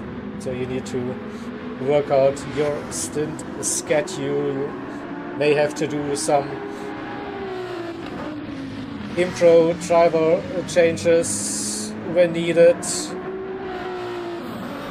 Something weird can happen always. Incidents, drivers not feeling well, etc. And then moving on this season. So the strict tire allocation rule will come into place from the next round onward. So for the first round, due to a bit of a short notice with the regulations, it is basically unlimited tires available for all teams. Starting with the next round at Bathurst, it will be limited in a very drastic way, I must say. So you have to think even more with the strategy for your team. So which tires you want to use on which stint or which driver. Oh, and we see a very early pit stop happening for the NWR Ferrari 224. That's Lewis, and yeah, he's coming in because he collected himself a little bit of a damage front and needs to be repaired by the looks of it. Really use that as well to grab some fresh tires. Yes, he does. Maybe also fuel coming in, so going for an alternative strategy. This one.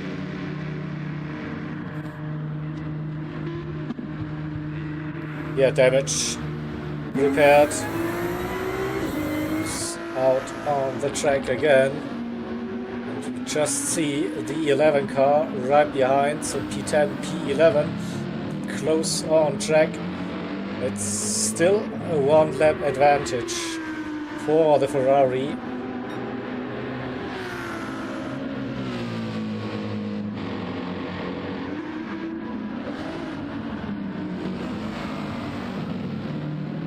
Just realized we have a new fastest lap of the stint. Flores for Inferno Motorsport, 44.9. Let's have a look at the gap to the number 1 Esports Race Asylum Viper in P2. 17-18 seconds. So yeah, That's a second over the last 5 laps or so.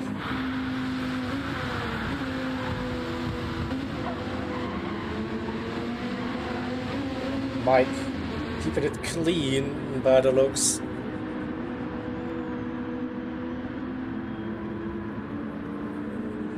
Gap to P1, 35 seconds still, so not losing that much time. Getting lapping mainly mid to low 145s at this stage. No traffic at the moment as well.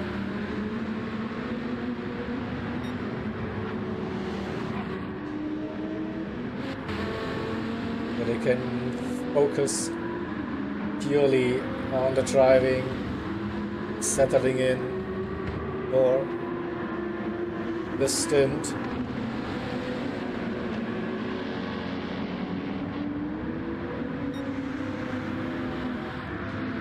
Yeah, now it's probably the time with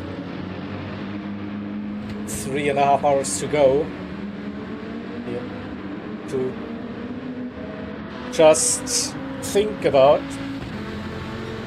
bringing that car home, right? You've made it all the way. Just set it up nicely in this stint, and for your final driver swap and your teammate, and to finish the race. Yeah, no, not that many risks. I think the gaps P3, P4 still around about a minute. Well, it's really tough to overcome, I think. Maybe the Inferno Motorsport team is in a different mindset. I say just under 18 seconds. The gap might be a small chance to catch the car in front.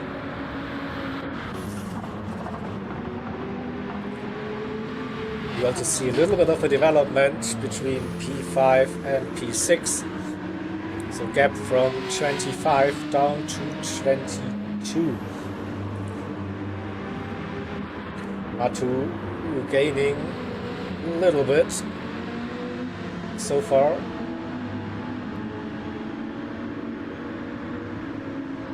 There's still nothing really to worry about for the 111 crew. Looks like they're on a similar strategy as well with the fuel.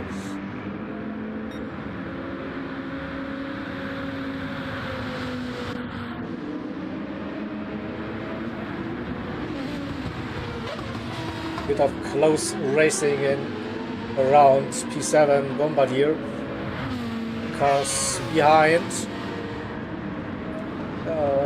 One or multiple laps down, but looks like they are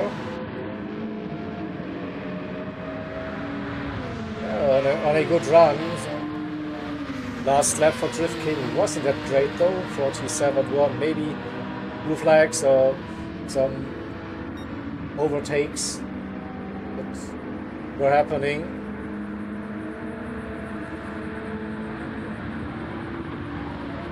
Yeah, the 23 car maybe able to unlap themselves from the number 7. It's 1:47 at the moment, so 2-3 seconds. At the moment, maybe 2. Can the Mazda and the Porsche work together for the time being?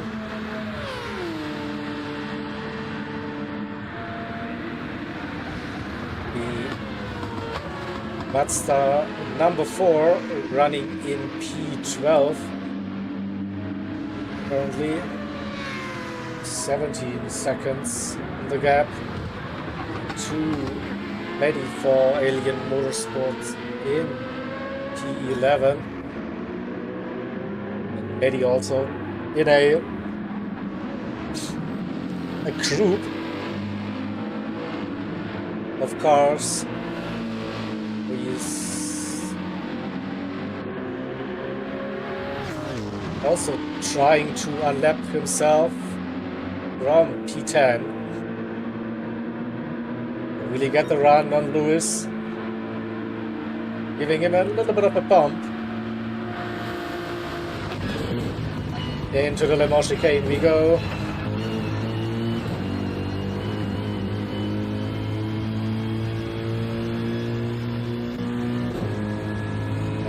The Audi R8 for QRT Esports in that slipstream as well. Now the toe. Will he go for the run? Will he lose the bump? No, he's getting confident, staying behind Lewis and the NWR crew for now.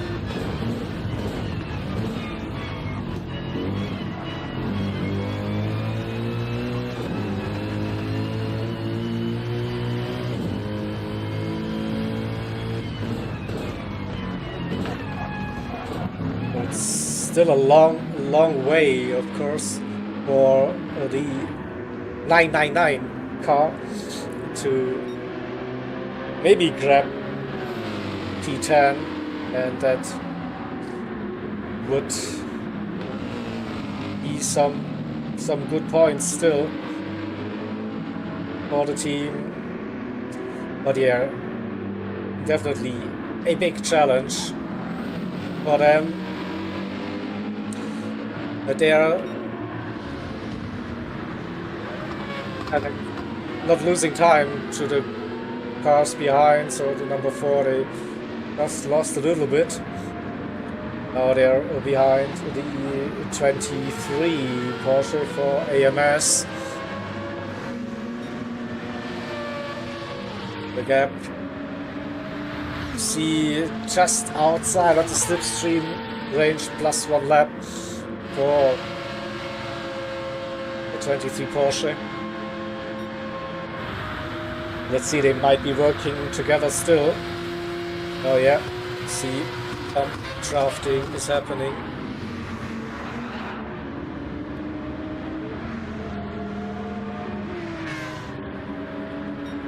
And as per request, here it's 47 seconds now to P13.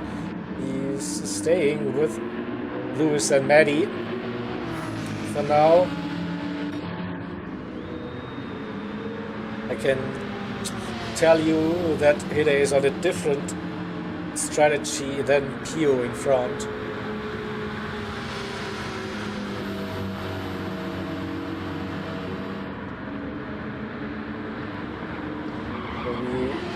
We have a couple of 2-3 car groups on the track now. They're not fighting for direct positions, but they are running close together, working together maybe.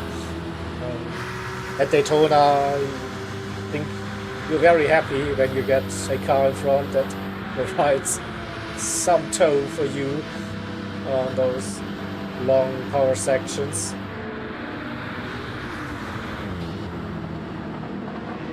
So 42 seconds that gap to the Portugal All-Stars, as TJ is still close behind the 23 Porsche Core Apex Motorsports.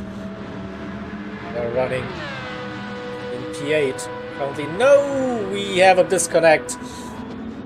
It was the number 7 car, 7 Sector Racing, the Blazers Bombardier with the DC. Was lap 16 for them when they disconnected to the leaders.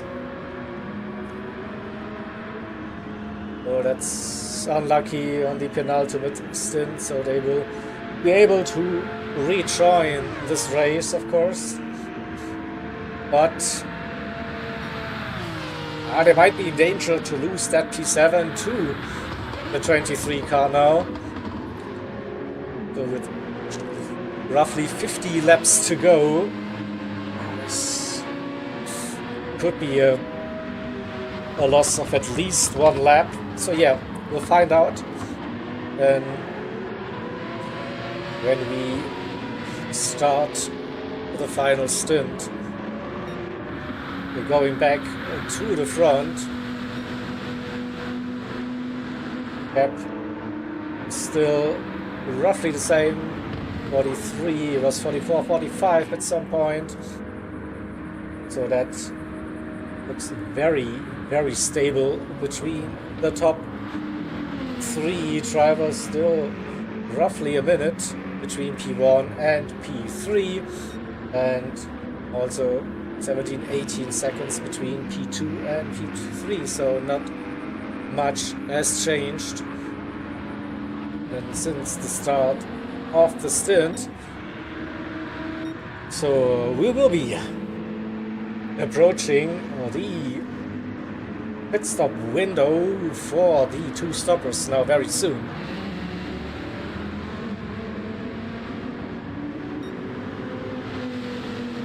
1 or 2 laps maybe, and then we should see some pit stops happening for those that opted to go for a lighter car, less fuel.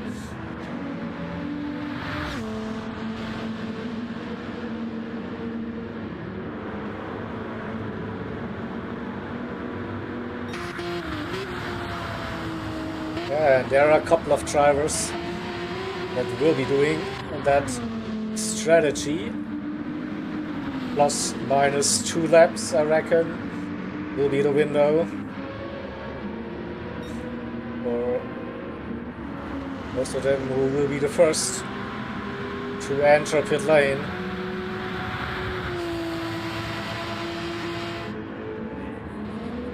So far, no one.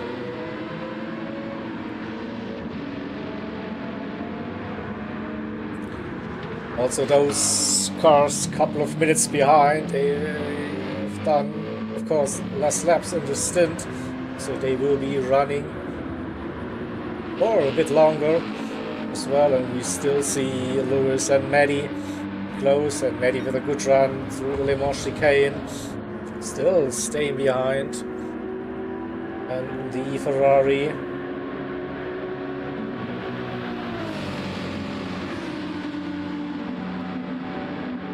pump drafting the E224 car all the way.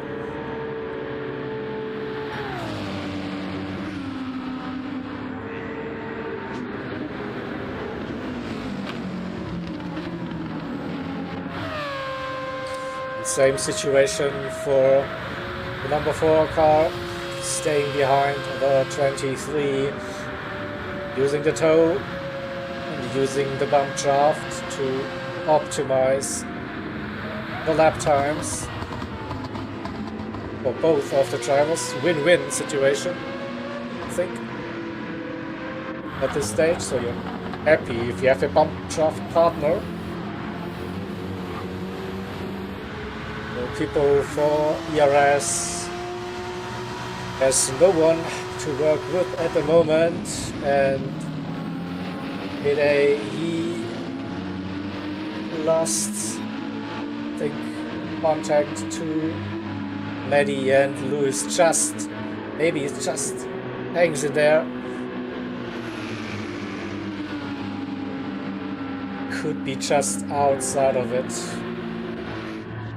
We'll see. So our leaders starting lap 23. 45 seconds still that gap, and 17 between P2 and P3.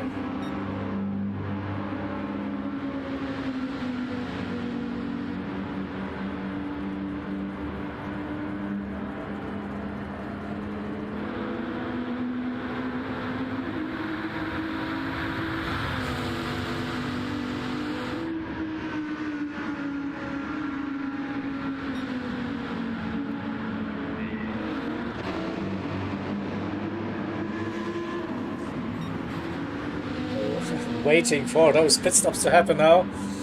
Any minute, pretty sure, we will see the first cars coming in.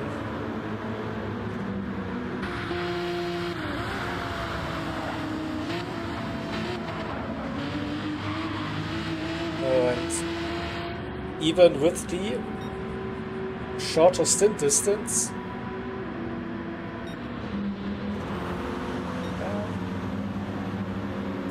a couple of drivers that have opted to go for a light car. Here we go, the leader is in now. That's a planned stop. I can't see any damage, as the fuel was very low for the leaders. What about these spots? Race Asylum, Viper, Mike, will he come in as well? Does he stay out?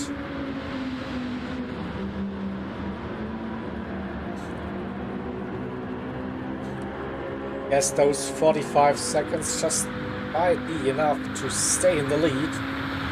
Even with the pit stop, now Mike is also pitting his lap. A little bit more fuel. And Flores gained another half a second. It comes into pit lane now as well. With 0 leaders remaining. That's perfect timing. So top 3 on the same strategy, pitted the same lap.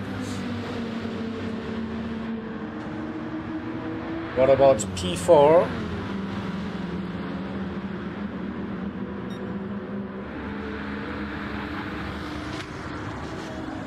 Will they follow the lead and do the same?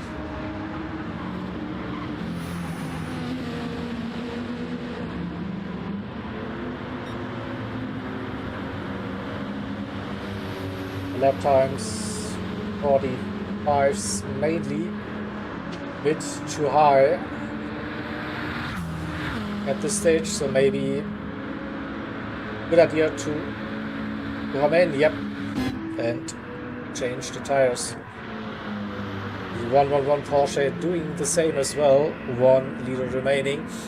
Let's have a look at the gaps after the pit stops for our leaders. 43, 44, still the gap.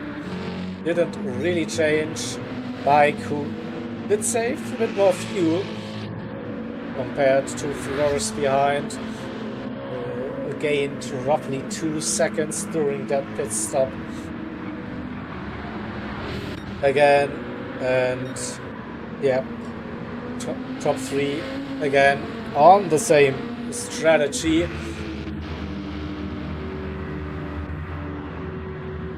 Project 1 Racing now waiting for fuel, and they're back out on the track. We see the 66 car for GT Finland Racers. They stayed out, so they jumped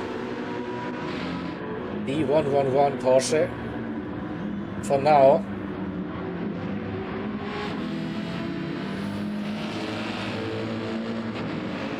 But they should be pitting soon as well, I reckon.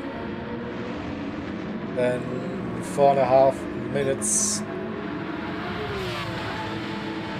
F Drift King for the 23 Porsche in P7. 10.6 the gap to the 54 My TV Sports DEFCON.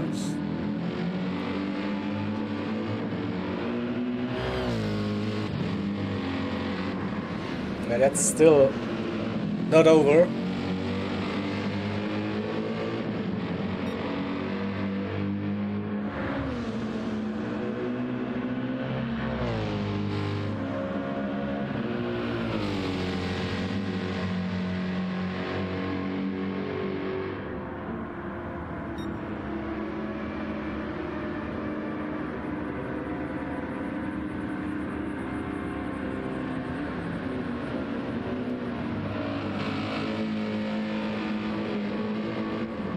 And as expected, the 66 is in for the pit stop now as well.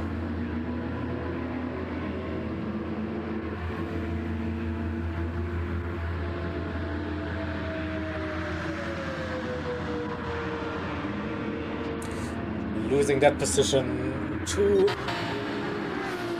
Ovo Esports again. The gap 21, 22 seconds, so roughly the same. Let's run further down the order.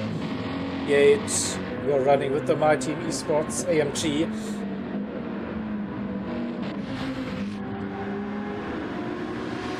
In P9, currently it's NWR, Lewis driving the Ferrari. Eddie lost the slipstream last lap, I think, with that 47.9. Maybe blue flags. Oh, a little mistake, a penalty. Whatever it was, another 1 second penalty. Oh no.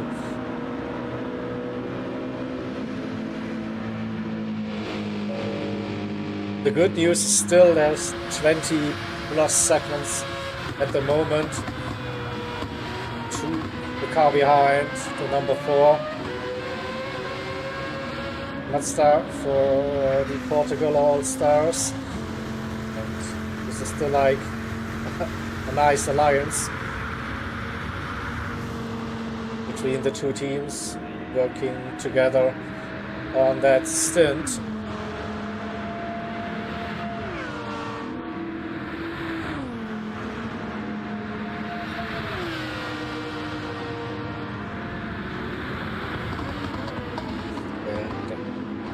I think both are on a similar strategy as well, trying to make that one stop work, if I'm not mistaken.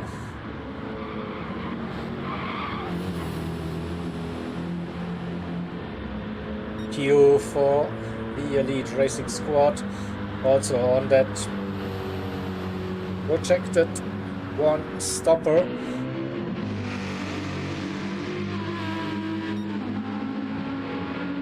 Getting in 13th at the moment.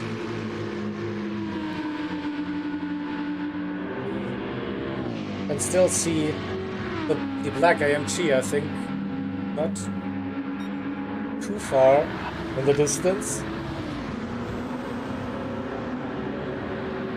48.9 this time for Maddie, serving that 1 second penalty. He's now definitely outside of any helping slipstream. Gets another penalty. That's too many at this stage now. Maybe he's also getting a little bit tired at this stage. Easy to just cut the track limits at the chicane.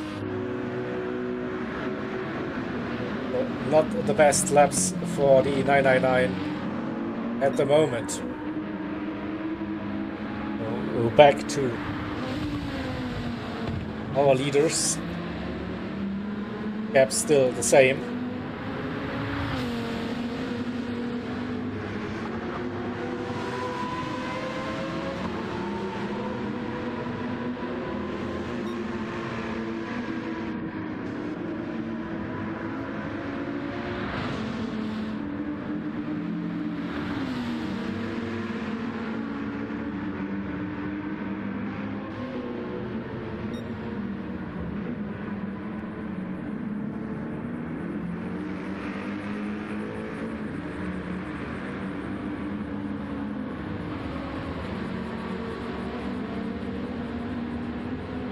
Looks like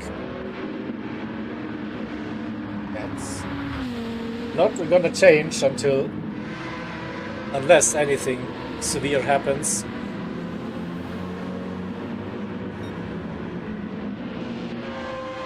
Very consistent lap times for the top 3, and yeah, still see a minute between P1 and P3.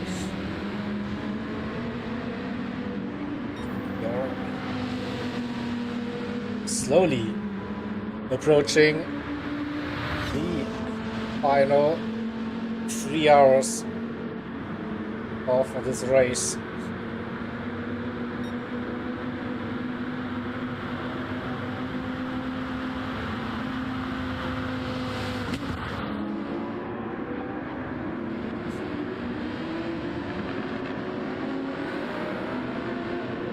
Little bit of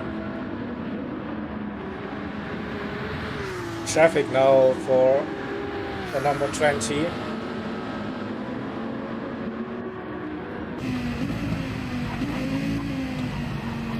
See the hood cam. Oh wow.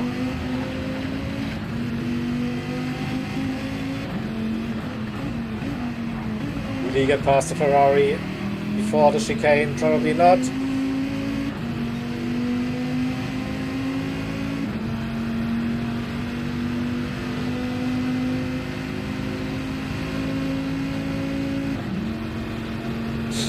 Very early upshift to 6th gear. Should be in a perfect position after the Le Mans chicane.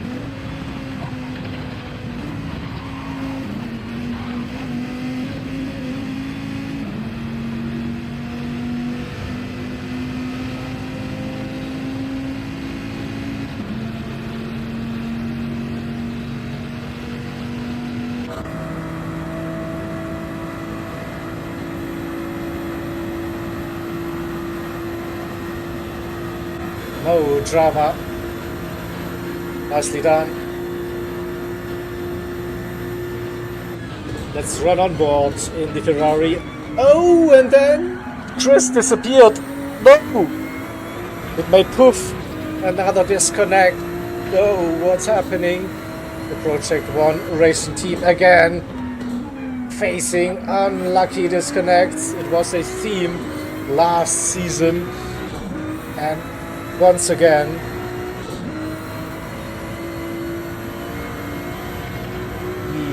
the lobby gods are not very happy. Hide! Also, what is going on? The drivers are dropping now.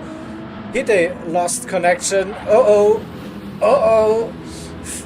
Come on, lobby, please. Don't do this to us. Just...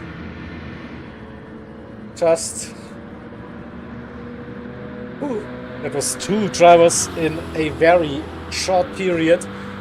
Mike disconnecting. No, I think the lobby is dying. Oh no, oh no, oh no, Monkey's dying, yeah. Everyone is disconnecting now. I think we have a potential red flag situation now. This is definitely not good. Drama again. Striking, many disconnecting here, so... Who will be the last driver standing? What will be the call from race control? Would it be a red flag? No. It's horror, yeah. Exactly, this is not good. We have 7 drivers remaining in that stint. What will be the call from race control? Too many drivers disconnecting. I see red flag in the chat.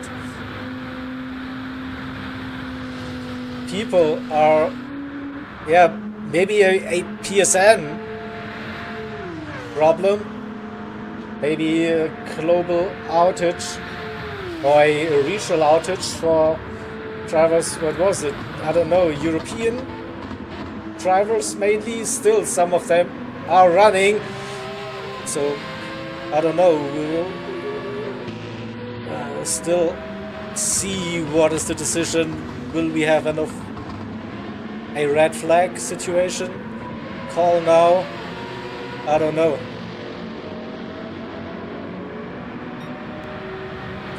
It looks like race control is considering indeed a red flag. Now too many drivers have been disconnected from the lobby.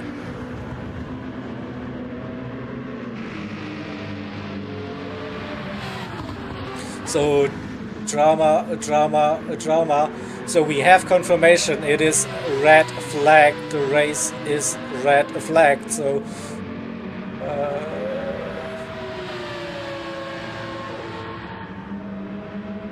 So it is. The race has been red flagged. It stopped. We need the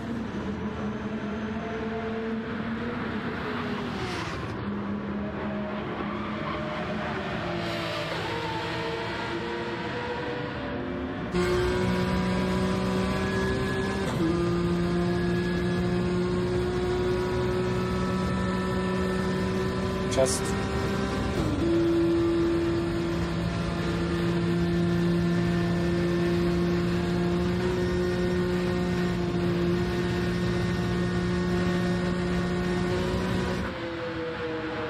but no one is actually listening or caring, so me too.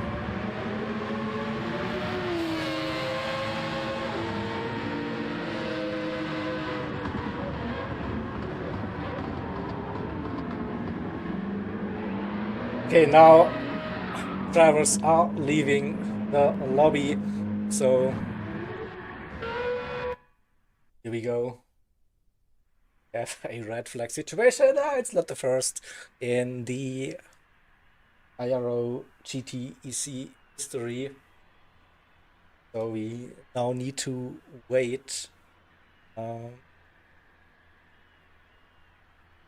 race control to sort everything again. Then let's see if we can get this race started.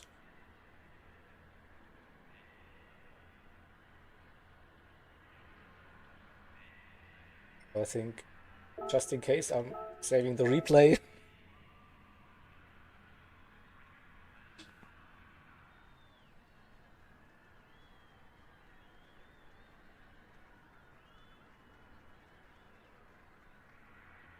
So now we have to wait for a little bit to sort things out. So I heard a couple of drivers can't even reconnect to PSN, can't get into the online services again. Again, is a big blow, of course, and yeah, with that many drivers connecting from the lobby, I think it is the right call from race control and race for now, and hope that we can get everyone back in again. Yeah, this will take probably 10-15 minutes at minimum now to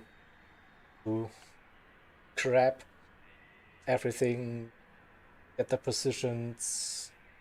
We need to get somewhat the gaps between the drivers. Then we also need to wait if people can actually rejoin the lobby again. So I see the first one that was disconnected early on, Hide, seems to be back online again. But yeah, I'm patient now.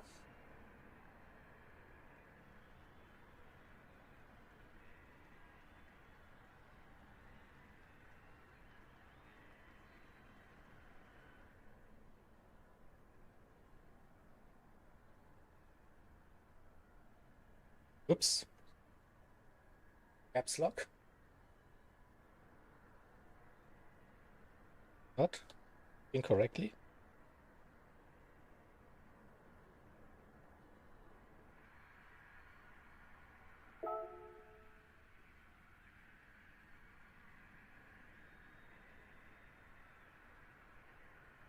We'll announce everything in the Discord, of course.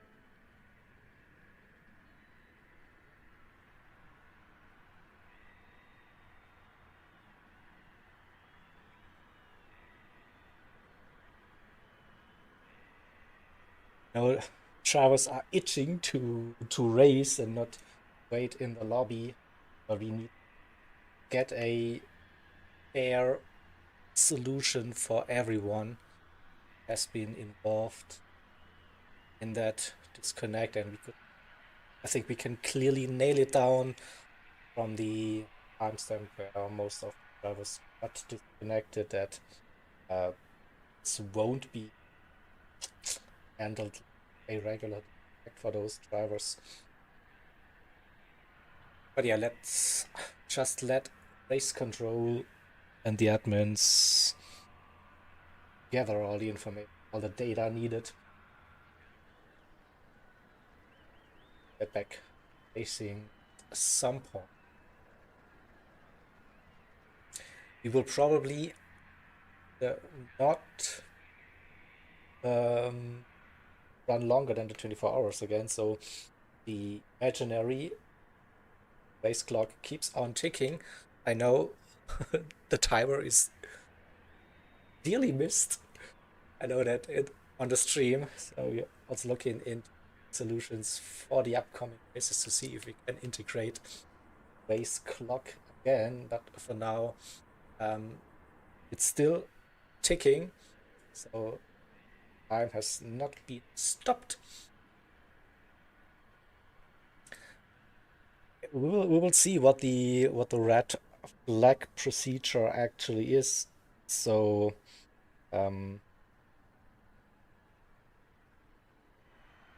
first we need to make sure we have like the positions before red flag scenario for the drivers. Then we need to get some kind of gaps for the drivers. And I reckon it will be race control will manually release then the drivers then out of pit lane to start of the race. This would be the procedure I assume. We had this, I think, last season, and this something that we're practicing.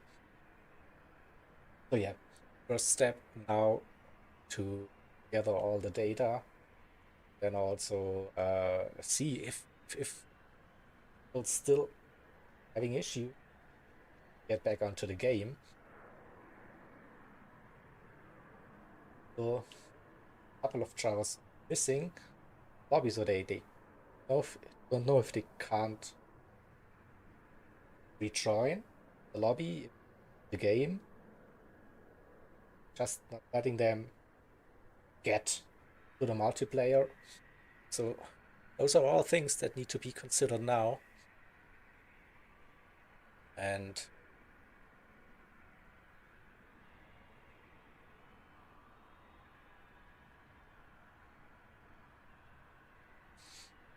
of course, it's everyone is asking for what are we doing? What are we doing? Yeah, so just bear with us for a brief. Race control is busy currently.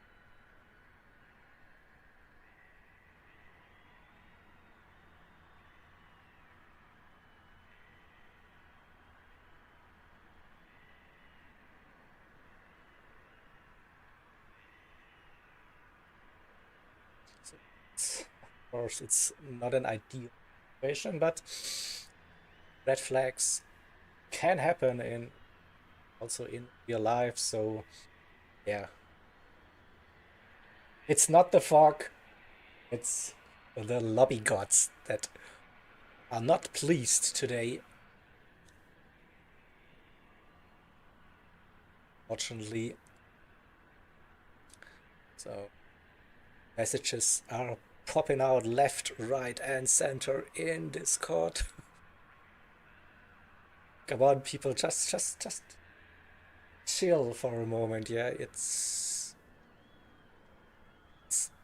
I know you're key.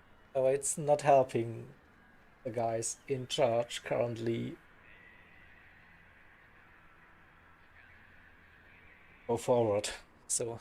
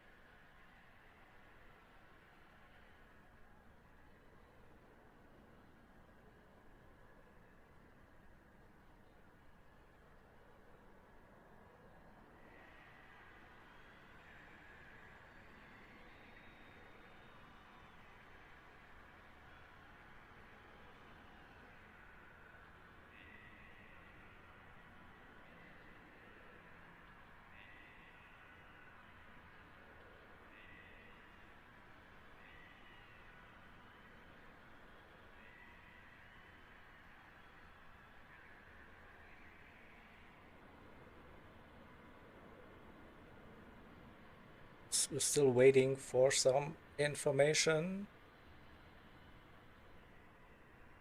Still, admins are busy in the background currently.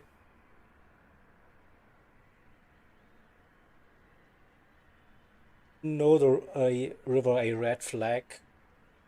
Not really a nightmare with tire allocation, so basically get lucky. You can use more tires because you're not tires at this stage. So, but yeah, this could be plan C, plan D in case.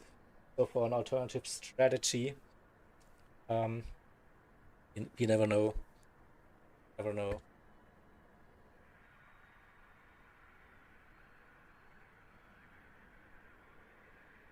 But a disconnect or a red flag should always help the teams that face the issue to have a bit of flexibility than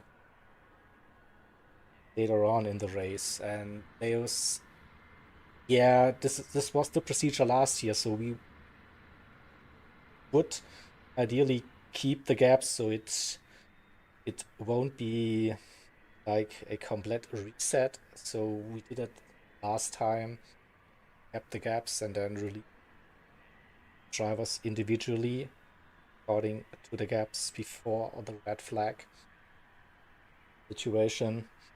But this all depends on, do we really get the gaps from all of the drivers involved so that it will be fair. But the ideal scenario would be that gaps will stay as close as possible as they were before the disconnect.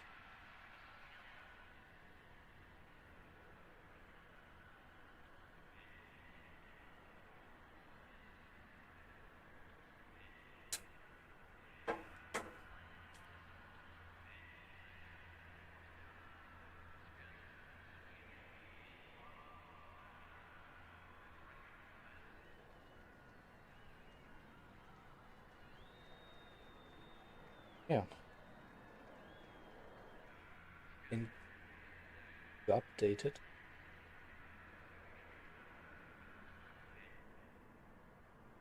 Happening.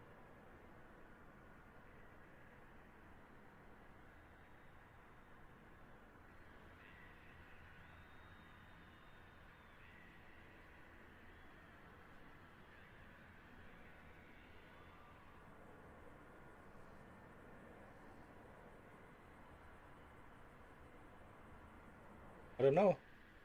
What do you reckon? Think together a little bit?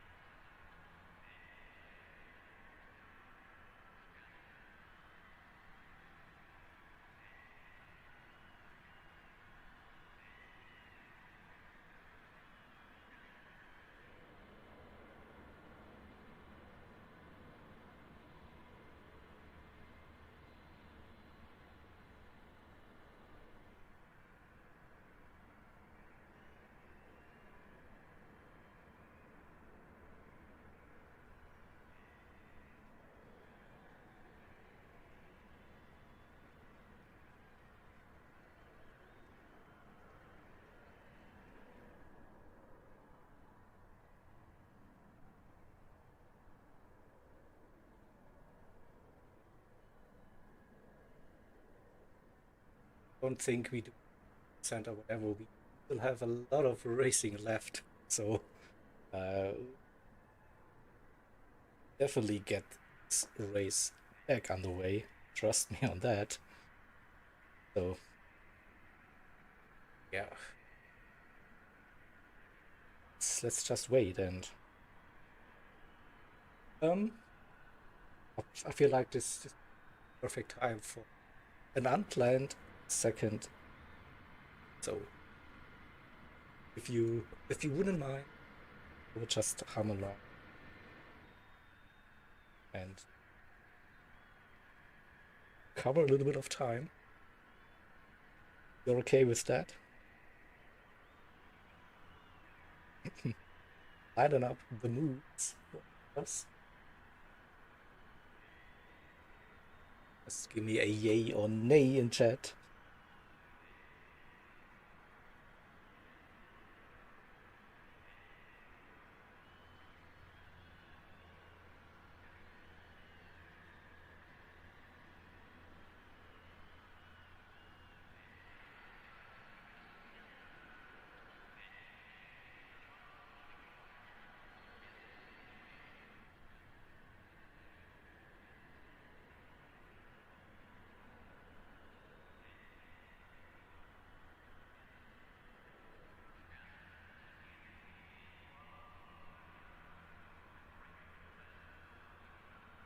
The first yay.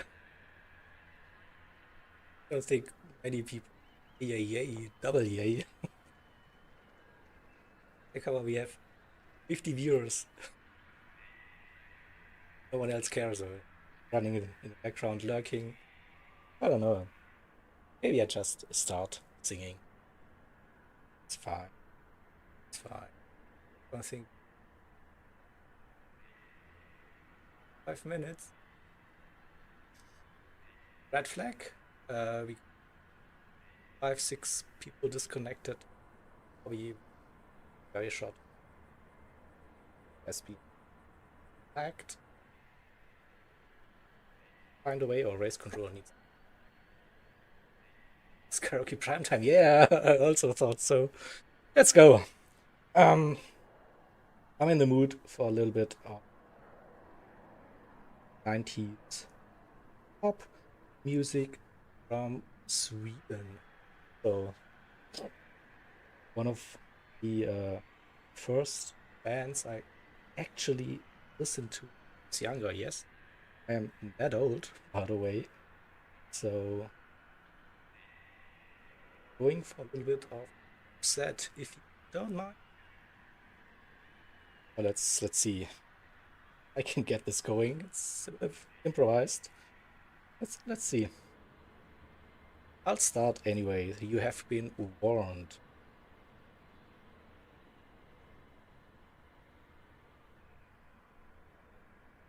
We go with the tune called Dangerous. If you know it, sing along, hum along.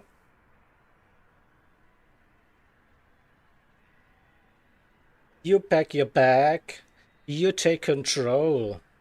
Move into my heart and into my soul. Get out of my way, get out of my sight. I won't be walking on thin ice to get through the night. Hey, what's your work? What's your game? I know your business, don't know your name.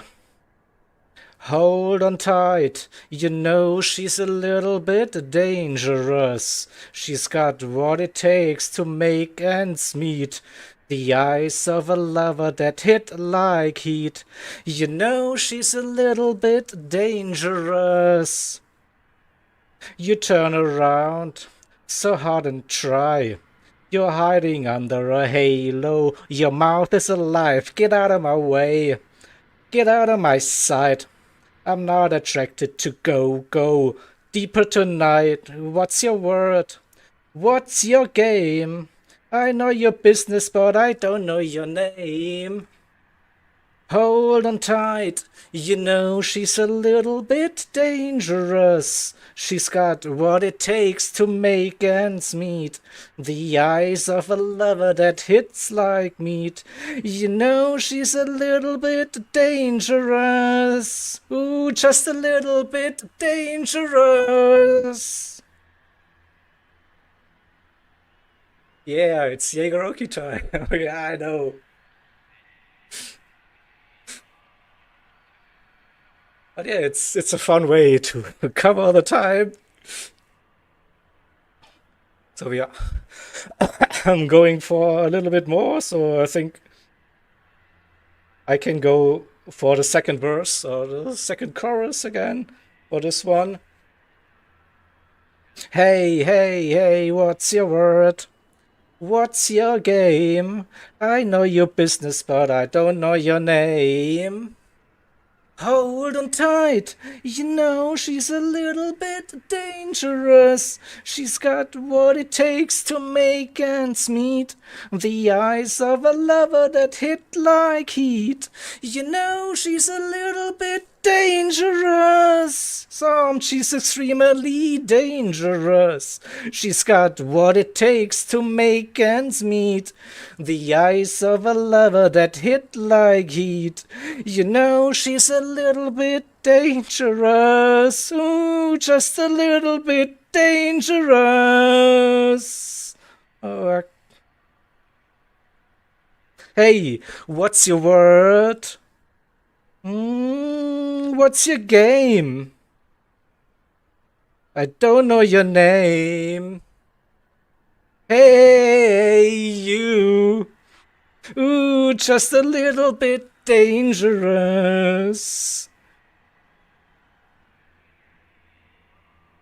Just a little bit dangerous. Yeah, I still know the lyrics because I've brought them up on my smartphone. I don't remember every lyrics, but this is Yegoroki at its best, so yeah.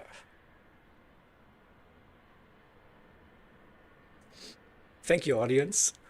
Visual, thank you for the donation.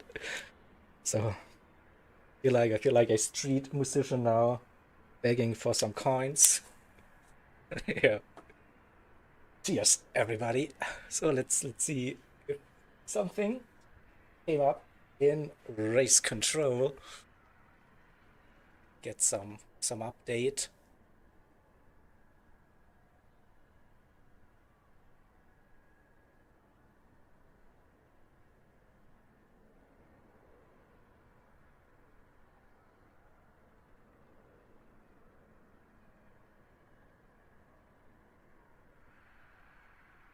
There was an announcement. So it's okay. Now data will be gathered from lap 32 gaps from the drivers, so we still hopeful that we can start stint 11 and then have a full stint number 12 for you. So just the gaps are coming in from the team, so that is nice to see. Everyone trying to get back into race, of course. And we just wait for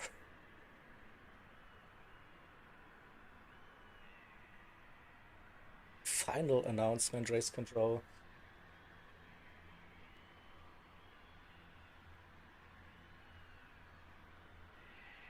Should also see if we can get the drivers back in the lobby.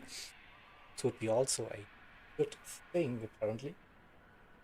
Currently 9 drivers in the lobby. Myself and Eza, the lobby host.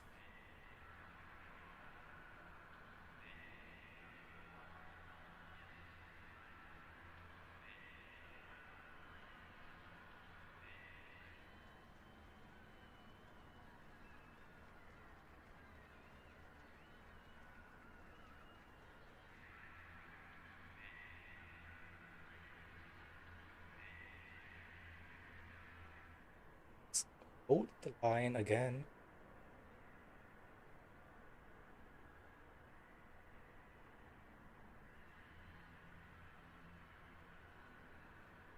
Trying to keep up with the Discord messages just in case I'm missing something, but it also like popping up everywhere.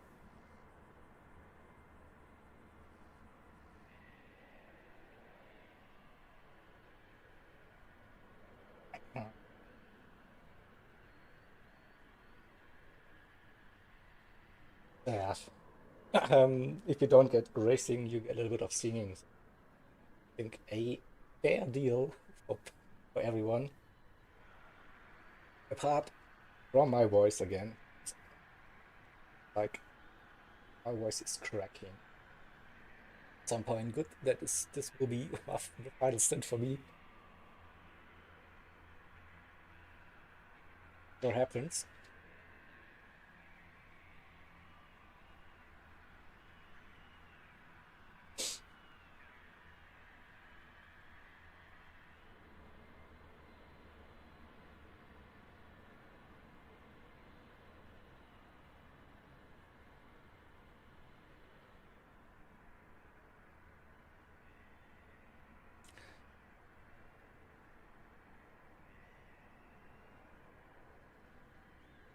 Case. See other driver joining the lobby. Maybe are getting race restart. Can't an exact time now.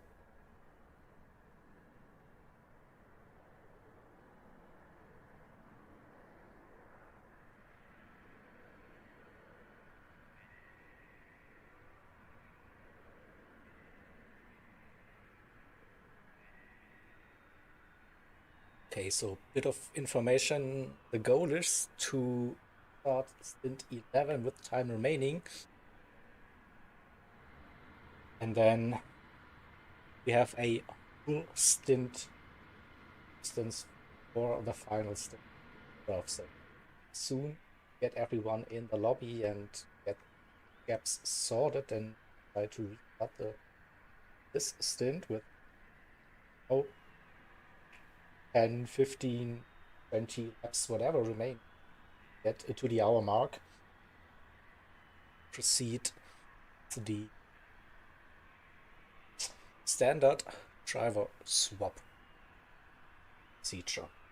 That is at least the goal from race out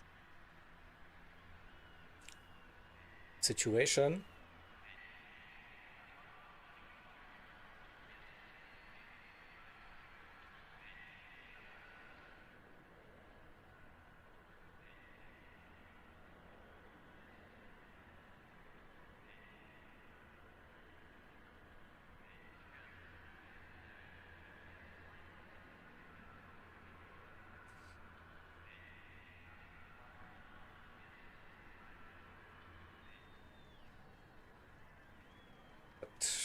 Before we can actually start, we need all drivers in stint 11 are back in the lobby. So I don't know if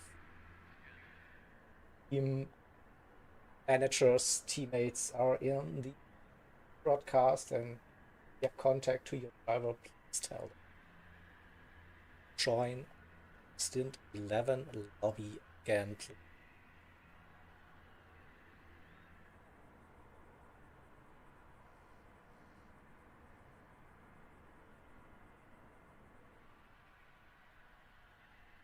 And Discord is going nuts. Messages.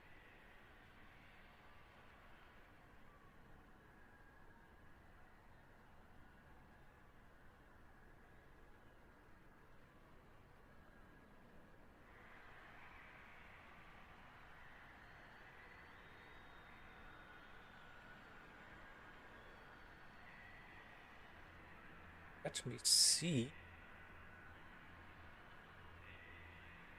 Maybe up something else here.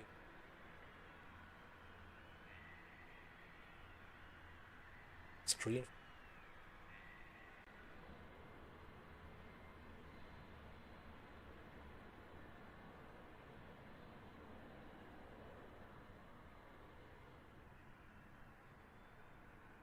Got that.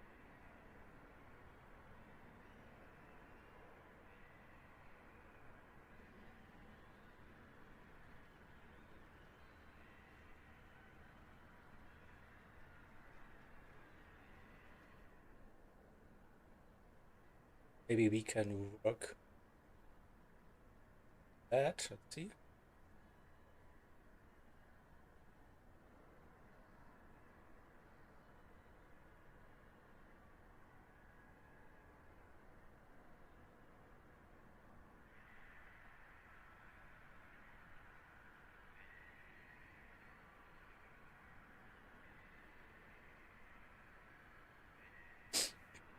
Yeah, we can talk a little about the scheduled season while we are waiting. Current situation is we are still waiting for the drivers to get to the lobby and to gather all the needed gaps for the restart. The goal is to start stint 11 once it's sorted and then do uh, driver swap at the top of the hour for the final 2 hours. This is basically the situation as we speak. Yeah, so the calendar on screen now, as you can see, still deep into the Daytona 24, round number 1, round 2.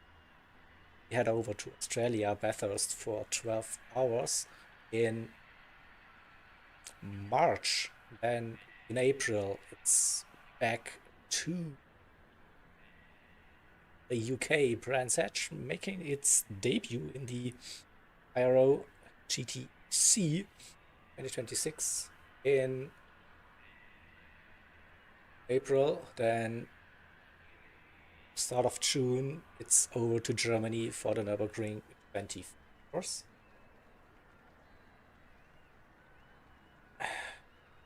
Go to Japan, Suzuka for 8 hours in July.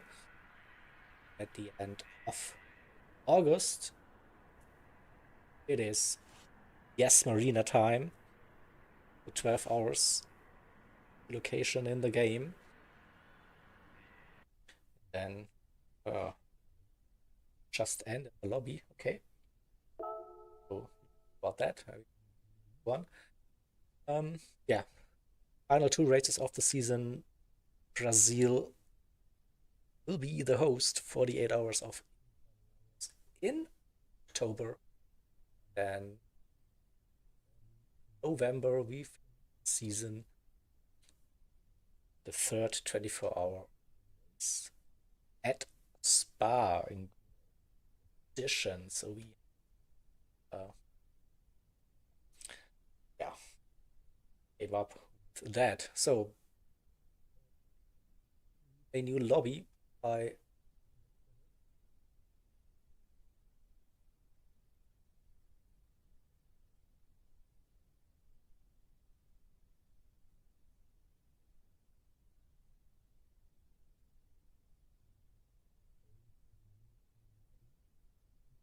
up.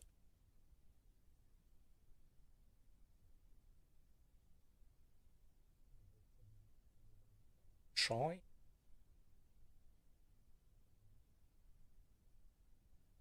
See a little bit of racing action again for the remainder. 7. I think should be close. So the up. See it.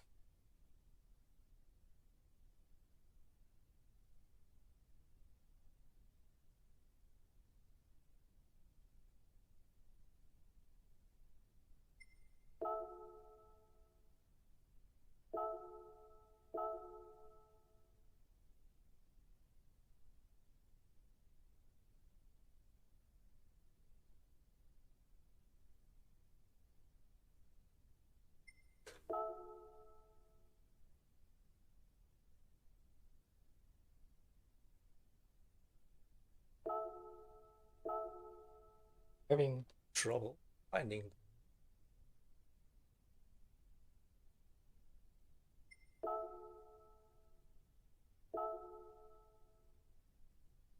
King edited.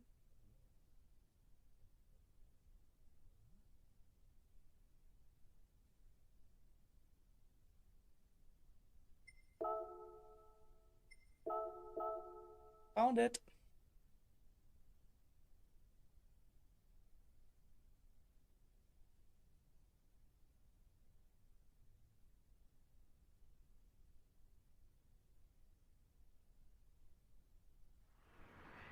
Go back. This one.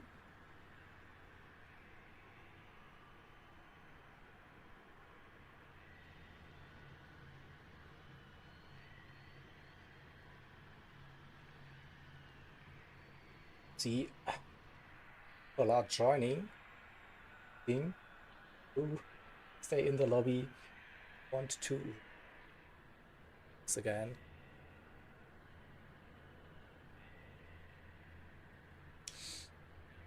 See if it's an announcement how we proceed. That 17 racing laps. It is.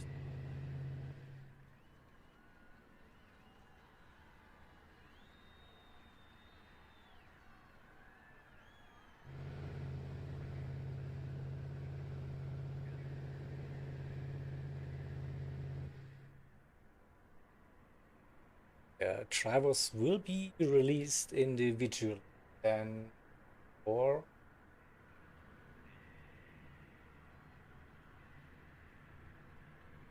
this one.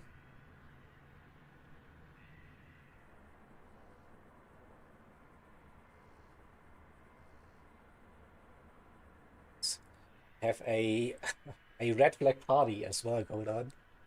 You can in the chat as well. Don't miss more drivers. And then we should see the normal procedure. Race start in lap, wait in the pits till you get released. Then racing for roughly 20 minutes. Then for stint.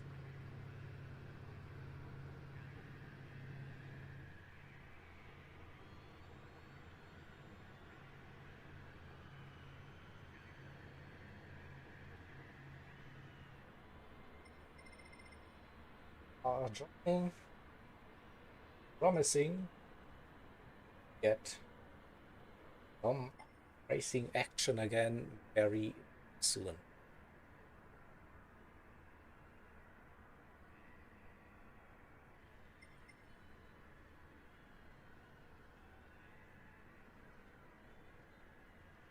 So there will be a party chat from what I've read. Driver should join that chat and get verbal information. They can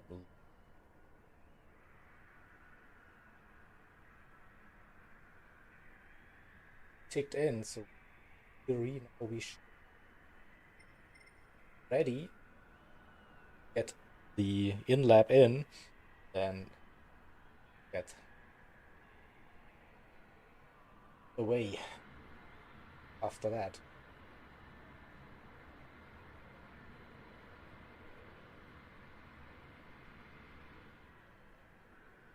Shouldn't take too long.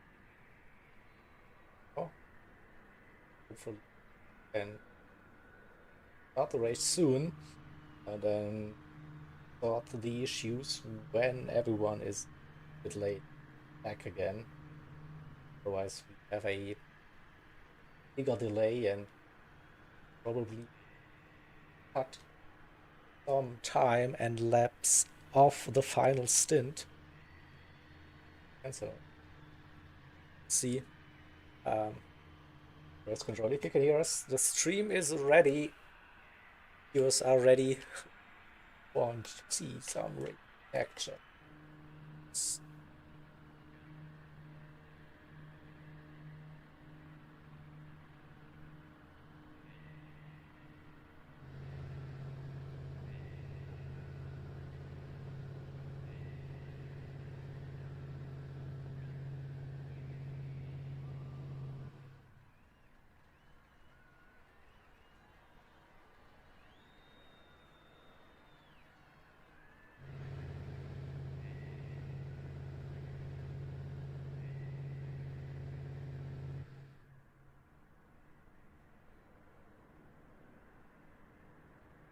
Don't have any other information, unfortunately.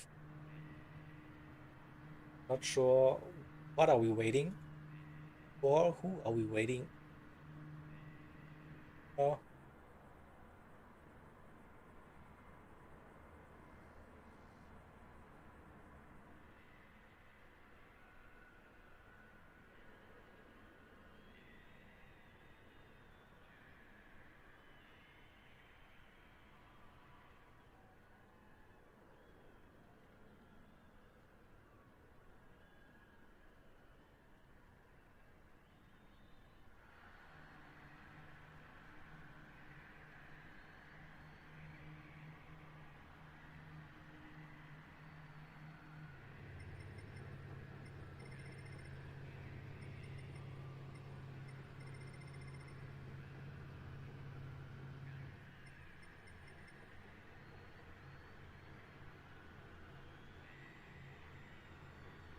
Can we have an update, please? What is going on?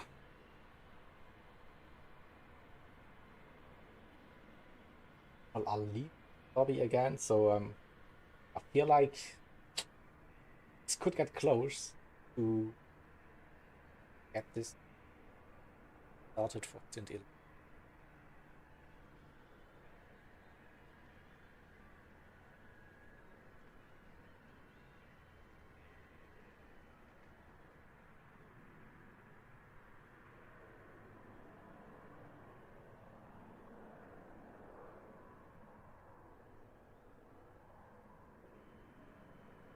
Chat, if you're wondering, I'm as clueless as you at the moment or what is going on.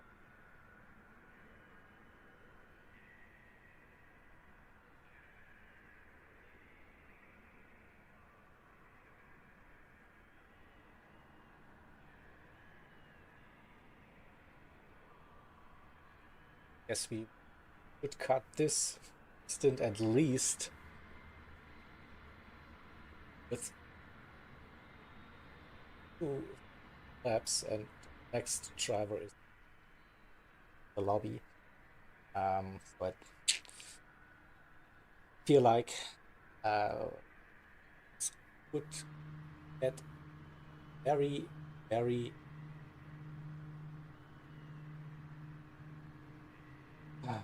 no, Hansa, I didn't Jäger the lobby.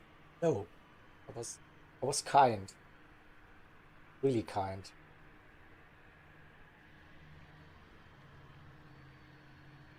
But yeah, a long, long wait for something happens. Again, sorry for all of you waiting and nothing happening.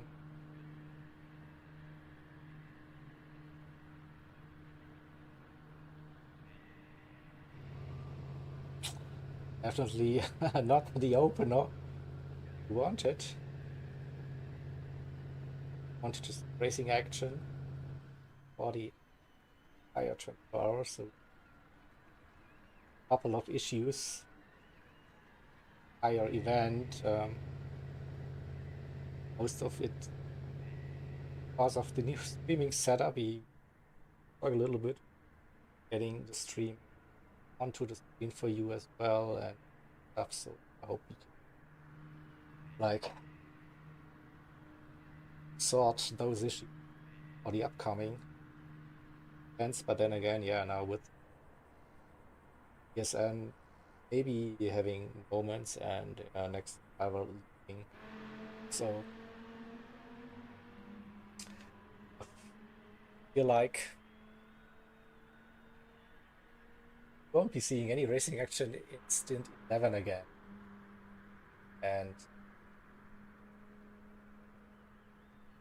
probably just continue then Stint 12.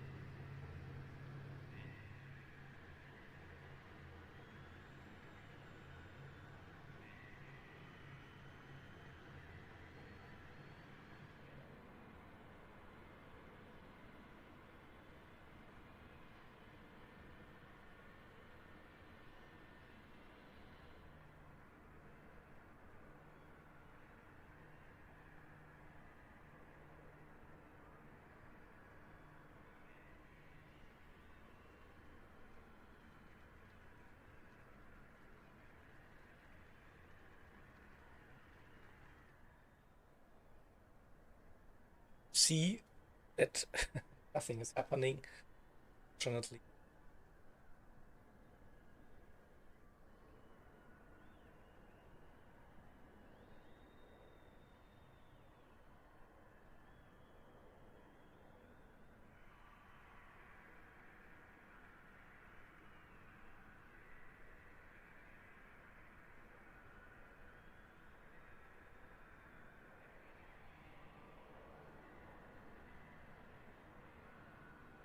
Okay, new information stint 11 is abandoned. This would assume stint 12 now. Okay. That is good information now, so no more racing in stint 11 officially, so just bring up this again for you.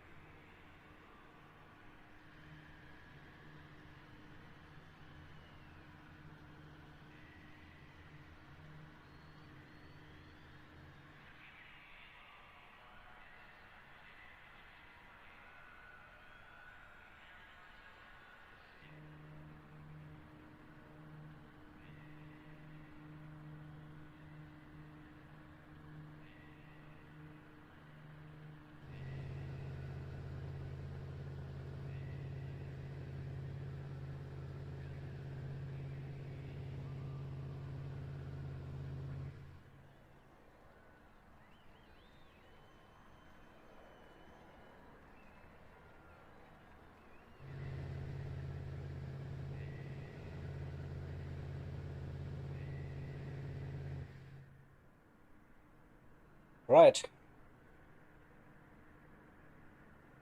Hansa, you're too late to the party. I already on a song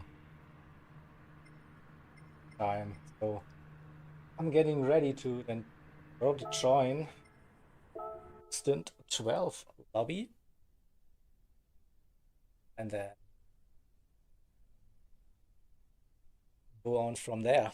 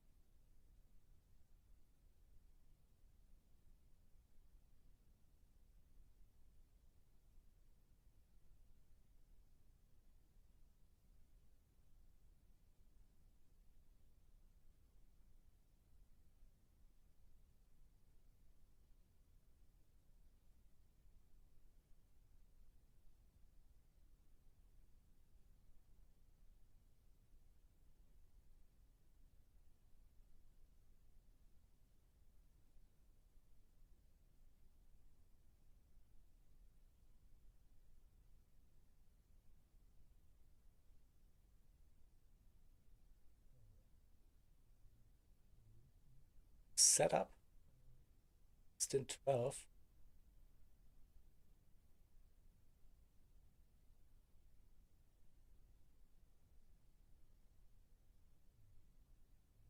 Staying on the broadcast for now. Zero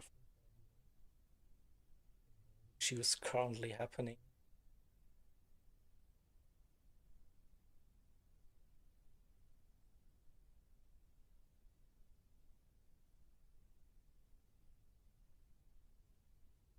Yeah, keep you updated. Something.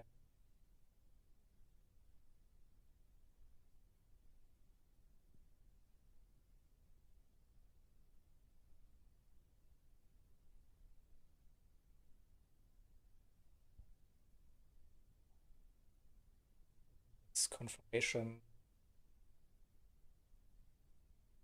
Stint 11 never happened.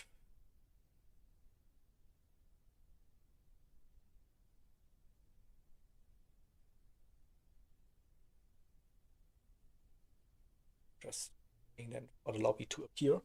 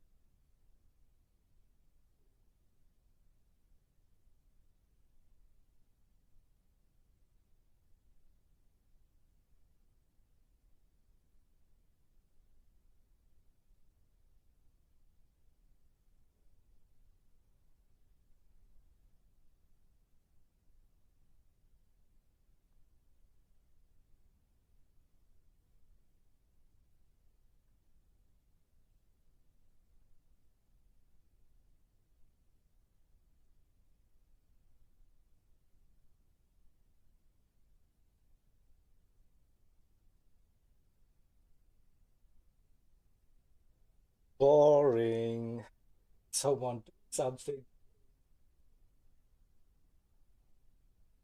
By the way, where is Sluxy when we need him? Like, entertaining all of us. Bad. Thought about that.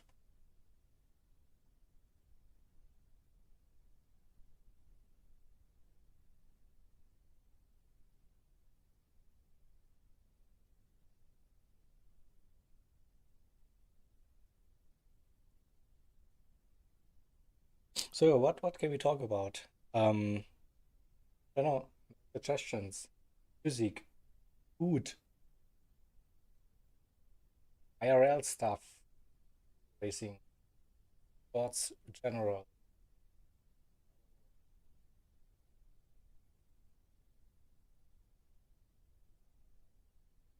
Can't translate bad jokes German. Not gonna happen.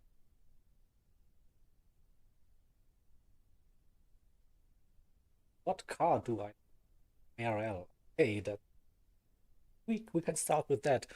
So I drive a MX-5 triple oof. I think it's from 2019. Space gray-ish livery. And yeah, I like that.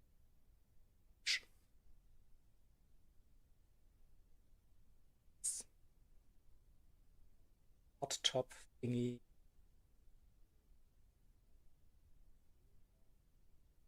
Germany, where I live in Black Forest, do have snow and ice and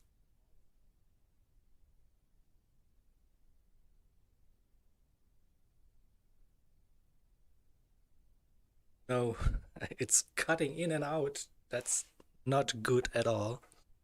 So maybe I should reset my settings as well. No.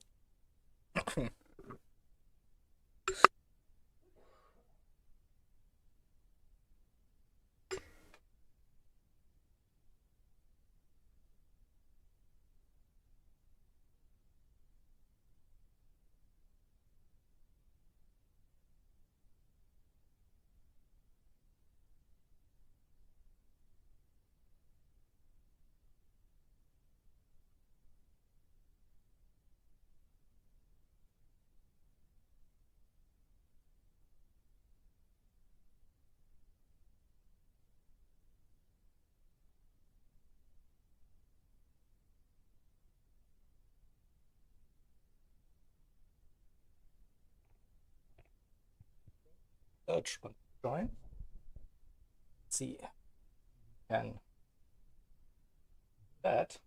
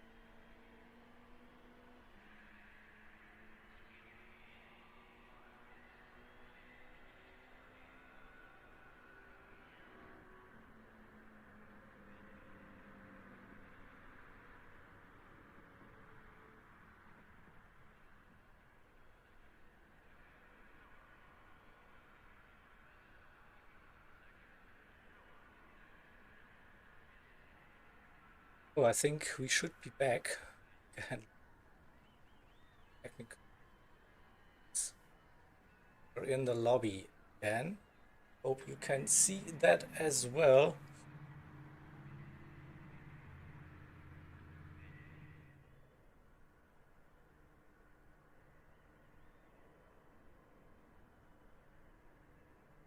So where are we at?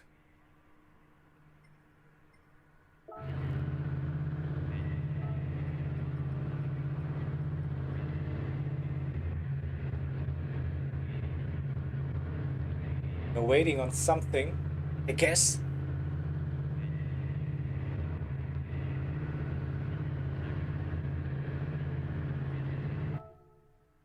Sure.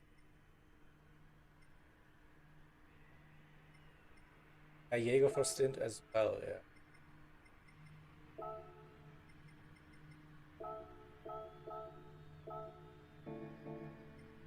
I think it's not correct on it.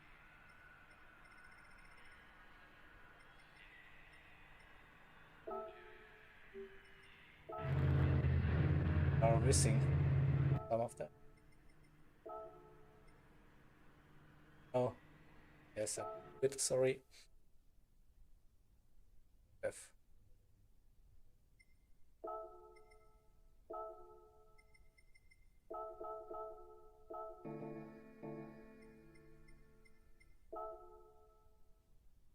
Nothing when I type the lobby.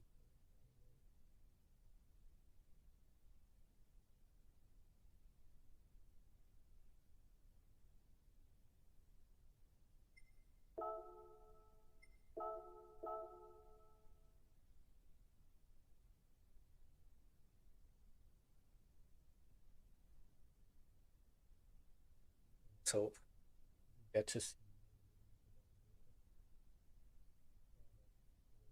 Started and out on track. See, we see a livery, so that is a good thing. All right, let's hope we can stay alive then for the rest of this race. So again, bit of a hiccup. And for this one, we looks like so we have restored the order before the red flag from stint 11, and then it is feel good racing with Meleos. Now starting the actual final stint of the race. Oh, there's a yellow flag. What happened there? Someone leave pit early. Yeah, there's a car parked at the pit exit. So I see some fuel coming in. So we have Kaza on the track for the esports race asylum #1 team. He will be crossing the line, and then we should see hopefully the gaps then appearing on the screen for all of us. Probably will take another, no, it is 45 seconds roughly. That is correct, I think so. Jelly Racer for Inferno Motorsport crossing the line in P3. 16, 17 seconds roughly. I can remember that when we left stint 11 for the red flag. Project 1 Racing France driving that green Viper for the number 20.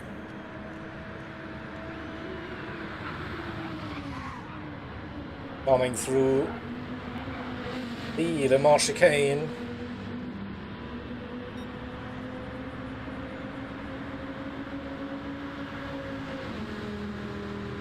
I think he should be a lap down. It was roughly a minute to P3, if I can remember correctly.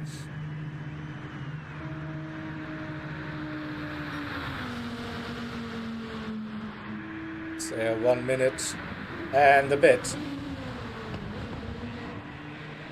So next up should be the Porsche, right?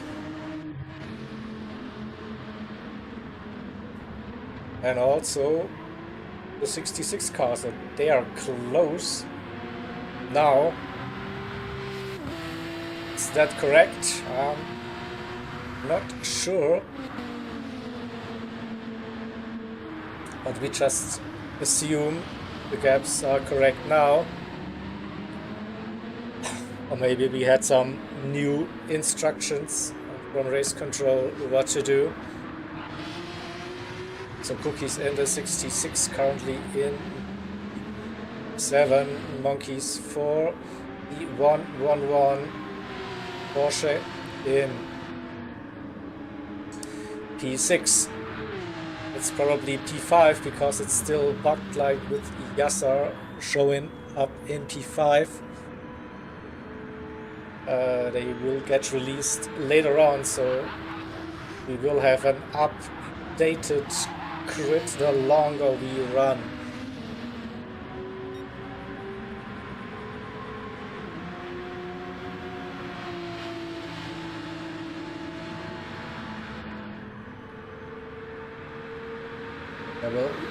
Once we have all the cars running, then we will get a full rundown, see how the gaps actually are on track. So it's now updated. 5, 4, E111, E6 for the 66 crew. So that's 6 drivers on the track currently. I think the next car should be the number 7, Sector 7 Racing Blazers Viper.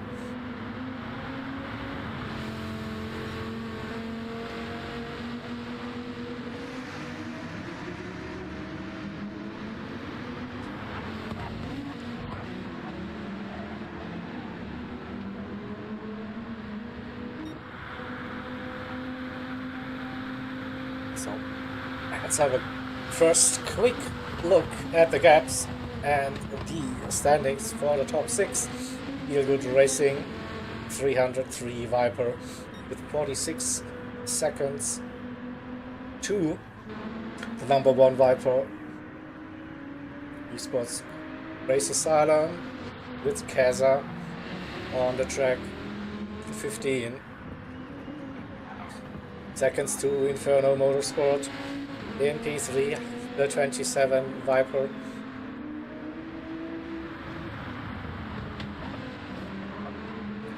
Fourth position, it is Project 1 Racing France, now driving that bright green Dodge around the track here at Daytona.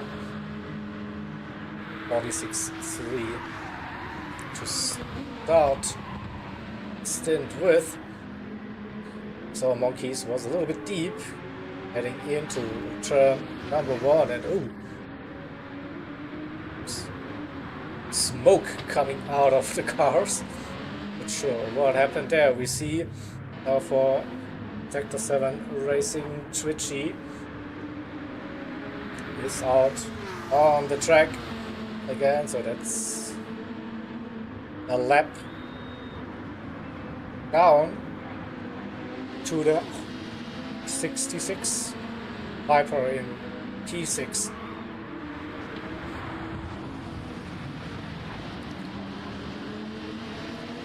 But that's P7 when we get an update on the timing tower for you. Currently 6 seconds the gap between P5 and P6. That's quite close on track. Roughly a lap between P6 and P7. Cookies and Twitchy.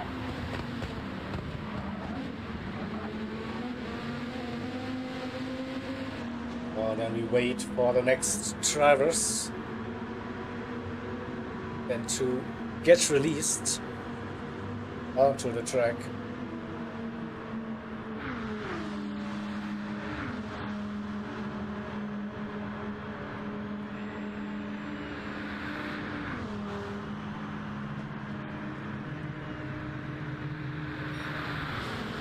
He's taken it easy a little bit.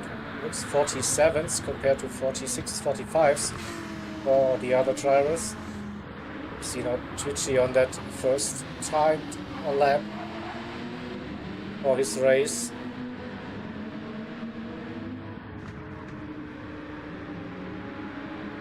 Trying to catch the group in front. Maybe grab a little bit of slipstream.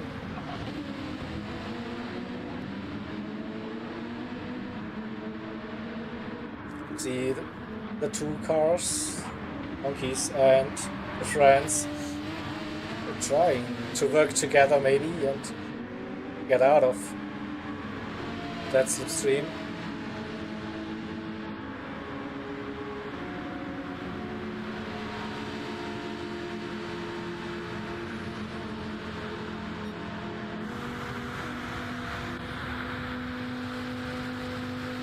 So it's one lap separating P4 and P5, and then CA fast charging Twitchy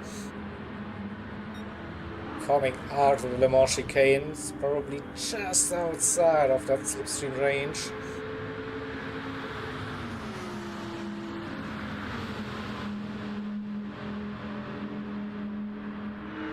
You should see the gap to P6 when he crosses the line.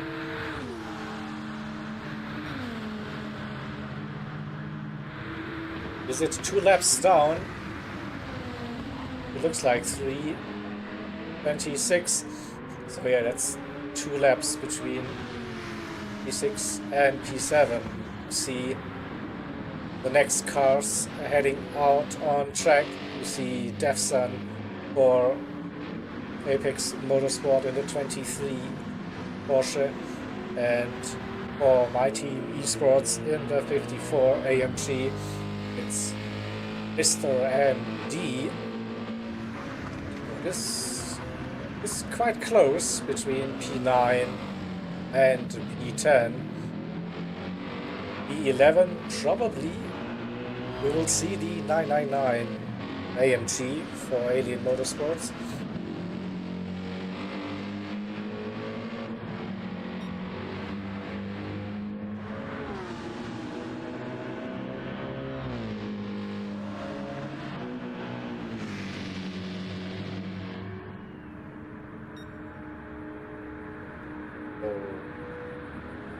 What is possible for Mr. Brooks in the 23 machine? Can he hold on to that P9, or can my team driver Mr. MD get closer? Oh, in fact it's the Ferrari and WR in P11 Mew Mew. So this final stint sees a couple of World Tour drivers, current, former, whatever. So they're bringing out the big guns for the final stint. Mew Mew, one of those drivers. Defsun Andrew Brooks also was one of the World Tour drivers. Twitchy, that's Guy Barbera for the View also, one of the fastest drivers in Australia, if not the fastest, representing the Australia nations and also big indeed manufacturers. And recently, yeah, great final stint lineup for some of the teams here. Going strong. Who's the next? Probably Alien Motorsports. Will they? Yep, I see the fuel coming in now for the black AMG.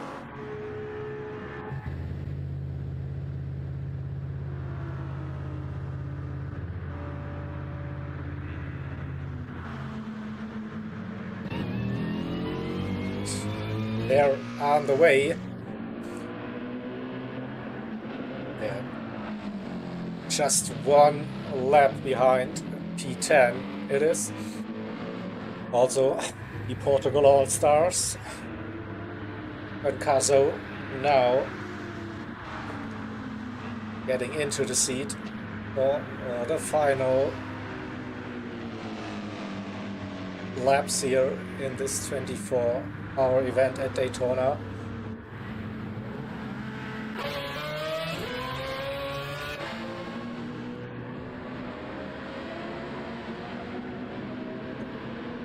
See some close driving, even if it's not for precision. Friends and monkeys, they're close. Still separated by a lap. Nevertheless, it's close, and fastest driver on track at the moment, our race leader, the Leos for the Feel Good Racing team, is at 45.0 currently. That gap 46 seconds, so it didn't really change that much.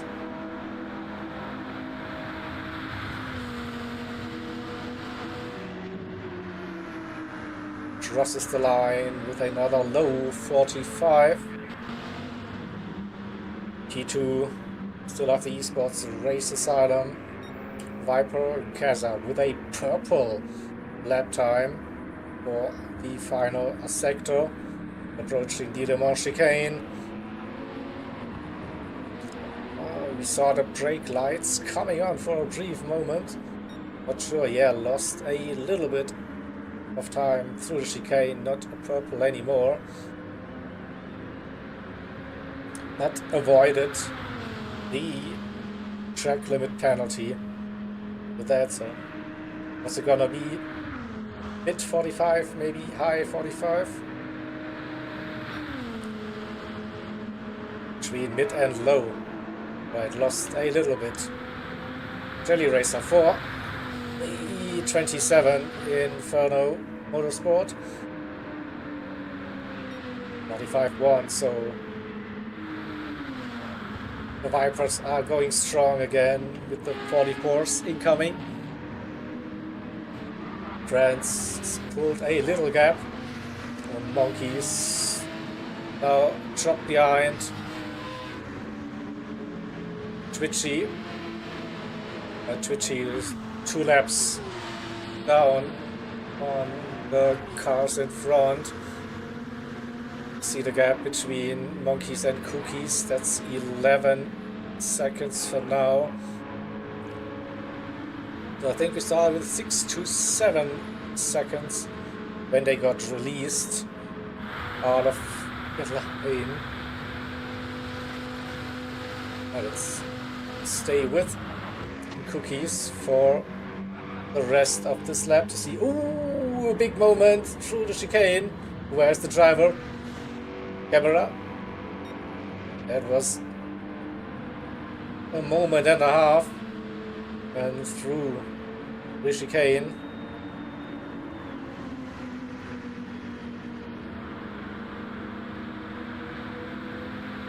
So not helping him at all. Closing that gap goes the other way. 14.5 now. Twitchy in P7. Can he get closer to the Project 1 Racing Viper front? Let's see, 2 seconds maybe at this stage. So, and indeed, we have Mr. MD close that gap to Devson 54, catching the Porsche. Maybe they're on a different strategy for this one. You still have the 1 stop versus 2 stop, and let's stay on board with the My Team Esports driver. Have a look at the Delta,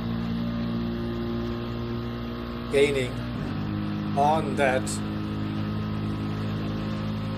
stretch into the chicane, down to around about 2 seconds. To really pick up a little bit of a slipstream out of chicane. I don't think so. It's 2.4, so good run for the 23 P8 out of the chicane.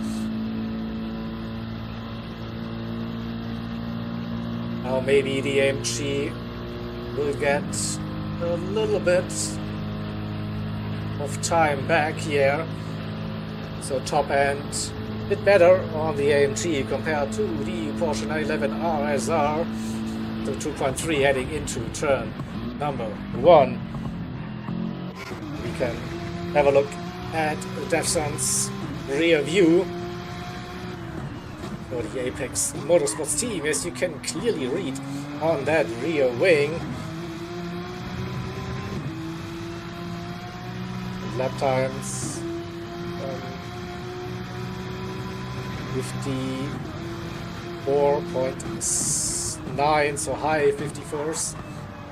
At this stage we see the number 4 car sitting in between the two.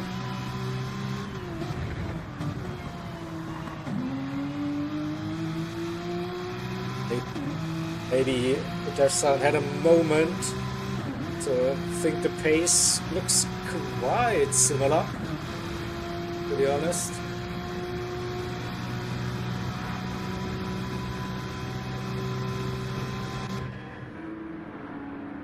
And now the gap is not coming down significantly. Good couple of opening laps for the My Team Esports driver in P9. Dimu in 10th. What can he do in that Ferrari 296? Minute and 13 to P9. And a minute 45 to Yassar in the 999 AMG for Alien Motorsports.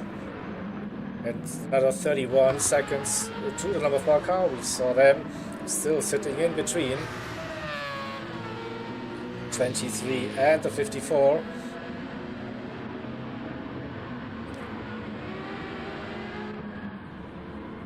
Elite Racing Squad in the BMW M6 in 13:45 seconds, and another 48 and 2 QRT Esports with Hide in the Audi R8. Running with a little bit of rear damage. Just spotted that. So Mileo's approaching a little bit of traffic.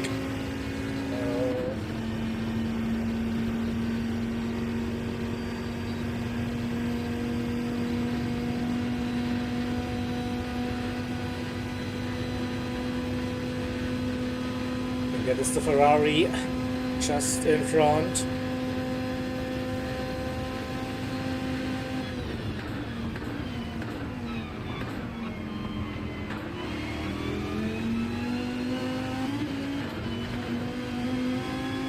Keeping that gap steady, 44-45 seconds roughly to P2.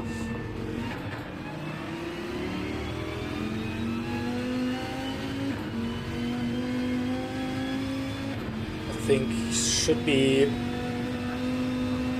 now a good opportunity with the blue flags when they come onto the oval, and the AMG and the Ferrari in front.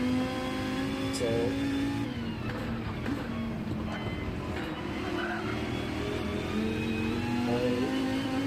all good for now. Picking up a little bit of a toe, and then Probably get the easy pass after the Le Mans chicane.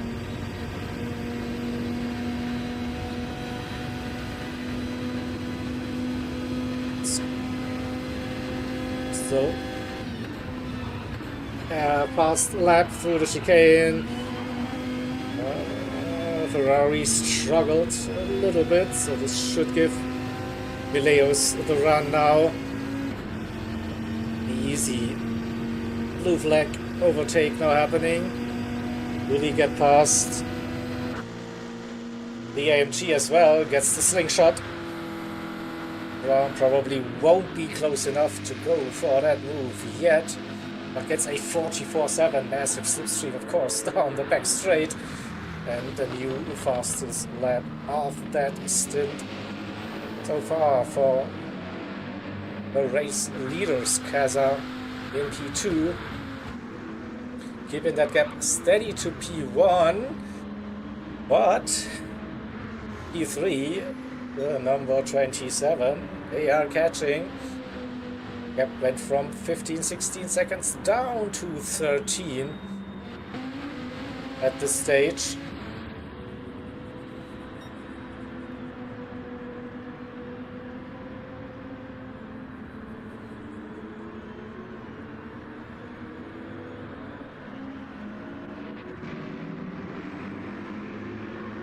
For a minute and 8 seconds, Project One Racing Team friends holding on to that P4 with Monkeys not too far behind, but one lap down, and Twitchy sitting in between them.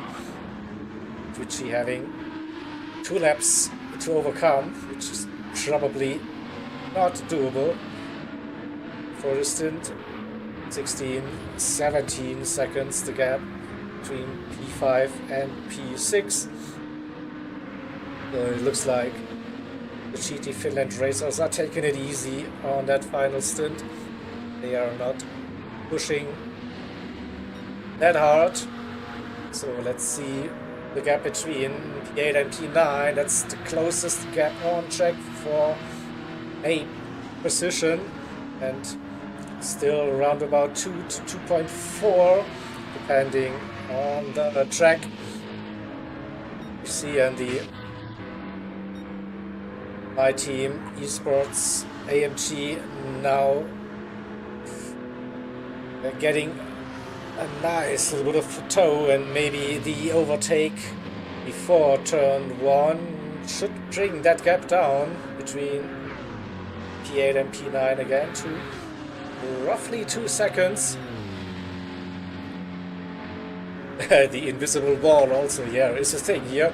Saw it a couple of times throughout this event. So okay, now the overtake is done. 2.2, 2.3 now between P8 and P9.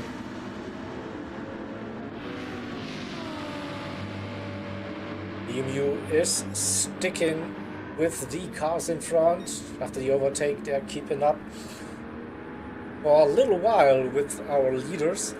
See Yassar in the AMG for LE Motorsports and EMU in the Ferrari for NWR Motorsports.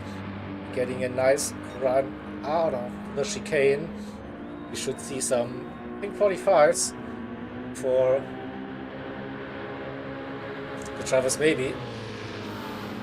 So a little bit of slipstream definitely helps. Mercedes getting out of the way early. And a 45 for EMU. 1 minute and 12. That gap to the car in front. What about our Portugal All-Stars team? P12 it is at the moment, the number 4 Mazda RX Vision. 33-34 seconds roughly the gap.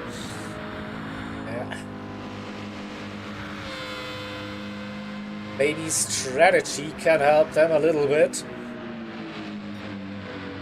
1 stop versus 2 stops, still the decision to make for the teams, for the drivers, for these 2-hour stints.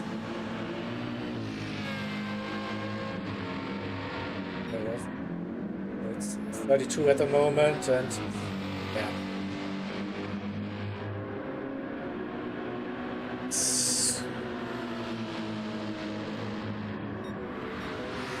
See 2.2, so same pace for now between DevSun and Mr. MD.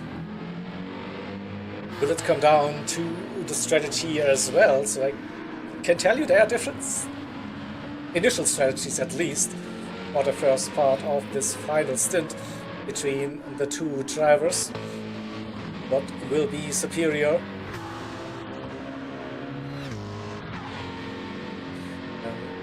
Yes, indeed, Aura, it's the final stint of the race. So probably 90 minutes to go. So we are having a little bit of overtime due to the red flag we encountered on the previous stint. So probably looking at the checkered flag in 90 minutes.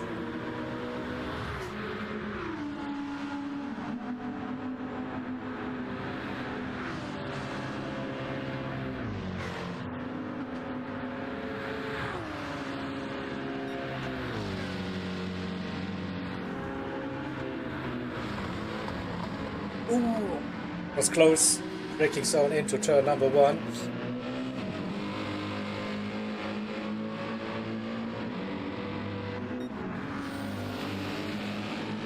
Ferrari and the AMG still trying to keep up with that Viper. I think they lost the slipstream now. With a 303 car.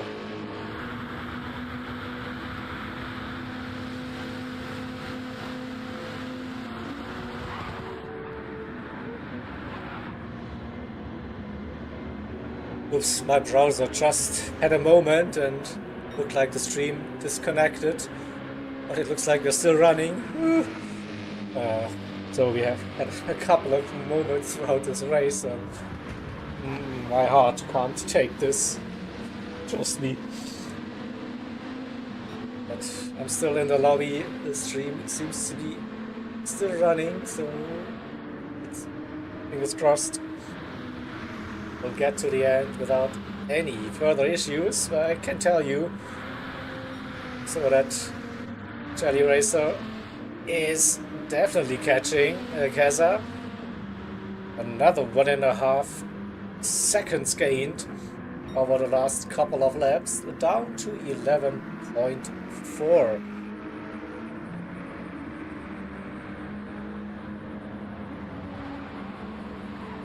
We still have the top 3 cars within a minute.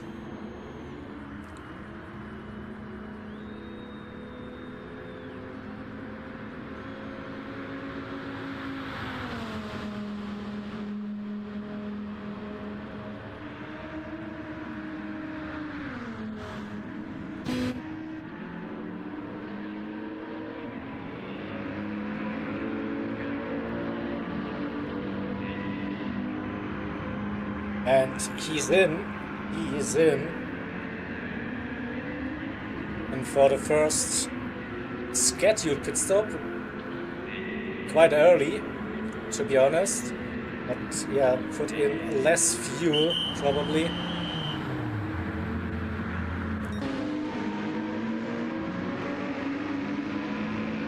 So maybe he had a bit of a lighter car and could gain some time because of that.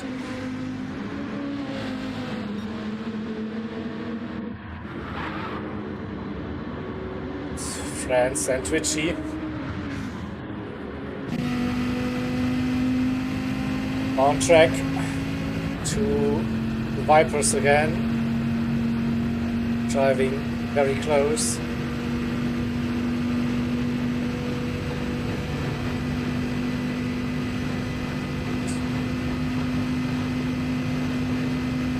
Will be an overtake. Looks like Twitchy feels like he's a bit quicker at this stage. race, and France not really fighting. He's sitting comfortably in P4. Probably doesn't need to risk anything.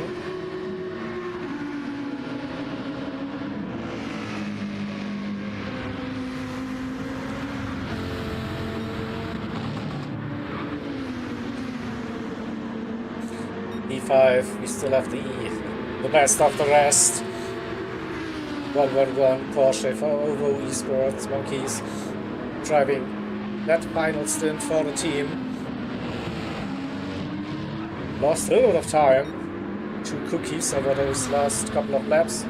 We were like 17 seconds already, down to 50.4. Maybe also traffic had something to do with. We saw the number 7, Sector 7 Racing Blazers, Viper in P7.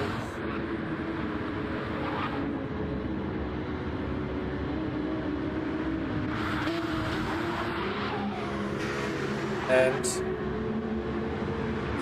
the battle that has been teased for quite some time, still, it's not much that Mr. MD needs to get closer. It's still between 2 and 2.5 seconds for now. There's one car pitting. I think that was the 64 Audi for QRT Esports. Yeah, with some damage. Probably fixing that. And again, what happened to Twitchy? Twitchy with a massive moment. Don't have the replay available, unfortunately.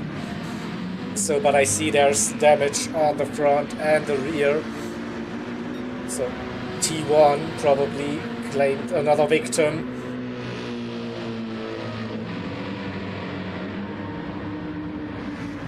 Yeah, pretty sure we will be seeing that Viper heading into pit lane after the end of this lap. So a little bit of a brown pants moment for Defson in the E23 Porsche, but managed to keep it out of trouble, keep it clean, and maintaining his 2.5 second gap to the 54 AMG behind.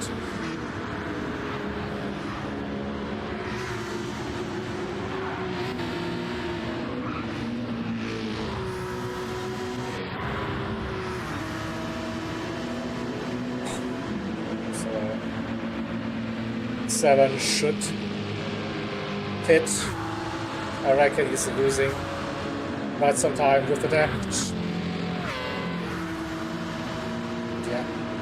He's in. But the gaps are still very big for the number 7 car, so they're not in danger of losing that position, of course.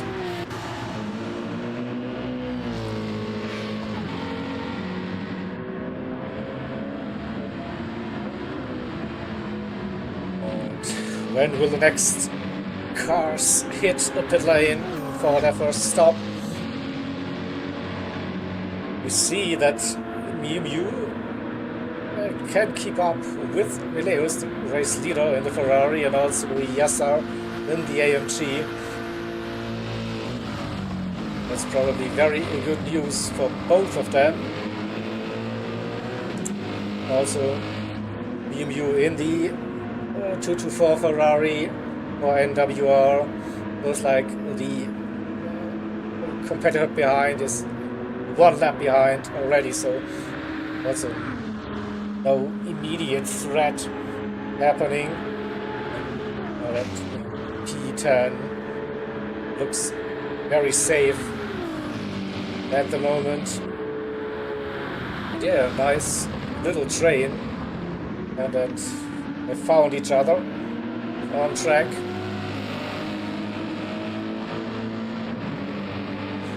go back to the gap. P3, P2. Jelly Racer with a massive undercut by the looks of it. So the short fueled that car after the pit release, while we still have P1 and P2 running.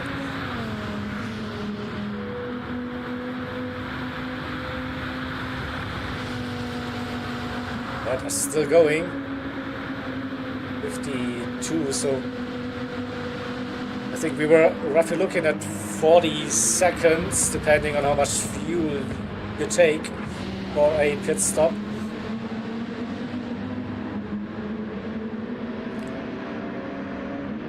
So that gap is still big enough, and for Kaza he doesn't need to worry at all. And let's see Cookies with a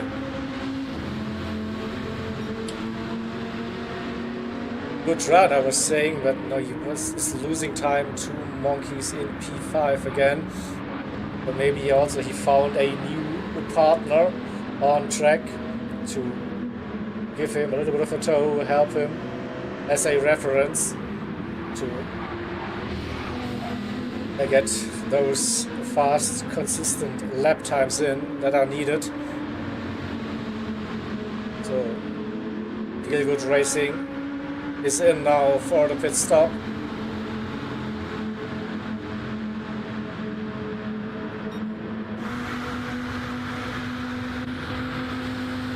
What about Esports Race Asylum?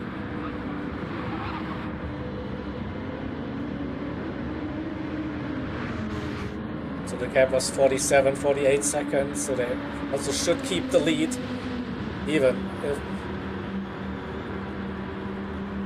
Kaza is not pitting this lap.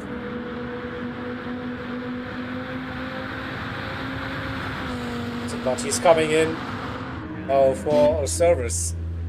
It's 51.6.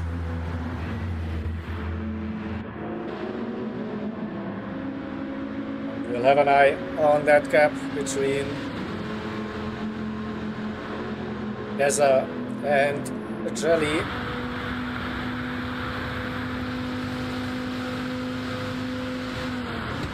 Let's say roughly 52.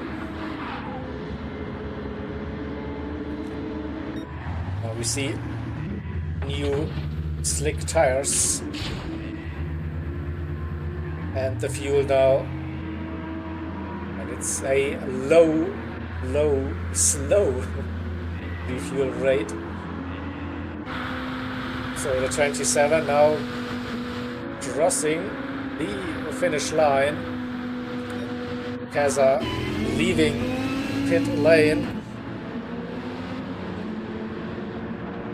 still in front. What's that gap gonna be? 12, 11, 10?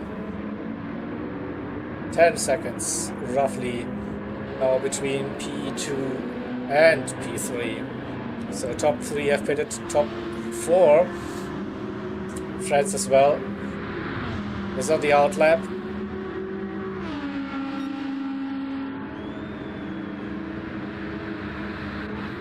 Then we wait for Cookies and the 66 Piper for GT Finland Racers.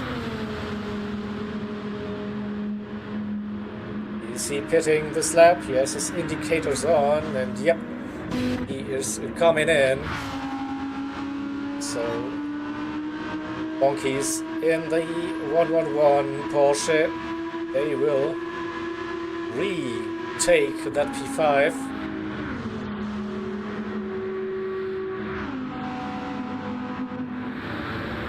Twitchy fixed the damage, back on track, lost a minute, maybe 2 drivers in front, make it 30 seconds-ish. Depending on when we get an update on the Delta.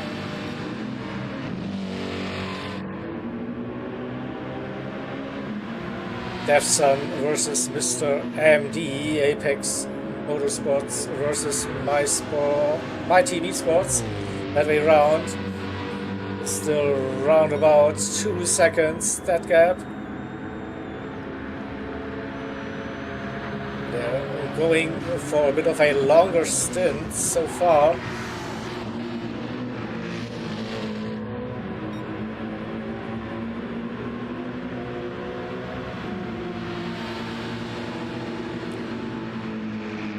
So a good chicane for the AMG brings that gap down to under 2 seconds.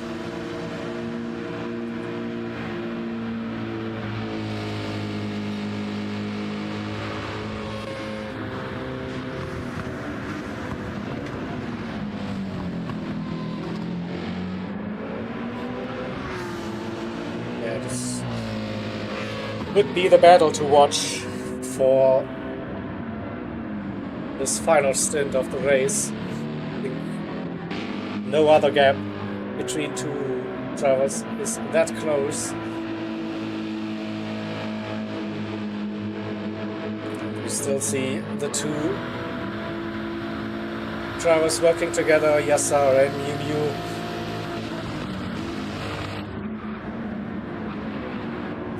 A bit of a difference in the fuel strategy, you can tell.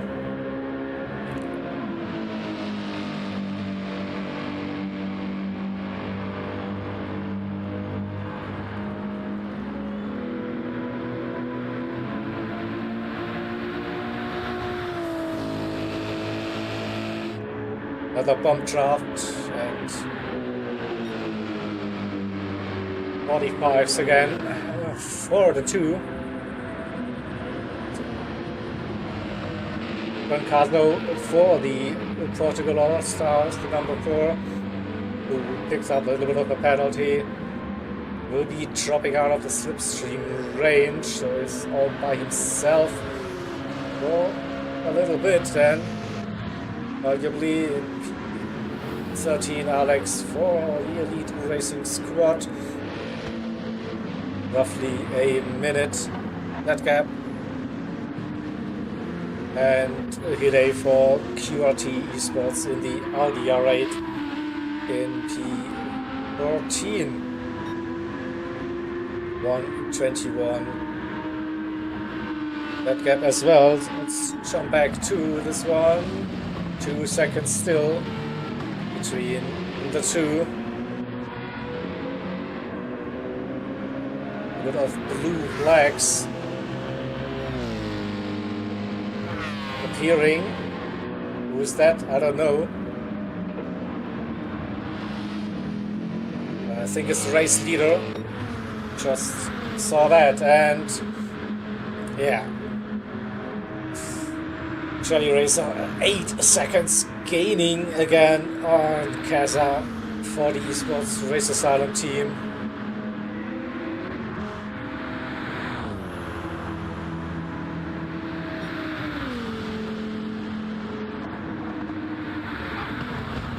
And it's less than 8 seconds now between the two.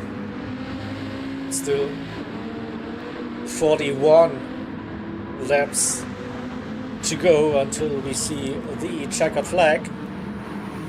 So we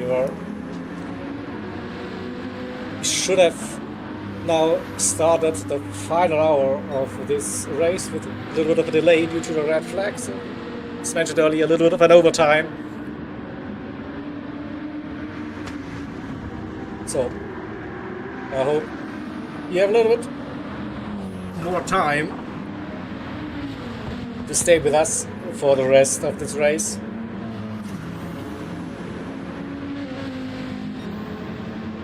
Should see 75 minutes of racing still,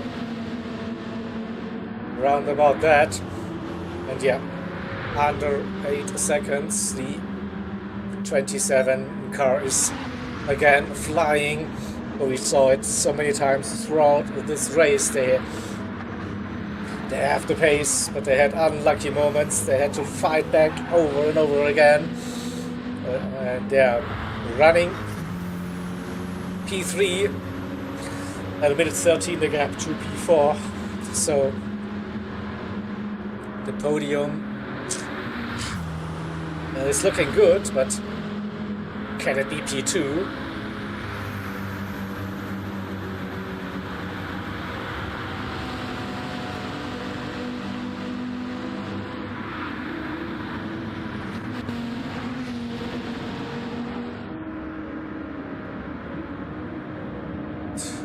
Our race leader, the 303 car, nearly 50 seconds again. Traffic through the chicane, but should get a nice tow and a run. So we saw the 999 car.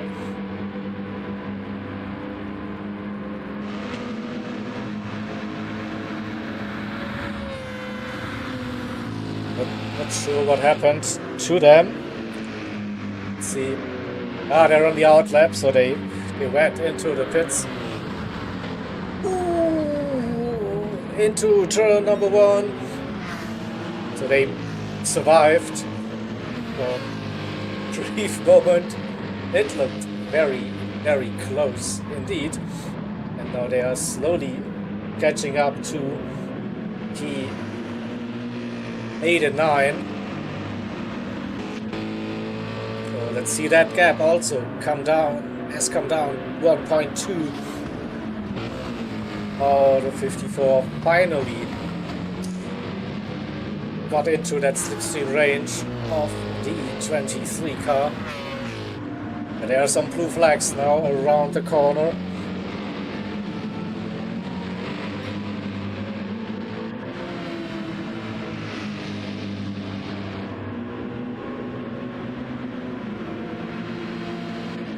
Approaching the Le Mans chicane 1.3. Porsche should be safe to stay in front.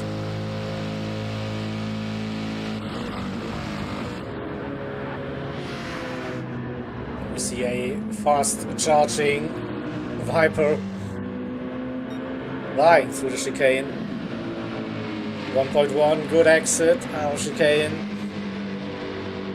Can this be the run to get that gap under a second? Oh, they're coming in for the pit stop now. And the 23, they can run for longer looking at the fuel. So probably 23 are going for the 1 stop versus 2 stop for the 54. Okay, interesting. That's definitely helps Mateus as well in the lead. 1 car less to worry for the moment. The overtake, and it's currently a battle for position. Yassar and Goncasso, Alien Motorsport versus the Portugal All-Stars.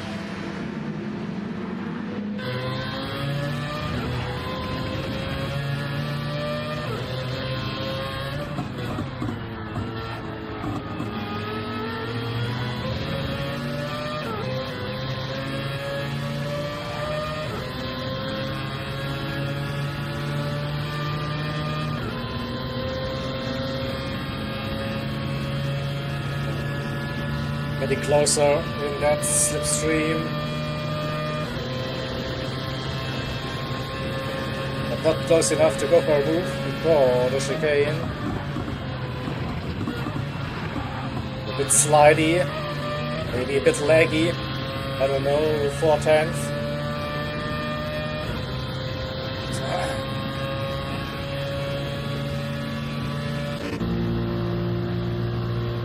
Will they work together?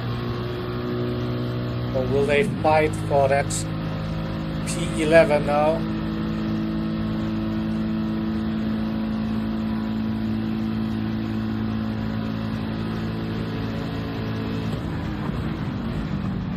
For now, it stays as it is.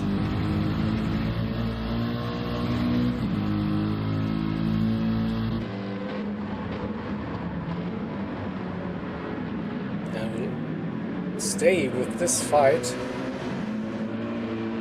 Oh, Is it a fight? I still don't know.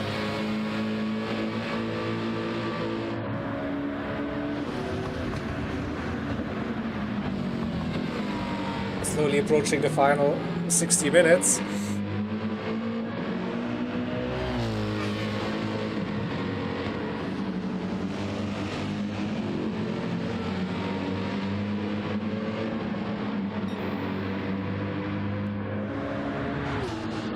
And not close enough coming back onto the oval to be in a position to fight for that position, but maybe Concaso doesn't want to, just now at the moment sitting behind, so I can tell that the tire wear is definitely a big difference. The AMG with fresh softs after a later pit stop, so maybe number 4 is happily sitting behind for now, saving some tires, saving some fuel.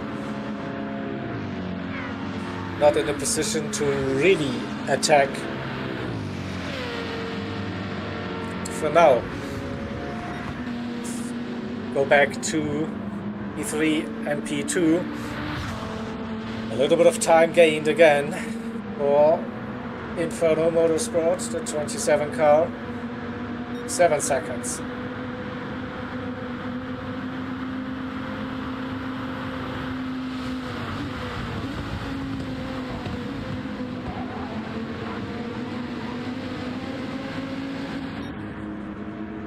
Tesla just up the road for Esports Race Asylum. Got a good run out of the Le Mans chicane.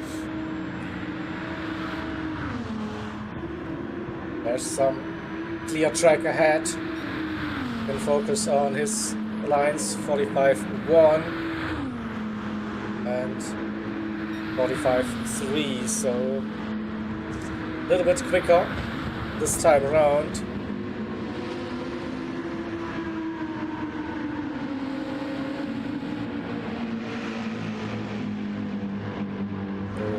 Leg 2. Portugal All-Stars versus Alien Motorsport Battle for P11. French. It's not a French driver, it's a Dutch driver. So that Yassar with a good run and trying to get into the slipstream of the 23 Porsche in front. That would be a massive help for the AMG.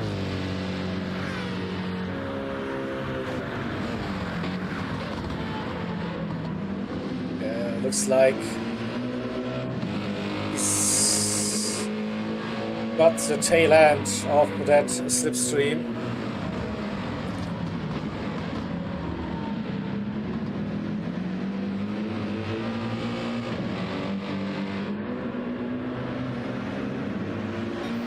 And I reckon Devsan's tires now. They are fading slowly. We have access to the onboard computers. The last lap a 46.3, best a 45.6. Yeah, that is the downside of going for the one-stop strategy. So tires will drop off. Then for I don't know, 10 more laps probably. Needs to run, and yeah, look at that run out of the Le Mans chicane for the AMG. Fresh soft tires compared to slightly worn rubber on that Porsche, and indicating go.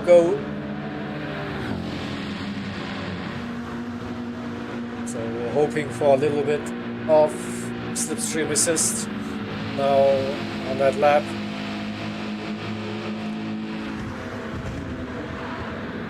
And a massive moment as well Here between Yassar and Lancasso, 2.5 seconds now. The gap suddenly slipstream for the AMG, maybe a penalty for the Mazda, and boom, 2.5, 2.6. Also, tires not in the best state for the Mazda. They're also running a little bit of a different strategy.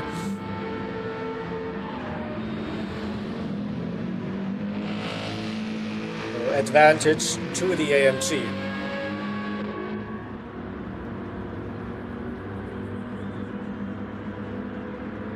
Polish team elite racing squad in P13.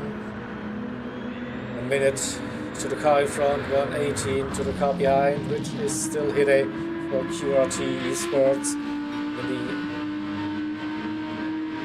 the only and lonely Audi R8 on the track.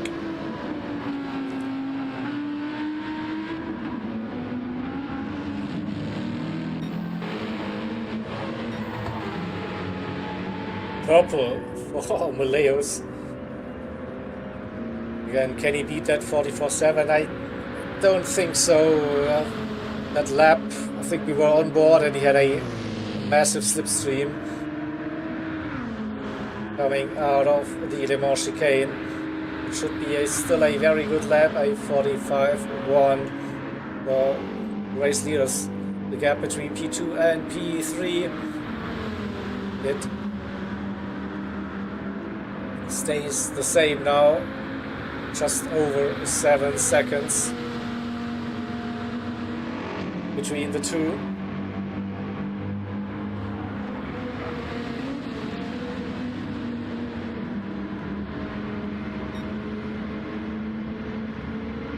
Oh, a little bit of a cut, so this should help the Jelly Racer to bring that gap down to 6.5 maybe. I don't know how much he actually lose. Keza with that 46.0 and Jelly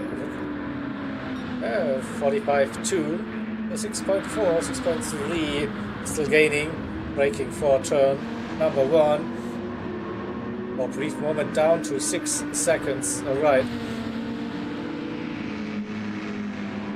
So that penalty cost Keza quite some time. Oh, and Ray with the 5 gifted memberships. So thank you for that.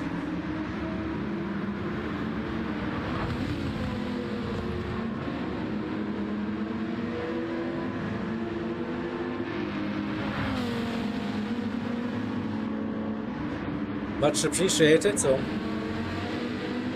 for anyone in chat that hasn't hit the like button or that subscribe thing or the notification bell, do it now. Do it.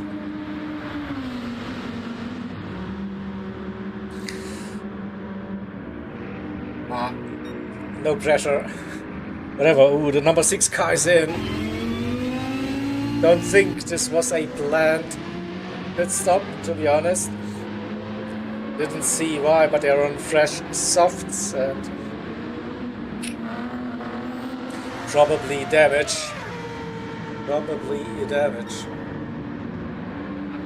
Okay, thank you for the confirmation. So damage. T1 claimed another one. So we are still safe in that P6 for now. The gap to Sector 7 Racing and Twitchy over 2 minutes.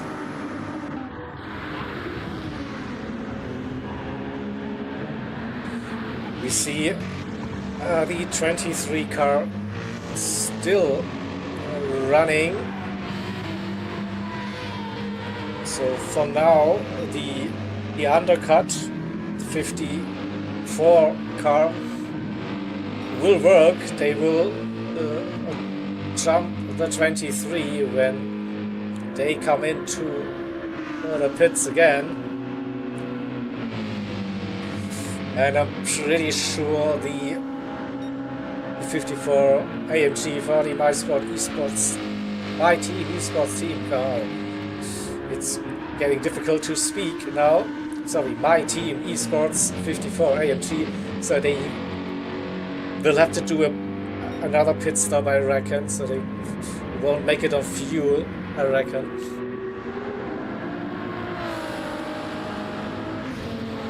E10.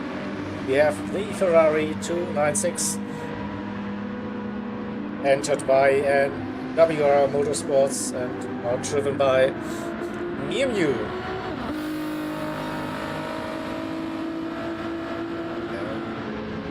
The second sector is where the other cars are having purple sector times frequently, but then they just cannot compete with the power of the Viper on that 2 long power sections coming out of turn 7, 8 onto the oval, then into Le Mans chicane. So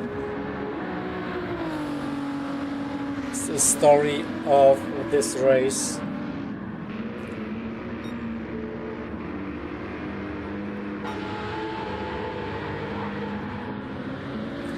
And also the gap between the 999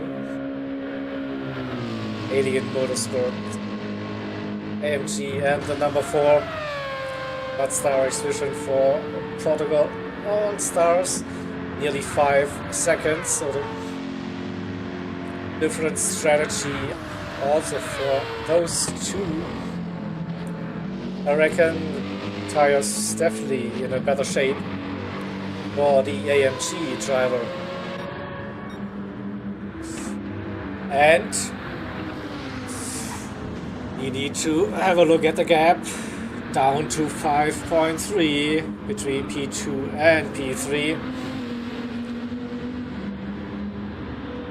So what happened to Casa? Maybe penalties, I don't know. Gap to the leaders also went up, 53, 54 roughly, so yeah. 56.0 last time around. 55.6, so gaining again throughout the lap.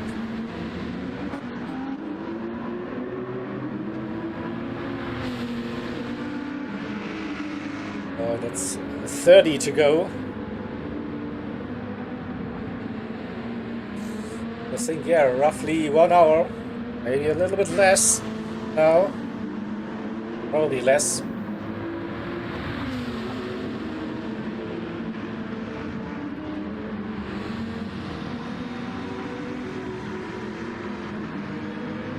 "55 minutes, I reckon, round about that."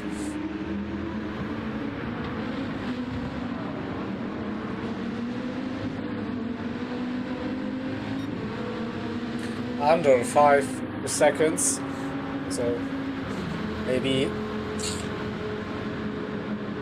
Casa is feeling the pressure from behind now.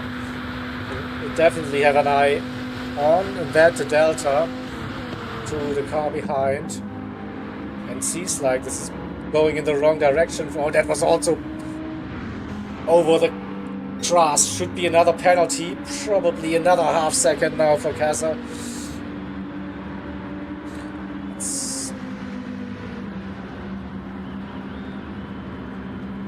Maybe someone should play the Jaws music theme again.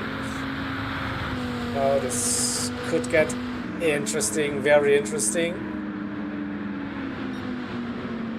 Under 4 seconds, make it 3.6, 3.5, maybe braking for turn number 1.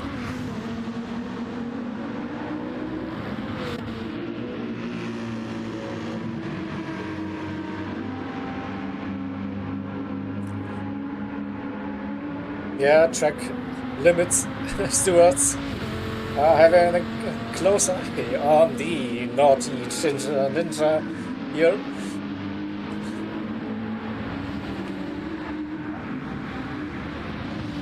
.3, so no, a little bit of driving on the struggle bus at the moment.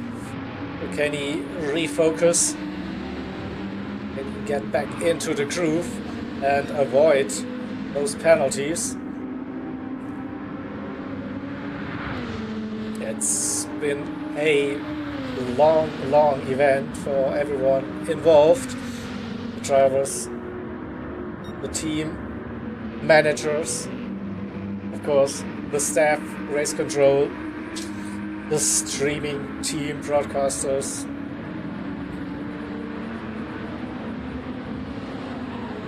So this time it looked clean, but was it fast? Probably it is saved. So 3.3 didn't lose that much time now.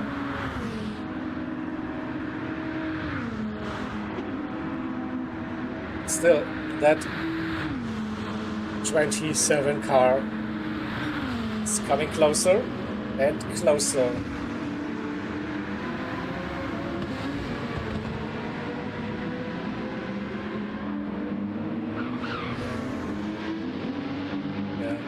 The race leaders, they are just like a machine. 56 seconds. Currently the gap. Ooh. Little penalty, hello. You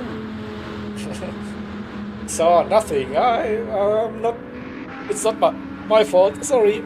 So go back to the other drivers. In P4, we still have P1R, Project 1, racing the number 20 Viper. Roughly 2 minutes the gap to the 111 Porsche for Oval Esports. And finally, as well, the E23 car is coming in.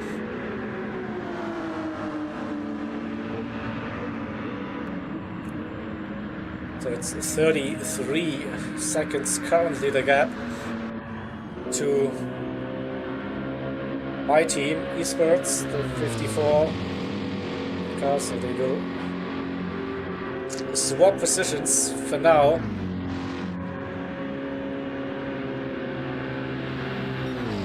A fuel coming in now, and the AMG comes around turn number 1 and move up into P8 for now.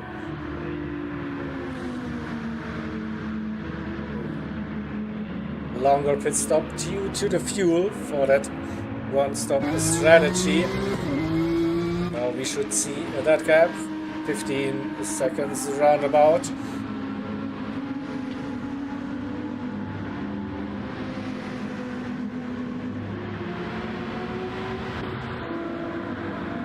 E10 still belongs to NWR, the Ferrari 296. What I can tell so far, I've seen a very solid race here from Miu for the team.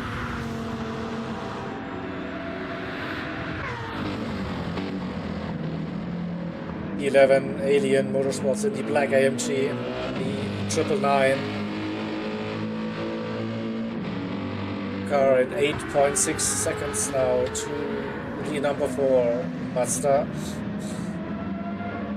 They're quite low on tires, so they will be pitting soon again. The gap to P13 should be big enough, and also the BMW is low on fuel,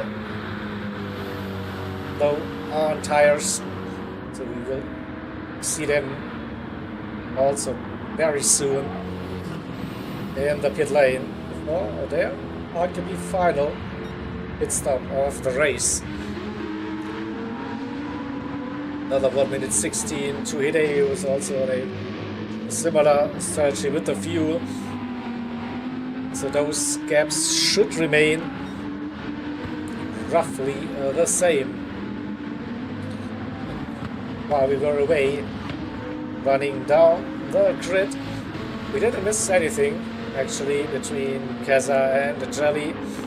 Still 3 seconds roughly.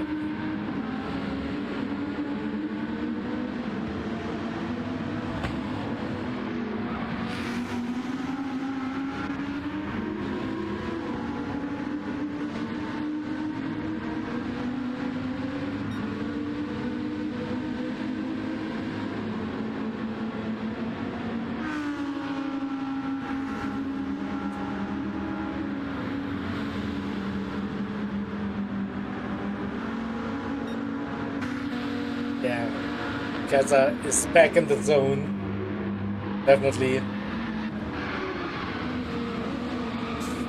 Ooh, the Audi with a interesting line through the Le Mans chicane, but got out of the way, no damage. Didn't impact anyone, I think. So yeah, Audi doing Audi things. Twitchy rear at some point. And the number 4 car is in for their pit stop.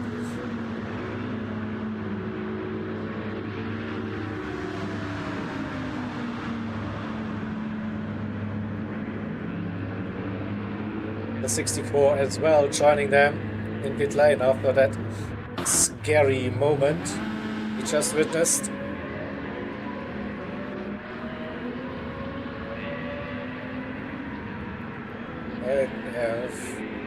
It's doable to do that final run now without having to pit again, to stop again. And Alex is in as well for the lead racing squad.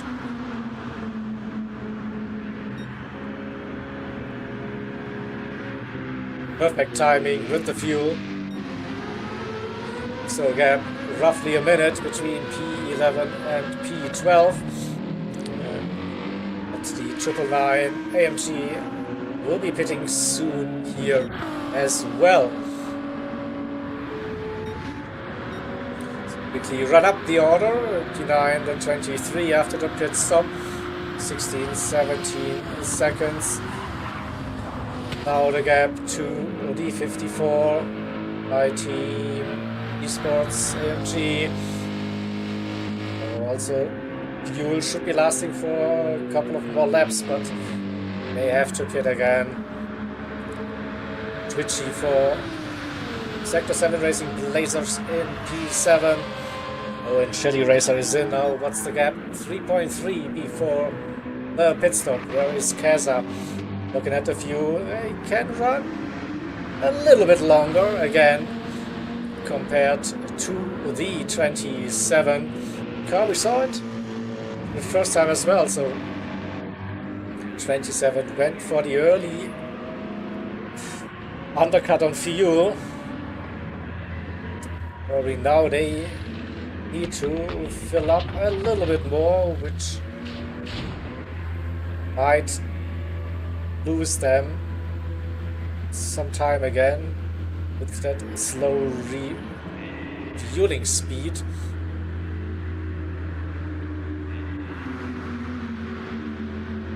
It is nearly 60 liters of fuel went into that Viper.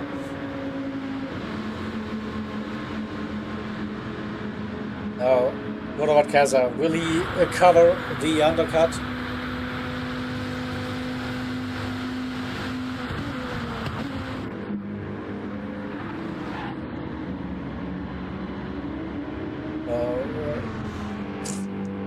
He could do it, probably one more on fuel. He still has a bit of a buffer remaining.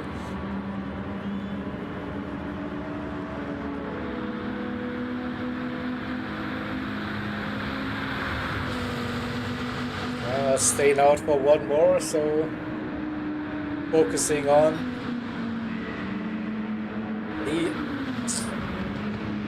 strategy, plan A, probably. Race leaders also low on fuel now, so wouldn't be surprised to see them hitting.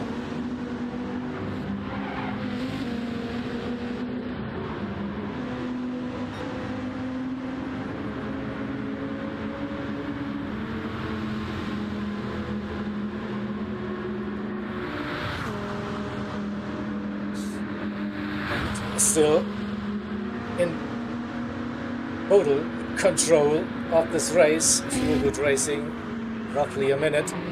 In they go. Gaza comes back onto the oval. Yep, 2 jelly behind. That's 46 seconds. Probably jelly pushing now on the first couple of laps. Purple sector. Oh, there was a little bit air time coming out of the Le Mans chicane.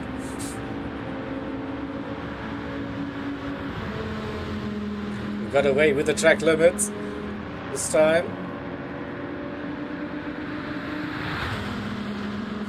And will we see him driving into the pits?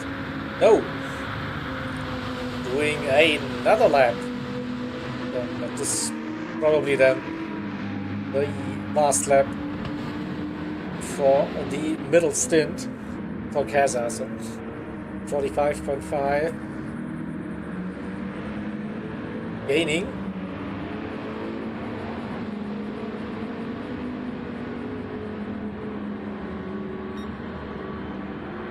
Not purple anymore. I lost half a second somewhere in this lap at least. So better car with more fuel, different driving characteristics probably. 45.4 still a good, very good lap time.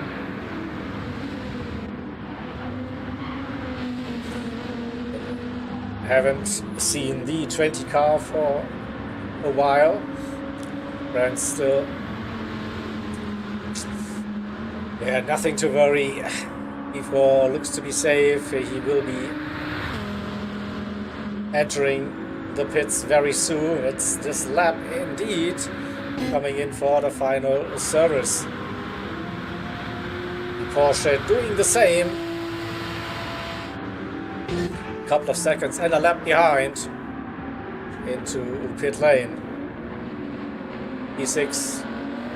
We still see the E66 car, the GT Finland racers. And the P7, the number 7 car for Sector 7 Racing Blazers. Kaza is in now for service. And a quick look. Mr. MD and Defson, 16-17 seconds, still the gap. With that pit stop on the horizon for the 54. Let's see Kaza. Pit lane, it's 45 seconds for now. I think he should keep that P2. So before the pit stop sequence, it was roughly 3 seconds between the two. So that's nearly 60 liters of fuel for the 27 and 51. So that should help Kaza. Now gaining maybe 1, 2, 3 seconds during that final pit stop. It's 5 seconds for now, so just under 5 seconds. So yeah, 2 to 3 seconds gained with the alternative fuel strategy and management, but it's still on. Like, it's 20 laps plus this out lap to go, and 4.5 seconds. That's not much at all.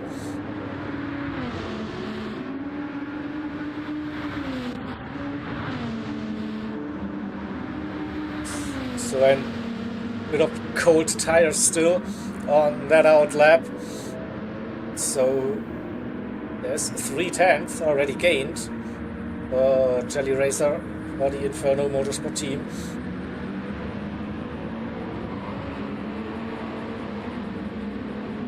That was close. Plenty of grass involved.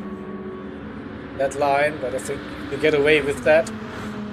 4.3 the gap, and Tesla completing the out lap. Tires up to temperature now.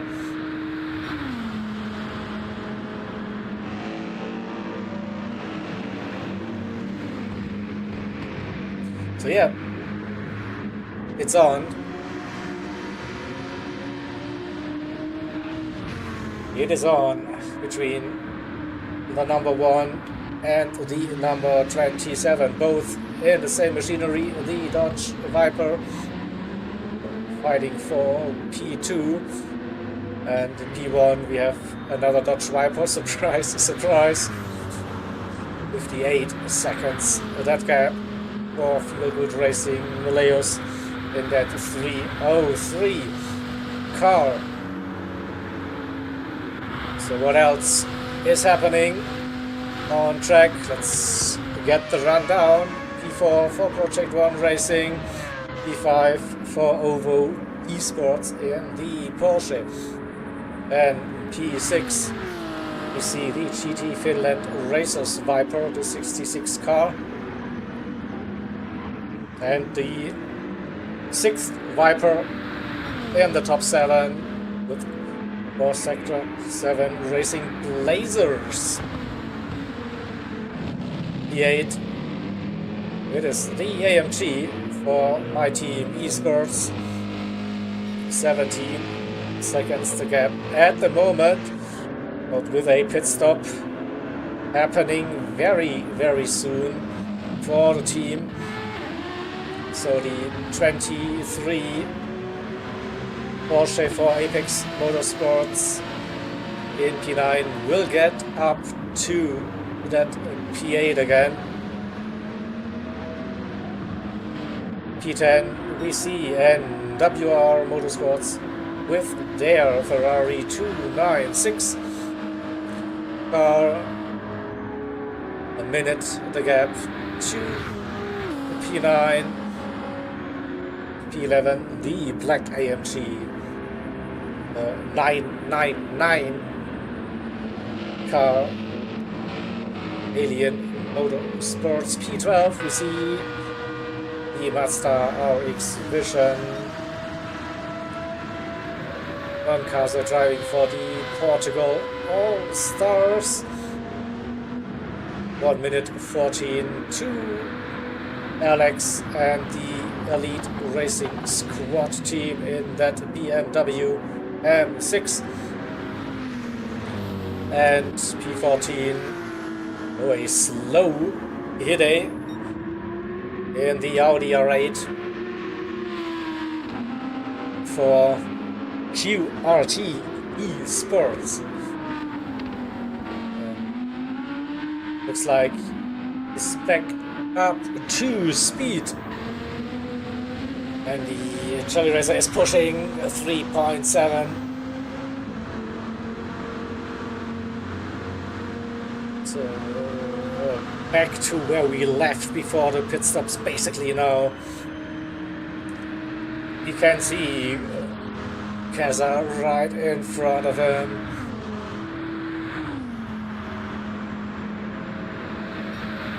.45.1. Having a look at the track map, so no traffic for the moment.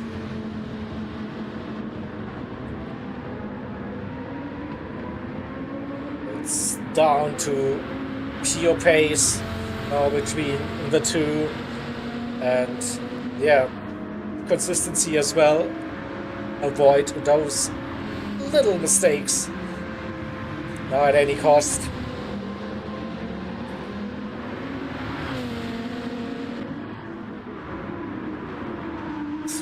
.2.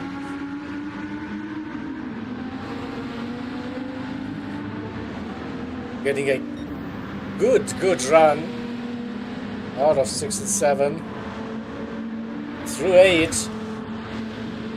We go approaching the Le Mans chicane, formerly known as the bus stop, under 3 seconds. What a run it is! What 10th purple for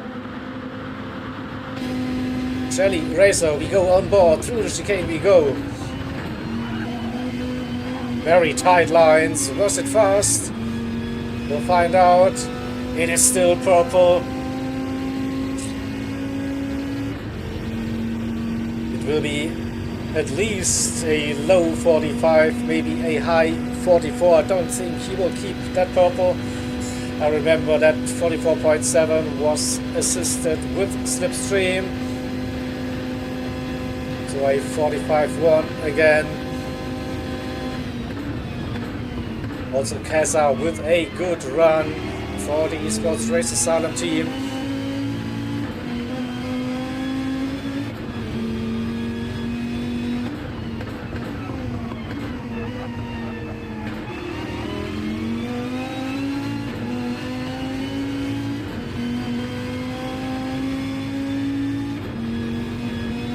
Another amazing first sector for the Inferno Motorsport driver, gaining on Esports Race driver in front.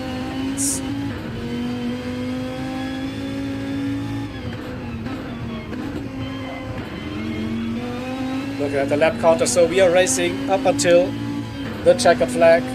So lap 68 it is. There was a little bit of touchy with the wall, wasn't it?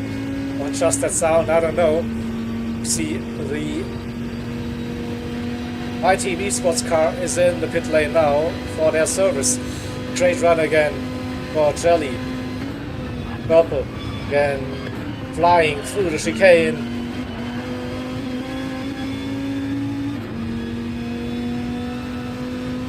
One and a half 10th purple. Now this should be the first 44.9 for Jelly for this stint.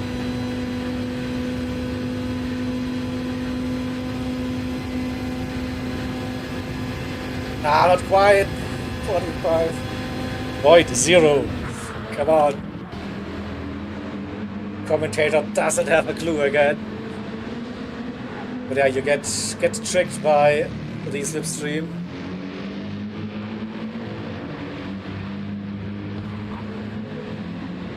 So 2.7. Let's have a look at the gap between P8 and P9. That's 24-25 seconds now after the pit stop. We see also the 66 coming in. That's a scheduled pit stop with the fuel. They will keep that P6. So back to the battle for P2, 2.3.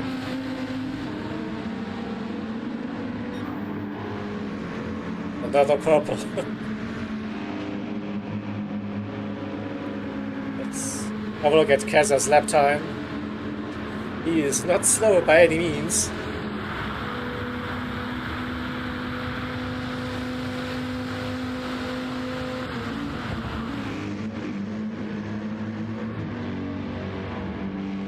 Oh, the grass, I don't know, too much, probably.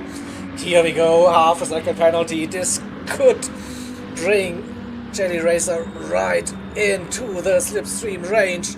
Now, when they start lap 54, here we go. It's game on. Now, 1.65. 4, he's in it.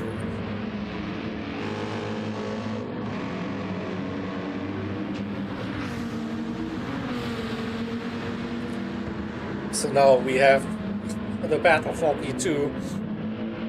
It's 25 laps still to go.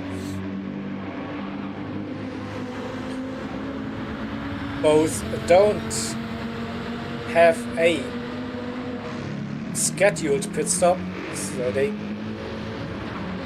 can get to the end of this race.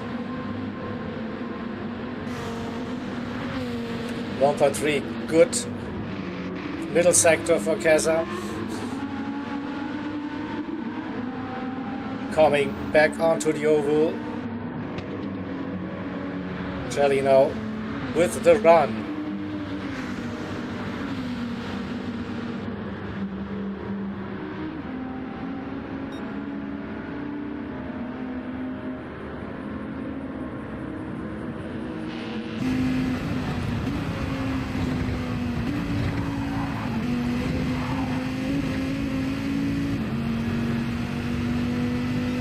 A good run out of the chicane once again for Keza. 1.3 should give him a little bit of a breather. Now when will the slipstream help? Now. But not by much, so a good lap for Keza, recovering after the penalty. 45.60. Slight touch of the wall.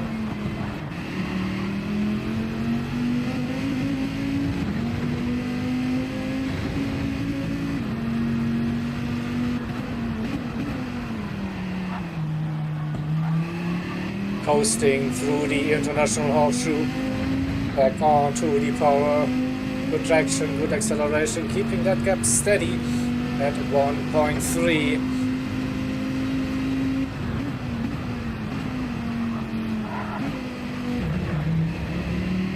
So the western horseshoe lost a little bit of time. Can he get the power down early? That's a second.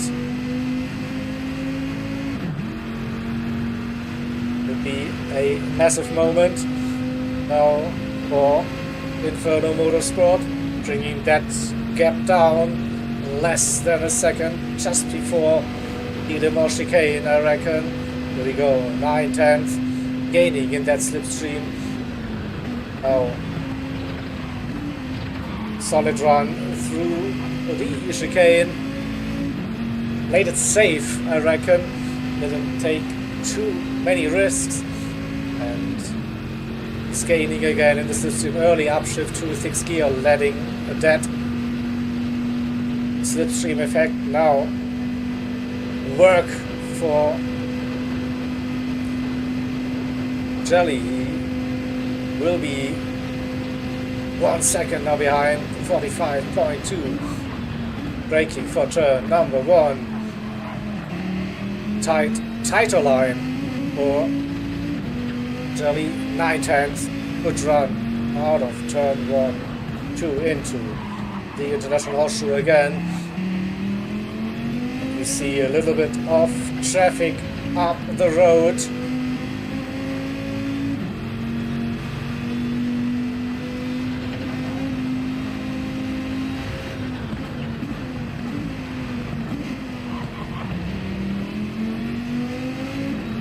Gained another 10th.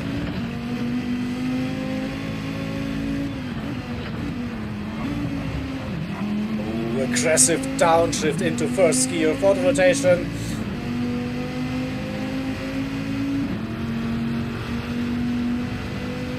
Just realized Vallejos with a new fastest lap, 44.708.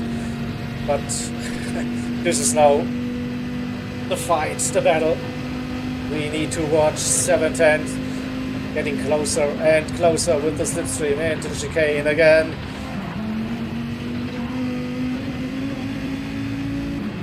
A 10th for now. But now slipstream will help.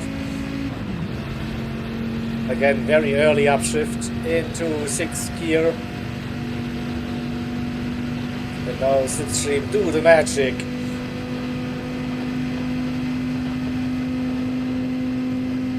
6/10. Probably half a second braking for turn number 1. And the car in front. Gaza will be screaming, blue flags, blue flags, blue flags!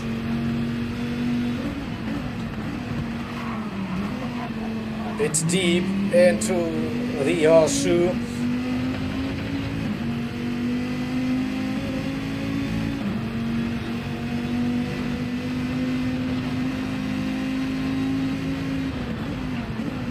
Oh, they're right behind.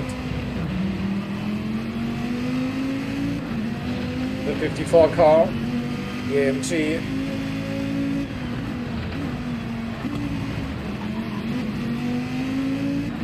Will they move out of the way for the 2? It's purple.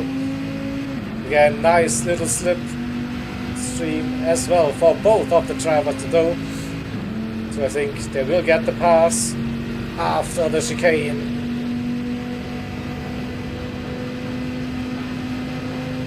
No, way before. Well played. Didn't interfere with that battle. Now, can they keep it clean through the chicane? A little bit of dirty air maybe affecting the lines. It's 410. Up for personal best and getting a massive tow. Now, will this be the first challenge for position coming into turn number 1? Yeah, it looks like 3/10. 44.8. 2. Saying hello.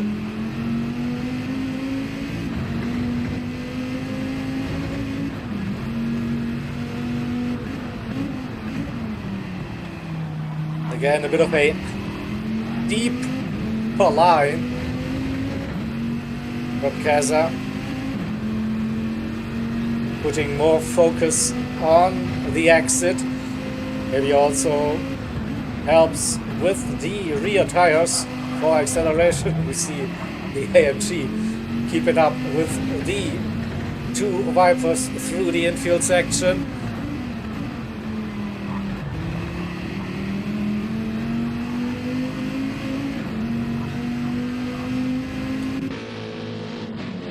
Back to the TV camera to get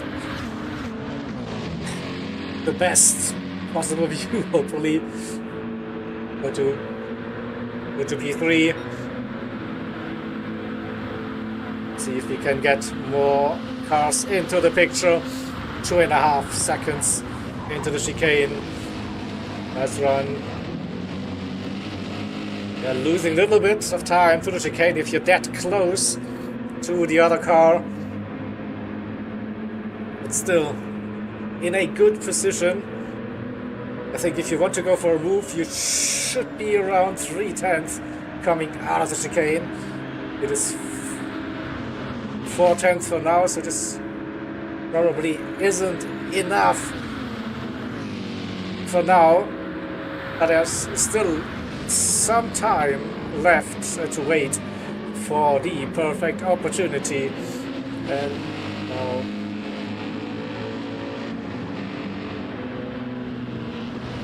it's 10 laps to go.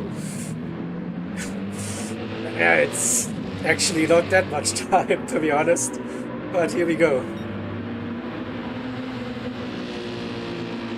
Oh, a little bit of a nudge heading into the outro again. Jelly Racer again, a little bit impatient. I don't know.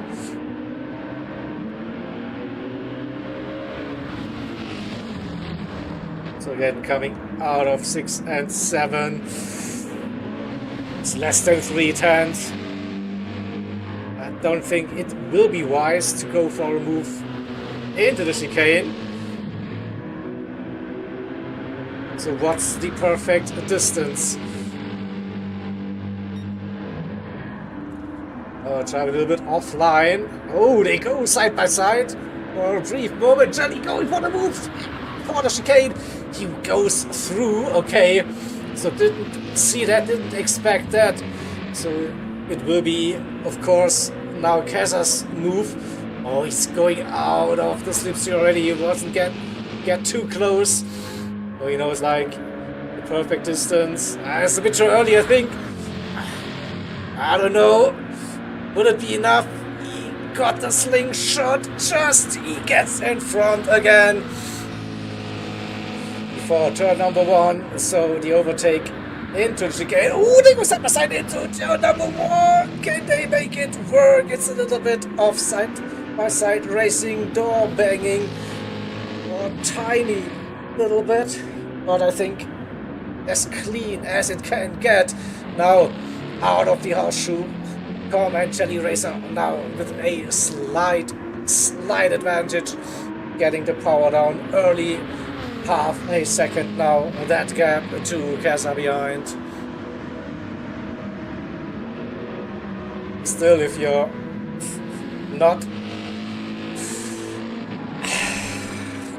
6/7 clear before the chicane, you will be vulnerable for a counter-attack, and Casa keeping up with Jelly now. 4/10, perfect distance. Now for Casa, if you can nail that chicane, you will get another overtaking opportunity into turn number 1. It's half a second. It was a good run. Was it clean though? So no, Casa again picking up the penalty. Oh, didn't want to jinx it, but it looked like he was a little bit too eager, cutting across the track limits, and that is huge, maybe huge for the 27. So they will get that gap to over a second. 1.1 currently, and that little penalty, was it the little mistake that shouldn't have happened? 7 laps to go. A second between P2 and P3 after 24 hours of racing. Now minus the red flag, of course, that I think cost us 45 minutes of racing time. It's still not over. Casa runs wide onto the wheel. Oh, I'm losing my voice again. He struggles. He has a massive moment, a big save, but oof. Well played, good catch, but oh my god. I saw he was a gunner. You saw that car going left, right, left again. He held it, but he dropped out of the slipstream range. And so it will be a big challenge now. 1.7. Good run through the chicane though. Not close enough. Indeed. So let's quickly run down the order. We're running with those two for quite some time. France is still in P4 for P1R. In P5 we have Monkeys for Ovo Esports in the 1-1-1 Porsche.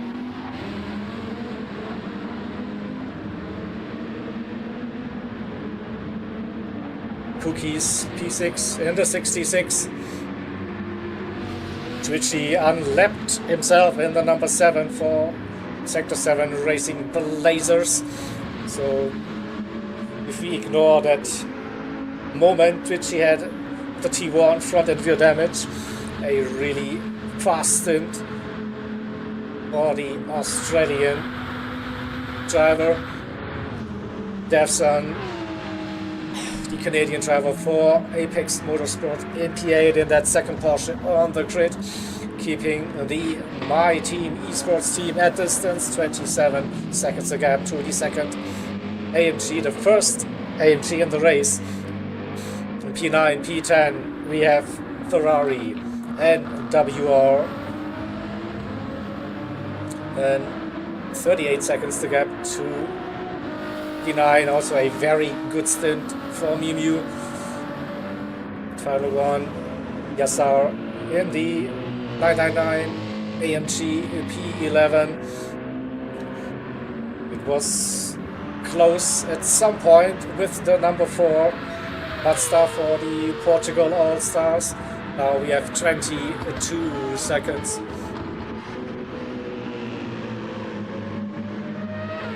And in P13 it's the BMW M6 for the Elite Racing Squad. Alex driving, bringing the car home, and Hide in the Audi R8 in P14. Yeah, let's see if there's help from behind. It's 1.5, so the AMG may help, or the Esports Race Asylum driver to get closer. Yeah, it's 1.3. Charlie was already gone with 1.7, 1.8. The gap has come down to 1.5 again. 5 laps to go, including this one. And a quick look at our race leaders. Vileus, yeah. Easy peasy. It is a minute and 2 seconds the gap to P2. Yeah, this is still not over. It's 1.4. Kaiser just inside of that slipstream range. Doesn't get the bump draft from behind for now, but a good lap now. So far, gaining on the 27. A good run through chicane. The MG just caught the chicane. So he will get a penalty, pretty sure, with that line. It's 1.8 now. So the entry looked good, the exit not so much for Kesa. Down to 1.8, 1.9. 45.7.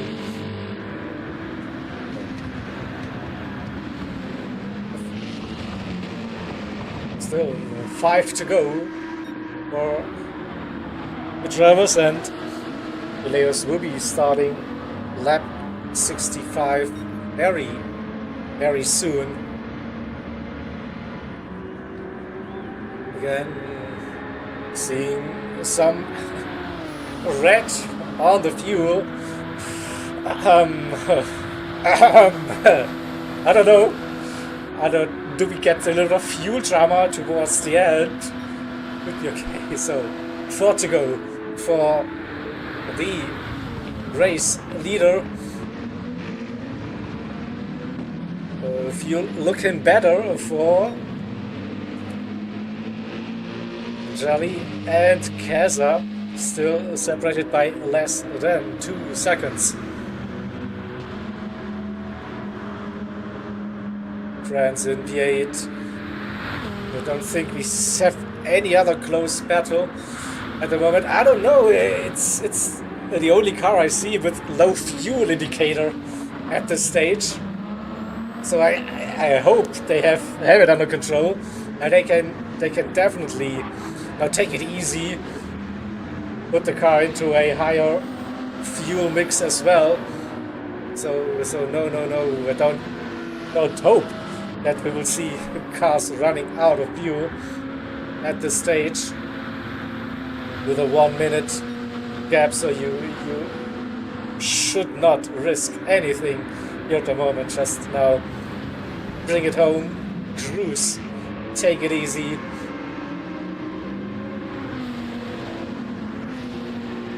One five, say P10. Yeah, Miu is also low on fuel. Maybe miscalculate that one, but has a 2 minute gap to P11, so that shouldn't be an issue here as well. We can take it easy. Kesa again gained a little bit of time, 1.6, 1.7, depending on the actual corner, with that live delta between the two drivers.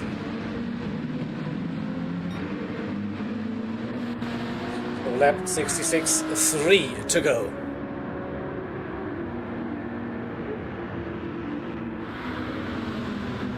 .5 out of chicane 1.6.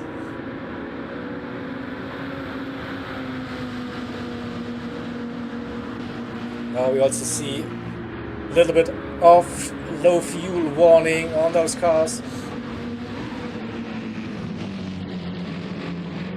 1.5, another good run for Keza. He's pushing the limits again, trying to get back into the slipstream race. He's just got it. Keeping it at 1.5 roughly. Also 3 to go for P2 and P3.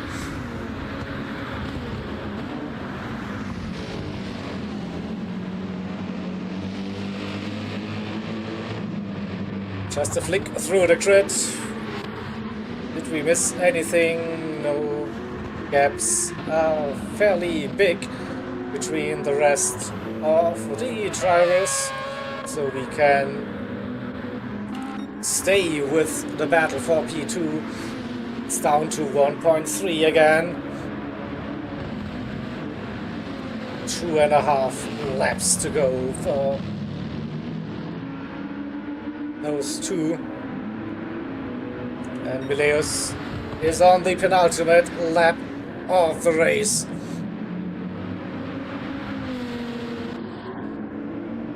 .3.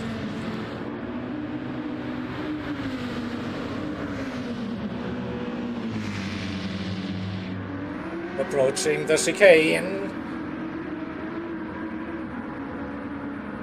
So Keza, he is still fighting for that P2. Run was good, 1.1, a really good run for the eSports Salem driver. It's down to a second when they start their penultimate lap. Oh my god, oh my god, oh my god, we are having a nail biter for that P2. A second, 2 laps to go.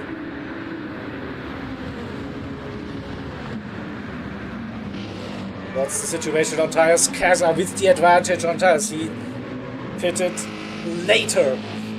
So, is it possible for the remaining champs to score P2, or will they have to live with P3 in the end? We'll find out soon while we see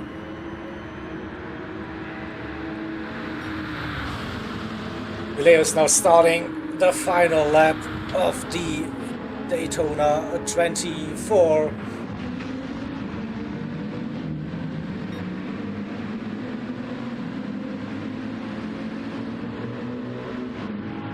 .2.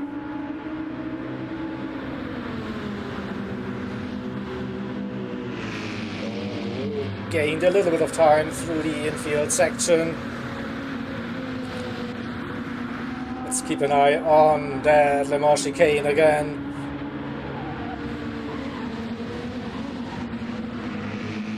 From that perspective, no clue if it was okay or not. Looks like he got away with it. Another good run for Keza. A second again. And we are starting the final lap for Jelly and Keza now as well. So one more time around the Daytona road course. A second separating the two.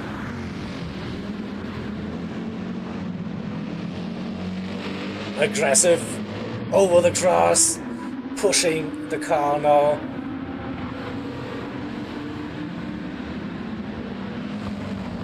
And we have a look at Feel Good Racing. Well done on their debut. Coming round the final turn, past the pit entry, and Mileus brings home the car for Feel Good Racing with a victory. What a race it is for FGR. Now back to the battle for P2. Inferno Motorsport versus Esport Race Asylum. Still 1.1 seconds. Not much time left.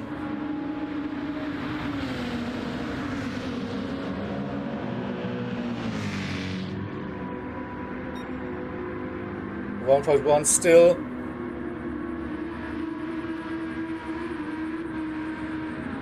Twitchy finished P6, P7, P6. He's done a clean run through the game. Casa flooring it, collecting a penalty. He had to risk it, I think. So that was too much. Half a second again for Casa. So congratulations to Inferno Motorsport on their debut as well.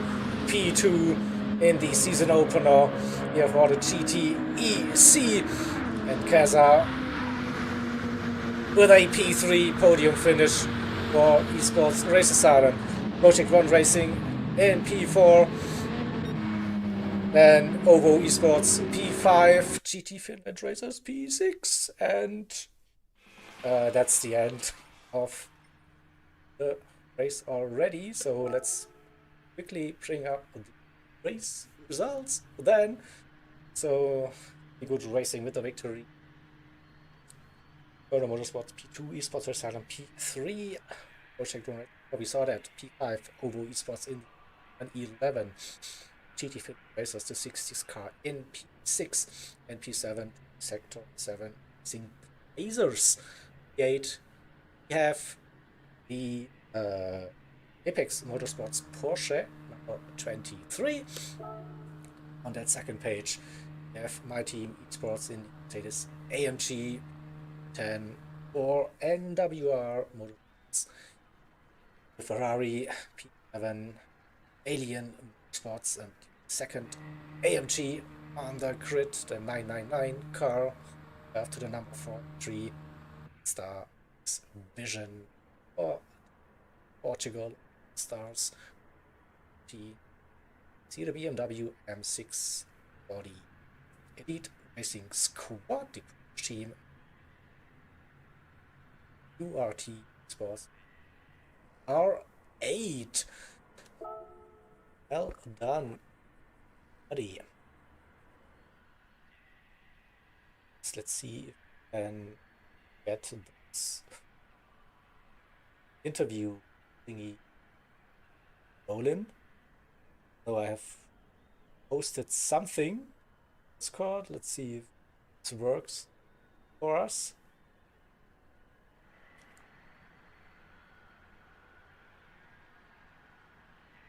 Up.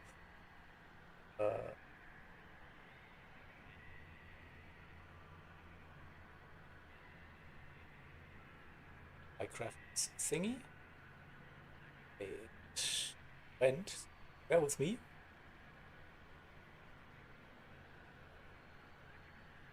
Yeah, new at this.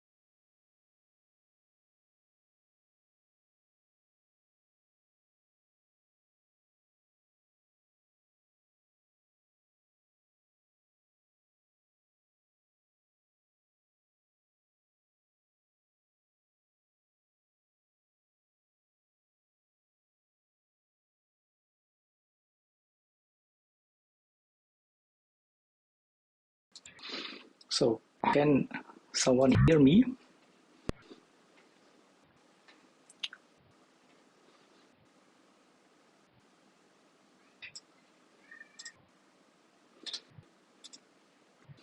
And can someone else see the interview room and join? If not, then we might skip the interviews for the first round.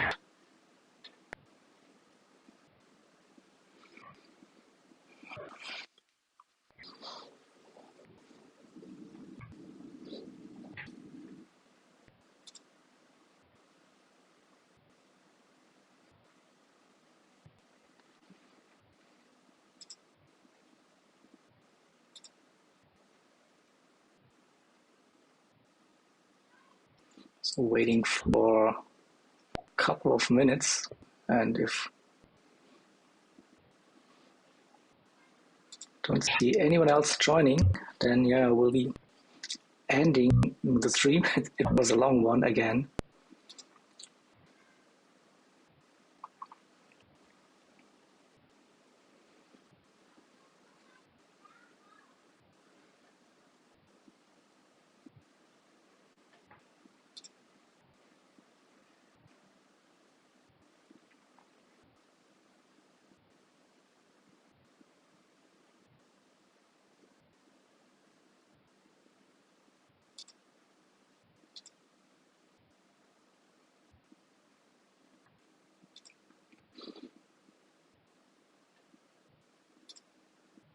Okay, so I guess we won't be having any post-race interviews for this one.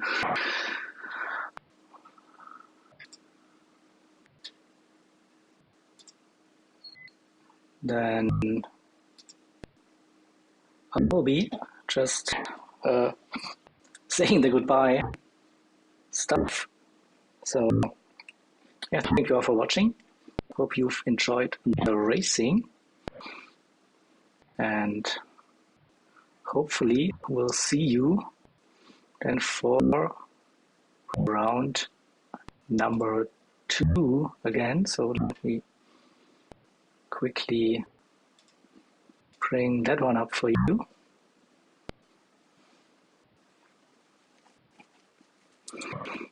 So Bathurst 12 hours it is, and for the upcoming race.